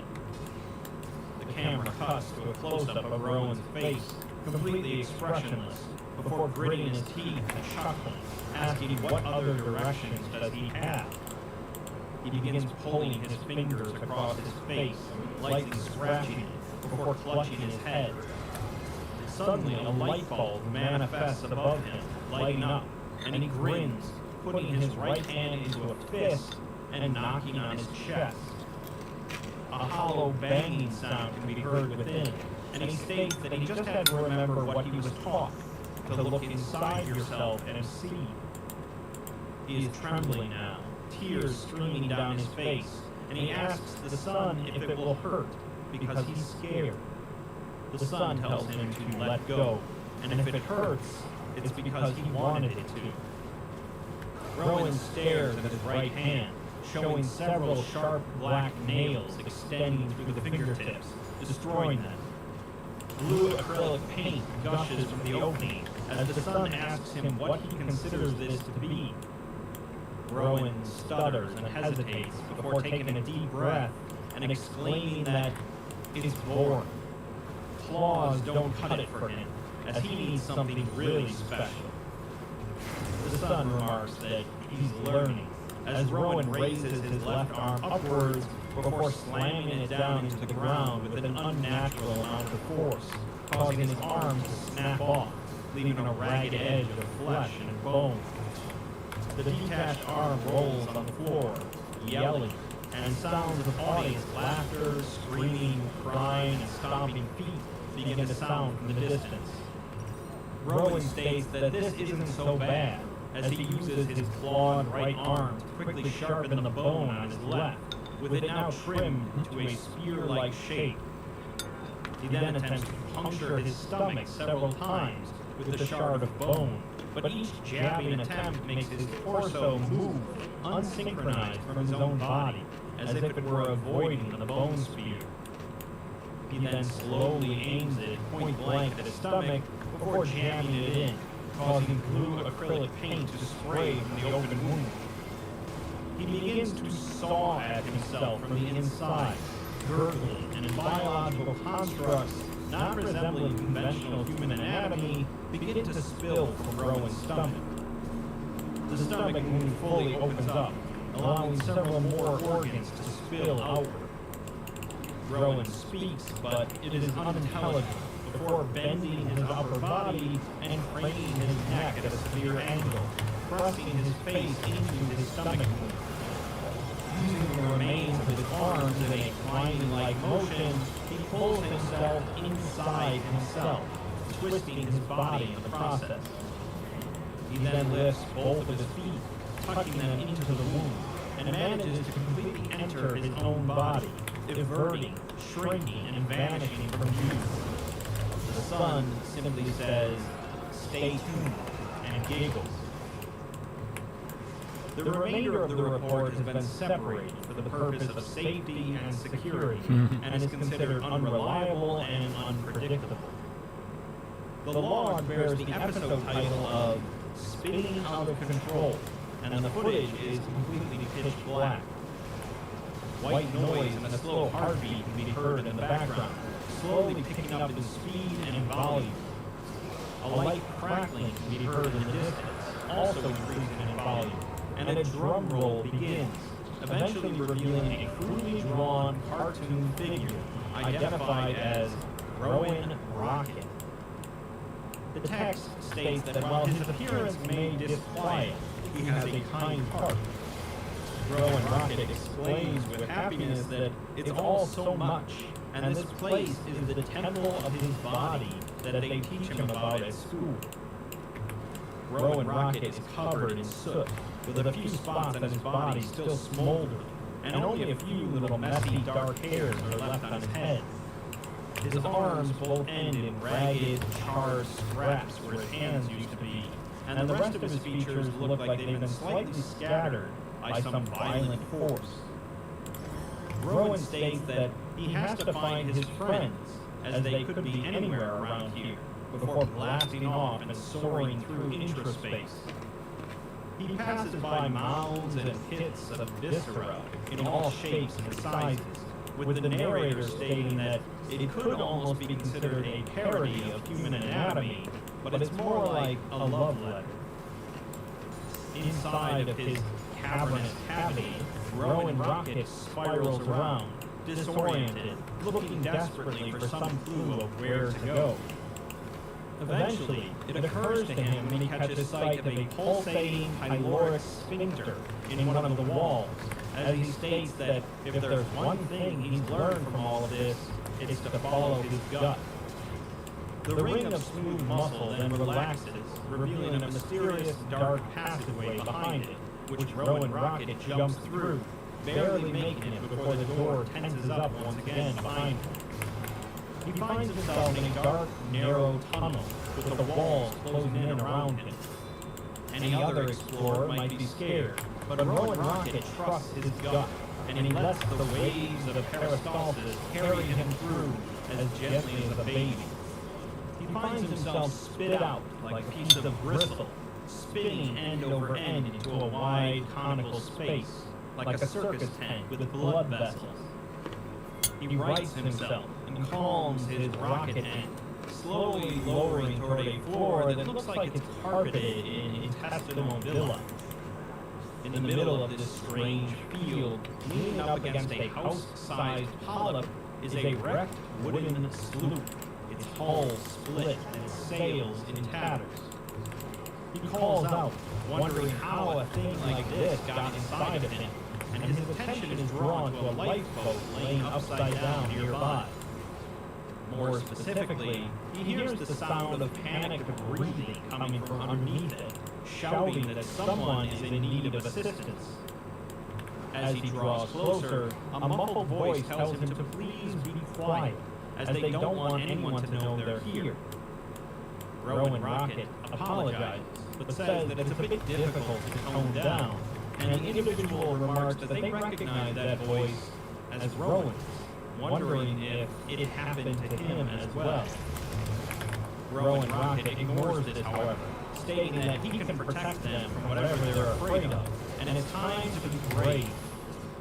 Realizing that he doesn't have hands, Rowan uses his long tongue to flip over the lifeboat, revealing none other than Della Mornt, who seems surprised by Rowan Rocket's appearance. Mornt begins explaining, telling Rowan to get the hell away from him and calling him a monster and a demon. He says that he's not even Rowan, he's just some godforsaken mocker. Rowan Rocket replies that he came here to find him because he was worried, and he's still Rowan, just a bit. Morn can't trust anything here, however, including Rowan, and tells him to go away. The narrator says that Rowan Rocket knew the risks of his mission, and sometimes you have to let people go. Perhaps this was how his journey came to an end, but just before he flew off, he had a thought that he could at least ask about Herman. When he does so, however, Morn's eyes widen in a panic, and he begins crying. He tells Rowan to just leave and to not look for him, as he's not Forrest anymore. Morn tells Rowan to figure out how to kill him, as he doesn't want to do this. But when Rowan asks what happened, Morn just says that if he doesn't leave, he's about to find out. The ground trembles, and a long, moaning note, like a whale's song, emanates from the wrecked ship. As Rowan Rocket looks up, curious, Morn retreats back under the lifeboat, and the ship begins to rock back and forth as the note rises in pitch, until it's obviously a loud, nasal laugh. Rowan Rocket drifts closer to an opening in the ship's hull, but rears back as the source of the laughter suddenly emerges like a jack-in-the-box. It's the face of a furry, neon-yellow koala, and Rowan immediately recognizes it as Florzy, a character from Sputnik Studios' film I'm a Nature Boy. He slowly approaches, asking Florzy if everything is all right in there, as Florzy proceeds to collapse and fold in on itself like a discarded hand puppet. The color from it drains out, leaving it a sickly, pale, greenish brown, but the laughter doesn't stop. More voices, some familiar, join it, and now none of them sound particularly friendly. The volume of mocking laughter nearly drowns out the sobs coming from under the lifeboat, and Rowan Rocket stands his ground as a large, amorphous shape rises up behind what used to look like Florzy, absorbing it back into its mass like a drained cyst. This strange being spills out of the hull like a colossal snail, leaving its shell, and limbs, faces, and pieces of audio-visual equipment rise to its surface and dissolve second by second as patches of color pulsate and shift across its hulking frame. The only feature to stay the same is a circular speaker the size of a pumpkin, topped by two scrutinizing eyes and a tuft of coarse black hair. This head reaches towards Rowan Rocket on the end of a gelatinous neck, blasting a dozen voices worth of laughter into his face. Rowan states that there's something different about Horace, asking if he got a haircut, and the chorus of voices drops to a whisper, leaving only one blasting through the speaker. It's a bored, droning monotone, and it sarcastically says that that's real funny, asking if he sounds like Horace. Rowan replies that he sounds like a lot of things, and they all point to Horace. A new voice takes over, a squeaky and slightly panic-sounding one, which states that they're all rid of that, and asks if the voices he hears come from a Horace. Rowan tells it that they definitely do, and the voice changes to that of a drill sergeant, causing Rowan to cringe in pain.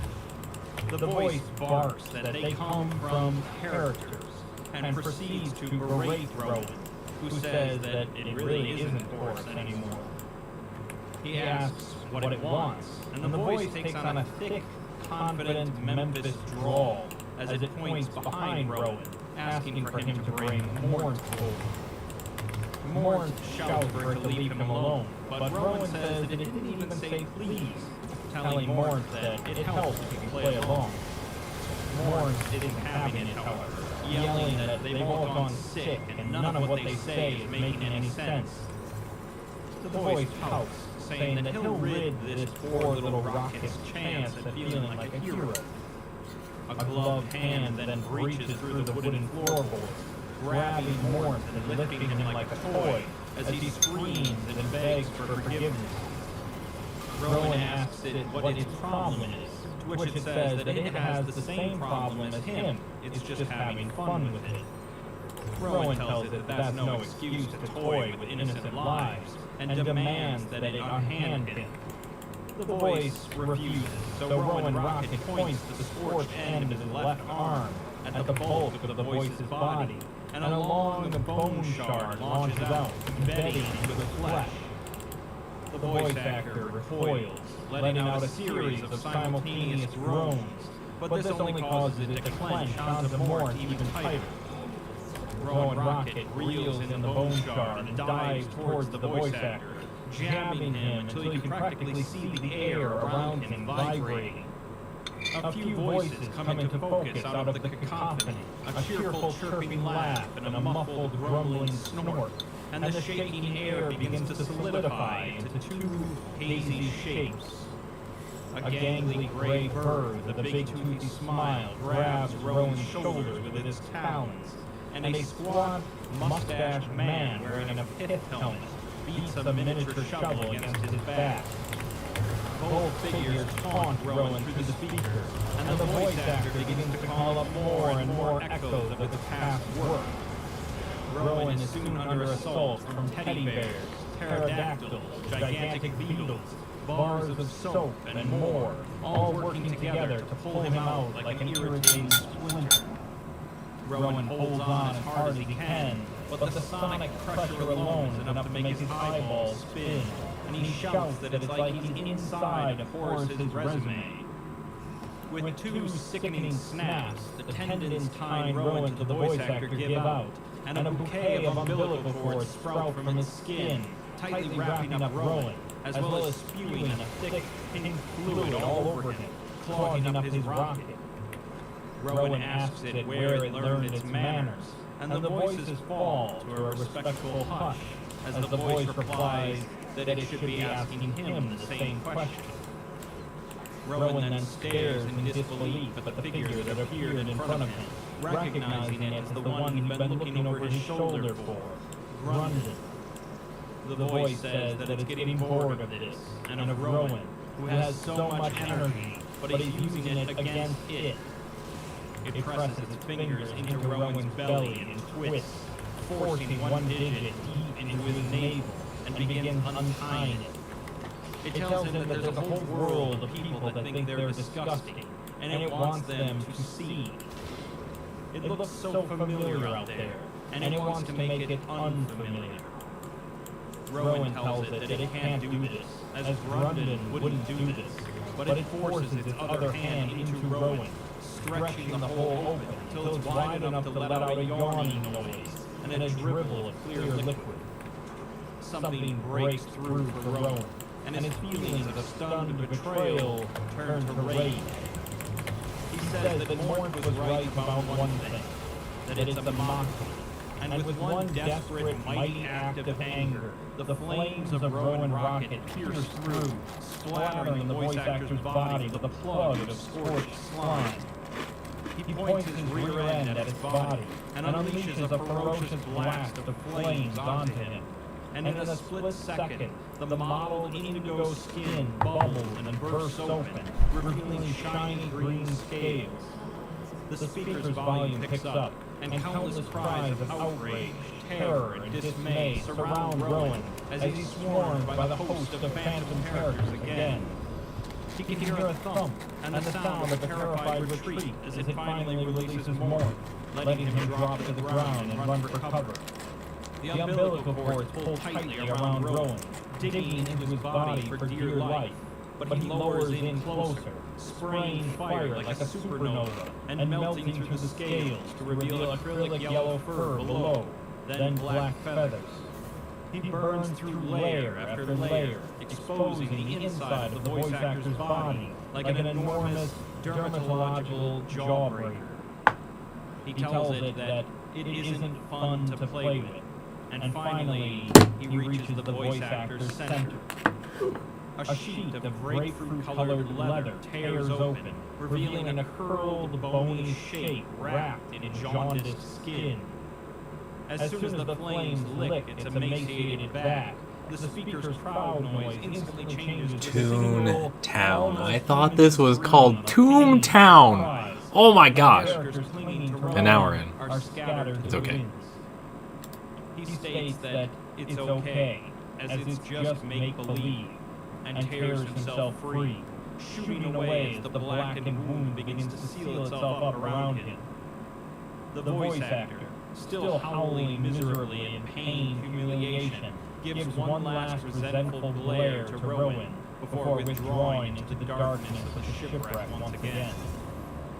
It's now eerily silent, and Rowan gasps for air. His voice cracks, and he sounds more Rowan than Rocket, as he states that villains never prosper, and he would have survived no matter what happened. He wouldn't have failed for any reason, and Horace has learned his lesson. He's a hero, and he learned that he should believe in himself. He's then approached by Mort, whose face is slick with tears, and pants are soiled with urine. Rowan asks if he's okay, but Mort says that he doesn't think so, and doesn't think that Rowan is alright either. Rowan replies that he doesn't want to waste any more time, so they should just go, while Mort is still himself, but Mort hesitates. There is a silence before Mort asks him to forgive him, as he was never himself. He was Mort, as they were all something once, but he just wanted to play the string man. He took it too far, though, and asks if this looks human, as he stretches out his mouth. Rowan wonders how he never noticed that before, saying that he seemed so real, and asks why he was crying and begging. Mort says that he needed to feel something different, and hasn't felt that in touch with his humanity in a while. Rowan asks what exactly they are, and if he's bothered by any of what just happened, and what happened to Horace. Mort replies that he thought the only info Rowan was looking for was their whereabouts, but Rowan says he just wanted to know if they were okay. Mort, however, asks why, as he barely even remembers Rowan. The only reason he does is because of that little ping in his headspace he got when Rowan went out looking for him. They barely talked, and probably passed by each other like 6 times. He didn't want anybody to look for him, but figured since Rowan was, he might as well put on a show. He's confused, and so is Rowan, and they both admit that what they want to do is break. So they proceed to cry and scream and scratch at their skin. Afterwards, Mort tells Rowan not to tell anyone about his whereabouts, but Rowan isn't sure that he'll be able to, as he doesn't think that this ever ends. Mort assures him that everything comes to an end eventually, but Rowan forgets what he was talking about. Mort tells him to bask in that for a bit, so Rowan stares up at the putrid, throbbing ceiling, and aside from a singular, intrusive thought involving rhubarb, he is completely blank of thought. Eventually, Mort calls out to him, asking if he heard that shooing sound coming from up above, and they suddenly see something pierce through the ceiling, a bottle-shaped snout with a mustache at the end, the dolphin. The dolphin ate through the flesh for the sole determined purpose of meeting with Rowan once again, and it squirms its way out of the inflamed hole, flopping down onto the floor beside Rowan and Morn. Morn slowly backs away from them as the dolphin rises upright, dripping in interstitial fluid, and it looks like it's practically frothing at the mouth, but it politely apologizes for the delay. Rowan exasperatedly says that this isn't happening, and asks what it could possibly want. But it says that it's actually here for what he wants. It leans in close, staring into the gaping opening in Rowan's belly, and remarks that someone left the door open. Rowan tells it to get away from him, and it says that it was under the impression that what he wanted was information about the Society Town finale, but now he wants it to leave. Rowan says yes, and it proceeds to lunge at Rowan's body. Rowan flies through the air faster than he's ever flown before, and he can't see where he's going until he wipes the blood and bile out of his eyes. He's flying through a beautiful blue sky above a meadow, and he can see a windmill with a sad little man clinging to the top of it. He feels a strong kinship with the sad little man on the windmill, and feels powerfully for his plight, so he flies down to say hello, but he doesn't slow down first. The text at the end appears completely garbled, aside from the words, "Truth be told, I wish I never got better," and the words, "Roll credits, commercial break." A video file shows the credits as a series of crude, abstract, and disturbing images alongside a rising cacophony of sounds. Approximately 19 minutes after entering the extra-dimensional space, researcher Rowan Raster exited through the same building, at which point he was transported to a Foundation rehabilitation and debriefing center. While in transport, Rowan reportedly spit out a digital camera and notebook, chipping a tooth in the process, but he otherwise was physically uninjured and superficially normal in appearance.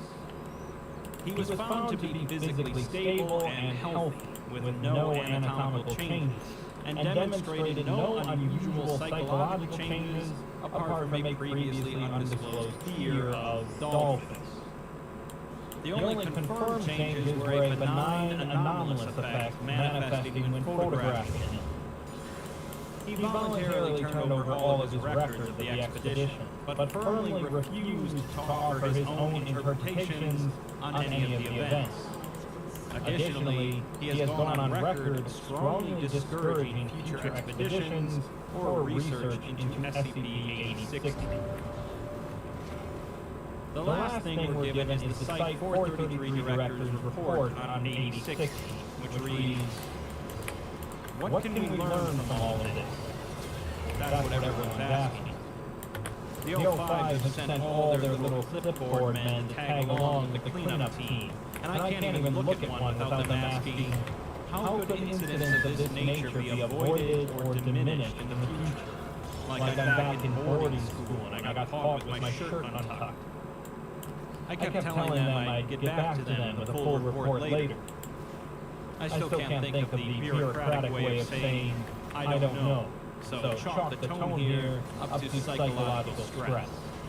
It won't be the first time. Things are getting worse. I haven't been around as long as most people think, but I made it my duty to read through the files, and things weren't always like this. I'm not saying it was ever easy. It's always been the fate of the world, but it used to be so much clearer. No matter how big a problem was, we at least knew what shape it was, what it do, and how to throw money at it. Enough telekill, enough hydrochloric acid, enough human bodies, and we could hold things down. Sure, we were dealing with magic from time to time, but we were men of science, and we could always pick apart the logic of these things enough to see the patterns, if not the mechanisms. That's all feeling more and more delusional.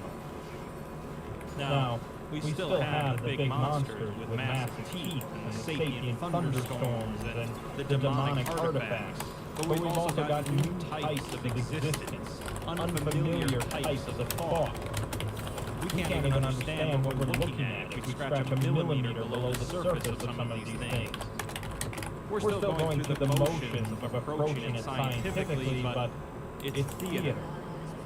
Every time someone at Site 433 calls a tune what it is, instead of saying hallucinatory class, I get a memo from the higher-ups. But that doesn't get us any closer to understanding what they actually are or how they work. It just lets us pretend that they're in a tidy, predictable category. There is no predictability, and even trying to engage with it in conventional ways can be dangerous. Most of the time, you can't tell if you're getting too close, or if there is a too close, until you crash face first into it. Testing used to be routine, but lately it feels like a game of Russian roulette. I'll tell you, Rowan is on paid leave right now because he insisted we stop investigation into SCP-8060. If he told me he wanted to go back in for another look, I think I would have killed him on the spot. Even when we do make progress, it doesn't feel right. Site 433's role in neutralizing SCP-5045 was supposed to be the big feather in our cap. But the fact is, it was also so sudden and unexpected that the only thing I could think was, did it let us win? I'm not sleeping any easier, and I don't think anyone else involved is either. There's no such thing as just solving problems anymore. Not for anything that matters, at least. I was the one who proposed the contingency plan for SCP-8060, the one where we erase all traces of Society Town off the face of the Earth. And I know it's basically a fantasy. There is essentially zero chance we could get approval and material support for a response of that magnitude before it's too late. And I honestly have no clue if it would even help things or make them so much worse. I know Site 433 isn't alone here. All over the Foundation, I hear about teams sitting on time bombs they can't comprehend and can't explain. So they tell everyone not to touch it and make grandiose plans that they pray they'll never have to think about again. Just ask Site 305 how they ended up with SCP-5045 covering them like black mold. Secure, contain, and protect just gets more laughable every day. None of us are equipped for what's coming. Not one of us. And we all need to be. We can't just depend on turning over the scariest looking bad guys to the teams with the biggest, strongest cages anymore. And we can't take it for granted that the big threats are going to come with labels and flashing lights. When they first made SCP-8060 my responsibility, they weren't even 100% sure it was anomalous yet. They probably thought it was some cartoon that melts you when you watch it. And now that I've seen the reports, I couldn't tell you a single thing about what it really is. If it turns inside out one day, I'll warn you. And the things Rowan showed me come out to say hello. Do you think Site 433 is going to be equipped to handle it? Our whole site's budget is barely as much as the Foundation spends on SCP-2761, the giant banana monster. If the O5 knew what was going on with Sputnik, I really think they'd be terrified. This isn't some fifth doomsday project. It's just another defunct animation studio, and we still can't even estimate everything that's come out of it. It's not just the shows. Scripts, concept sketches, even the pencil shadings could bring down a shitstorm like we've never seen before, for all I know. There's no reason that there couldn't be dozens, hundreds of little powder kegs just like Sputnik around the world, just waiting to blow up for reasons we'll never understand. Everyone is still keeping their eyes on the broken god. But if you ask me, the end of the world is going to come out of some school kid's backpack or a box of cereal when everyone's back is turned. The upper administrators are probably going to read all this and underline the word defeatist on my personal file. cross-referencing it to their decision Rye could have made a massive mistake when it comes to SCP-8060. But I'm not giving up, and I don't think I made a mistake. I approve the risk we took because I know it's the only option we have now. The alternatives are impossible or unacceptable. Let this be a wake-up call to everyone else. Until we can find a brand new way to approach anomalies, all anomalies, we need to get used to things going in directions we don't expect and don't want. We can't treat these sorts of incidents as unfortunate accidents. They're the rule, not the exception. That's all, folks. The last thing we're given is a photograph of Rowan sitting in the Foundation Rehabilitation and Debriefing Center. But rather than looking like a person, he looks like a depressed cartoon character.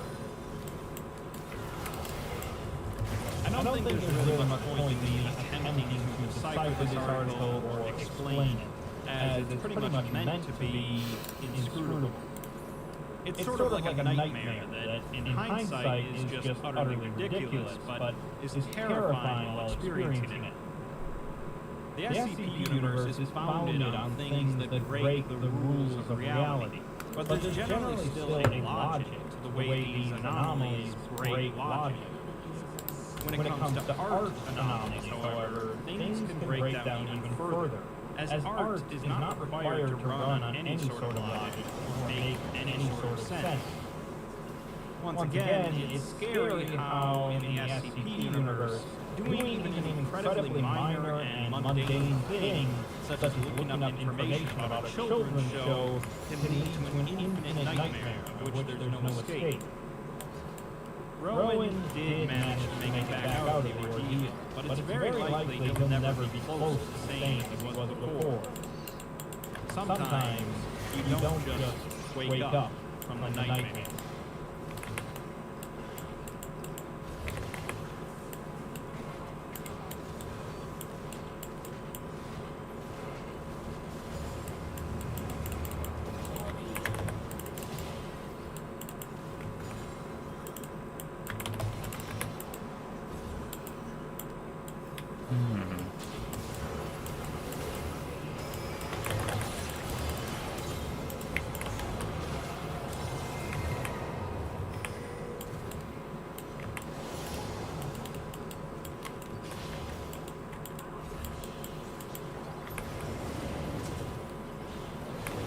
Bear SCPs.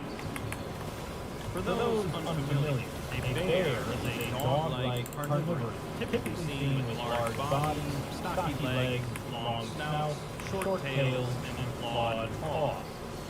The bear family includes the brown bear, black bear, polar bear, and even the giant panda, and are located in a wide variety of habitats around the world.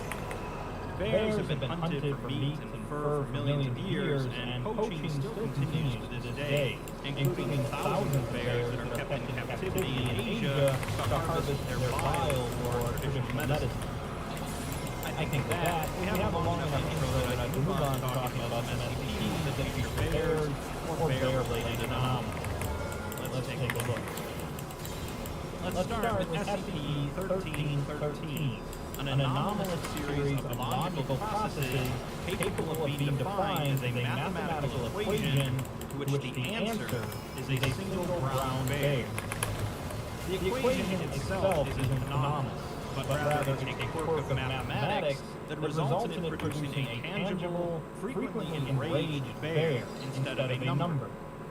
The equation doesn't need to be written or otherwise physically represented for this to occur, as simply considering the problem long enough to arrive at a solution can result in a bear's Mental math bear.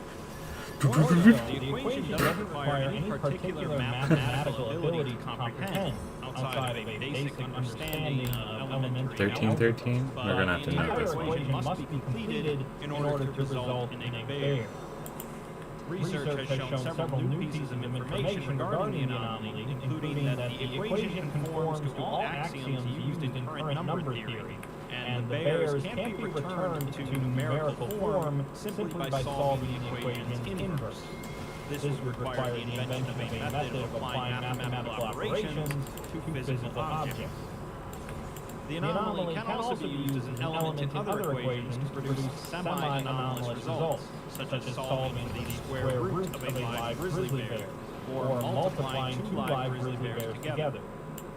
It's not recommended to solve such derivative equations, however, as the creatures produced are usually poorly integrated into reality and are invariably extremely hostile during their brief period of existence. That said, research into possible military applications of rational, exponential, and imaginary grizzly bears is currently being undertaken by a joint team of the Foundation Mathematical and Zoological Departments. It's also been determined that grizzly bears exist within a set of all real numbers and are not prime, although the square root of a grizzly bear is prime. It's also the only prime number that is not a cardinal number, is neither even nor odd, and contains an animal component. The implication that the root of a bear is an integer and therefore that bears exist on an ordinary number line are currently being investigated. SCP-1313 first came to Foundation's attention in 1967 when a bear attack was reported at White Cross High School in England. 1,724 separate bear attacks at educational institutes have been observed since then, with an estimated 1,600 fatalities and 900 further non-fatal injuries. Of the 1,724 bears and mathematical bear composites generated, 20% of them are still at large.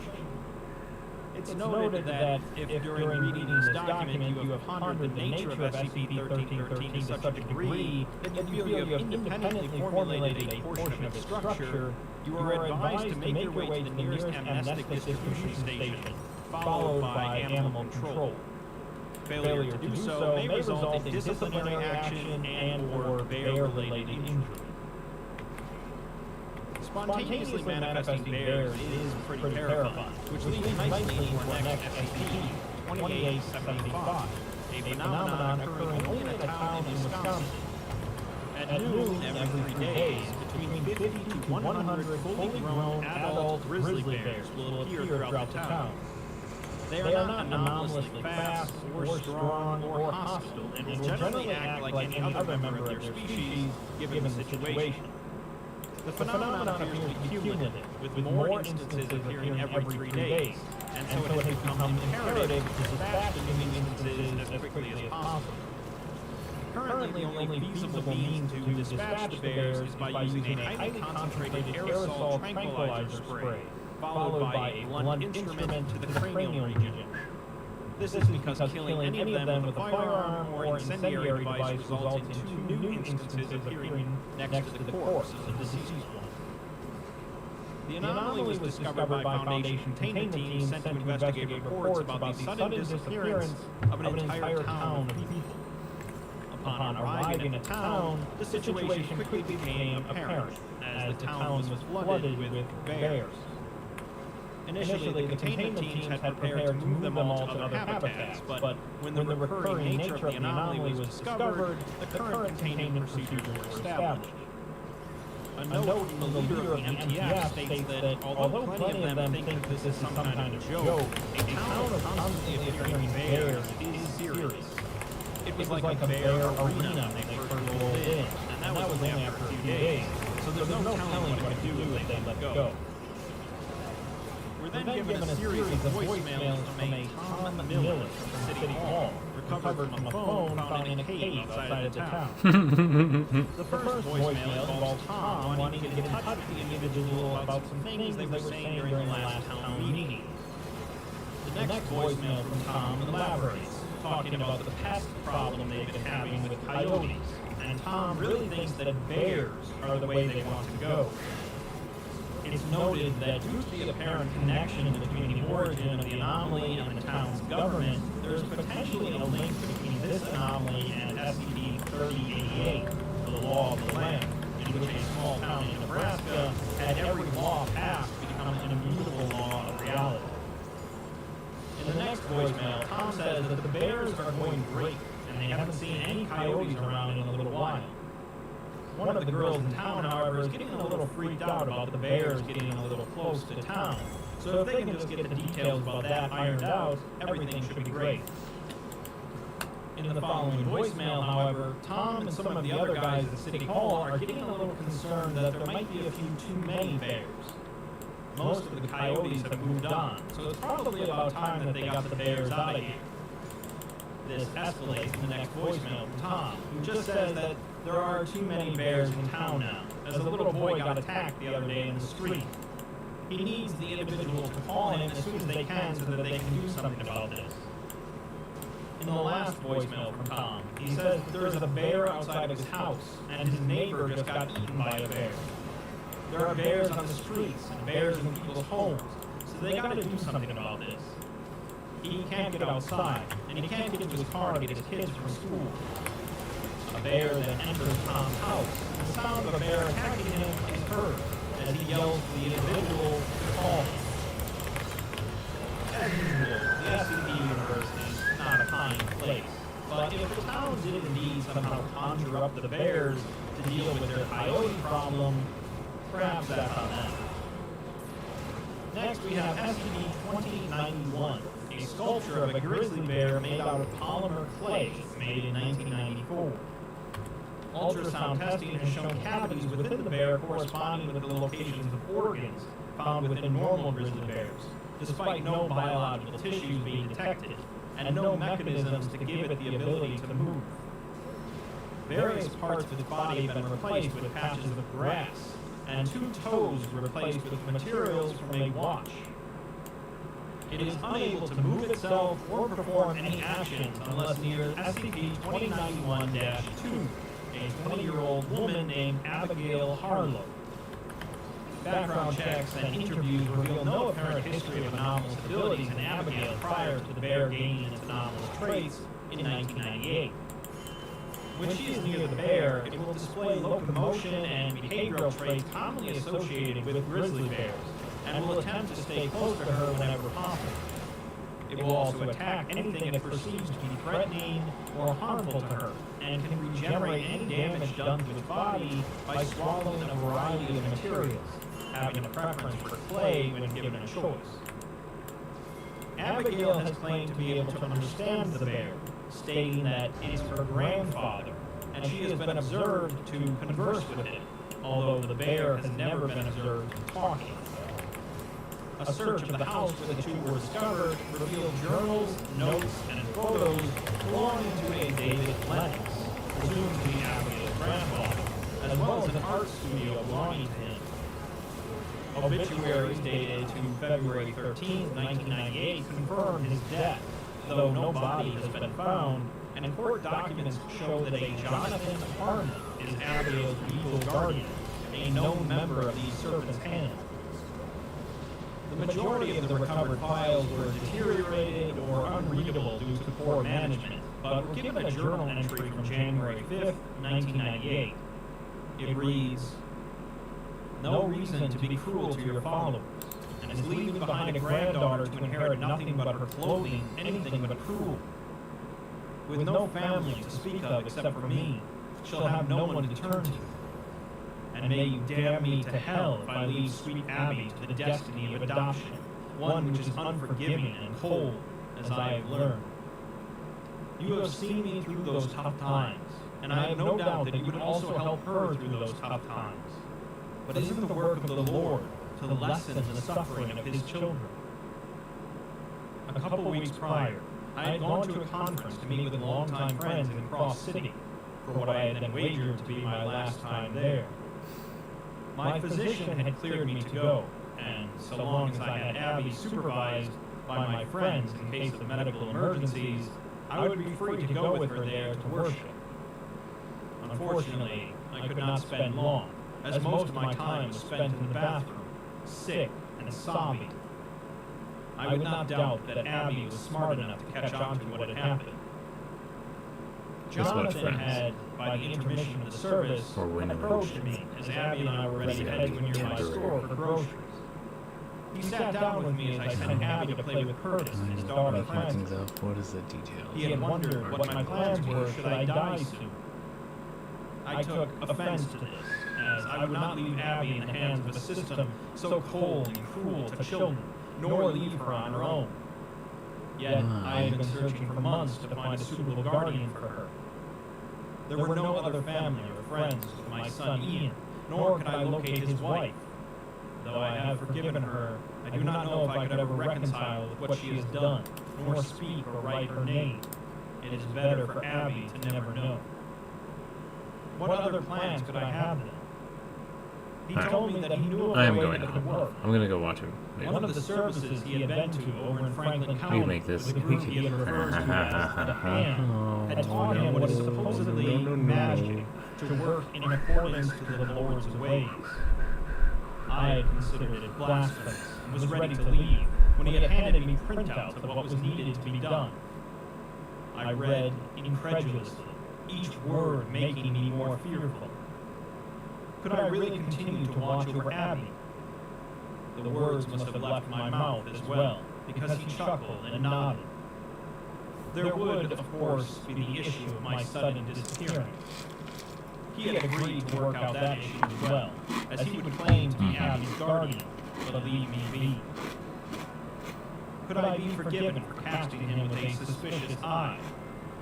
Despite having known him for 40 years, since the two of us had grown up together as children, he was never particularly religious, though he informed me a few years ago he had found God again. Plus, he would be the final legal link Abby has to my family. See all tomorrow? He had encouraged me to Maybe. research I think and to phone him my hopefully answer with some when I was cash in school. hand. I'm gonna see if I can do some runs. I thought about his words on the drive home,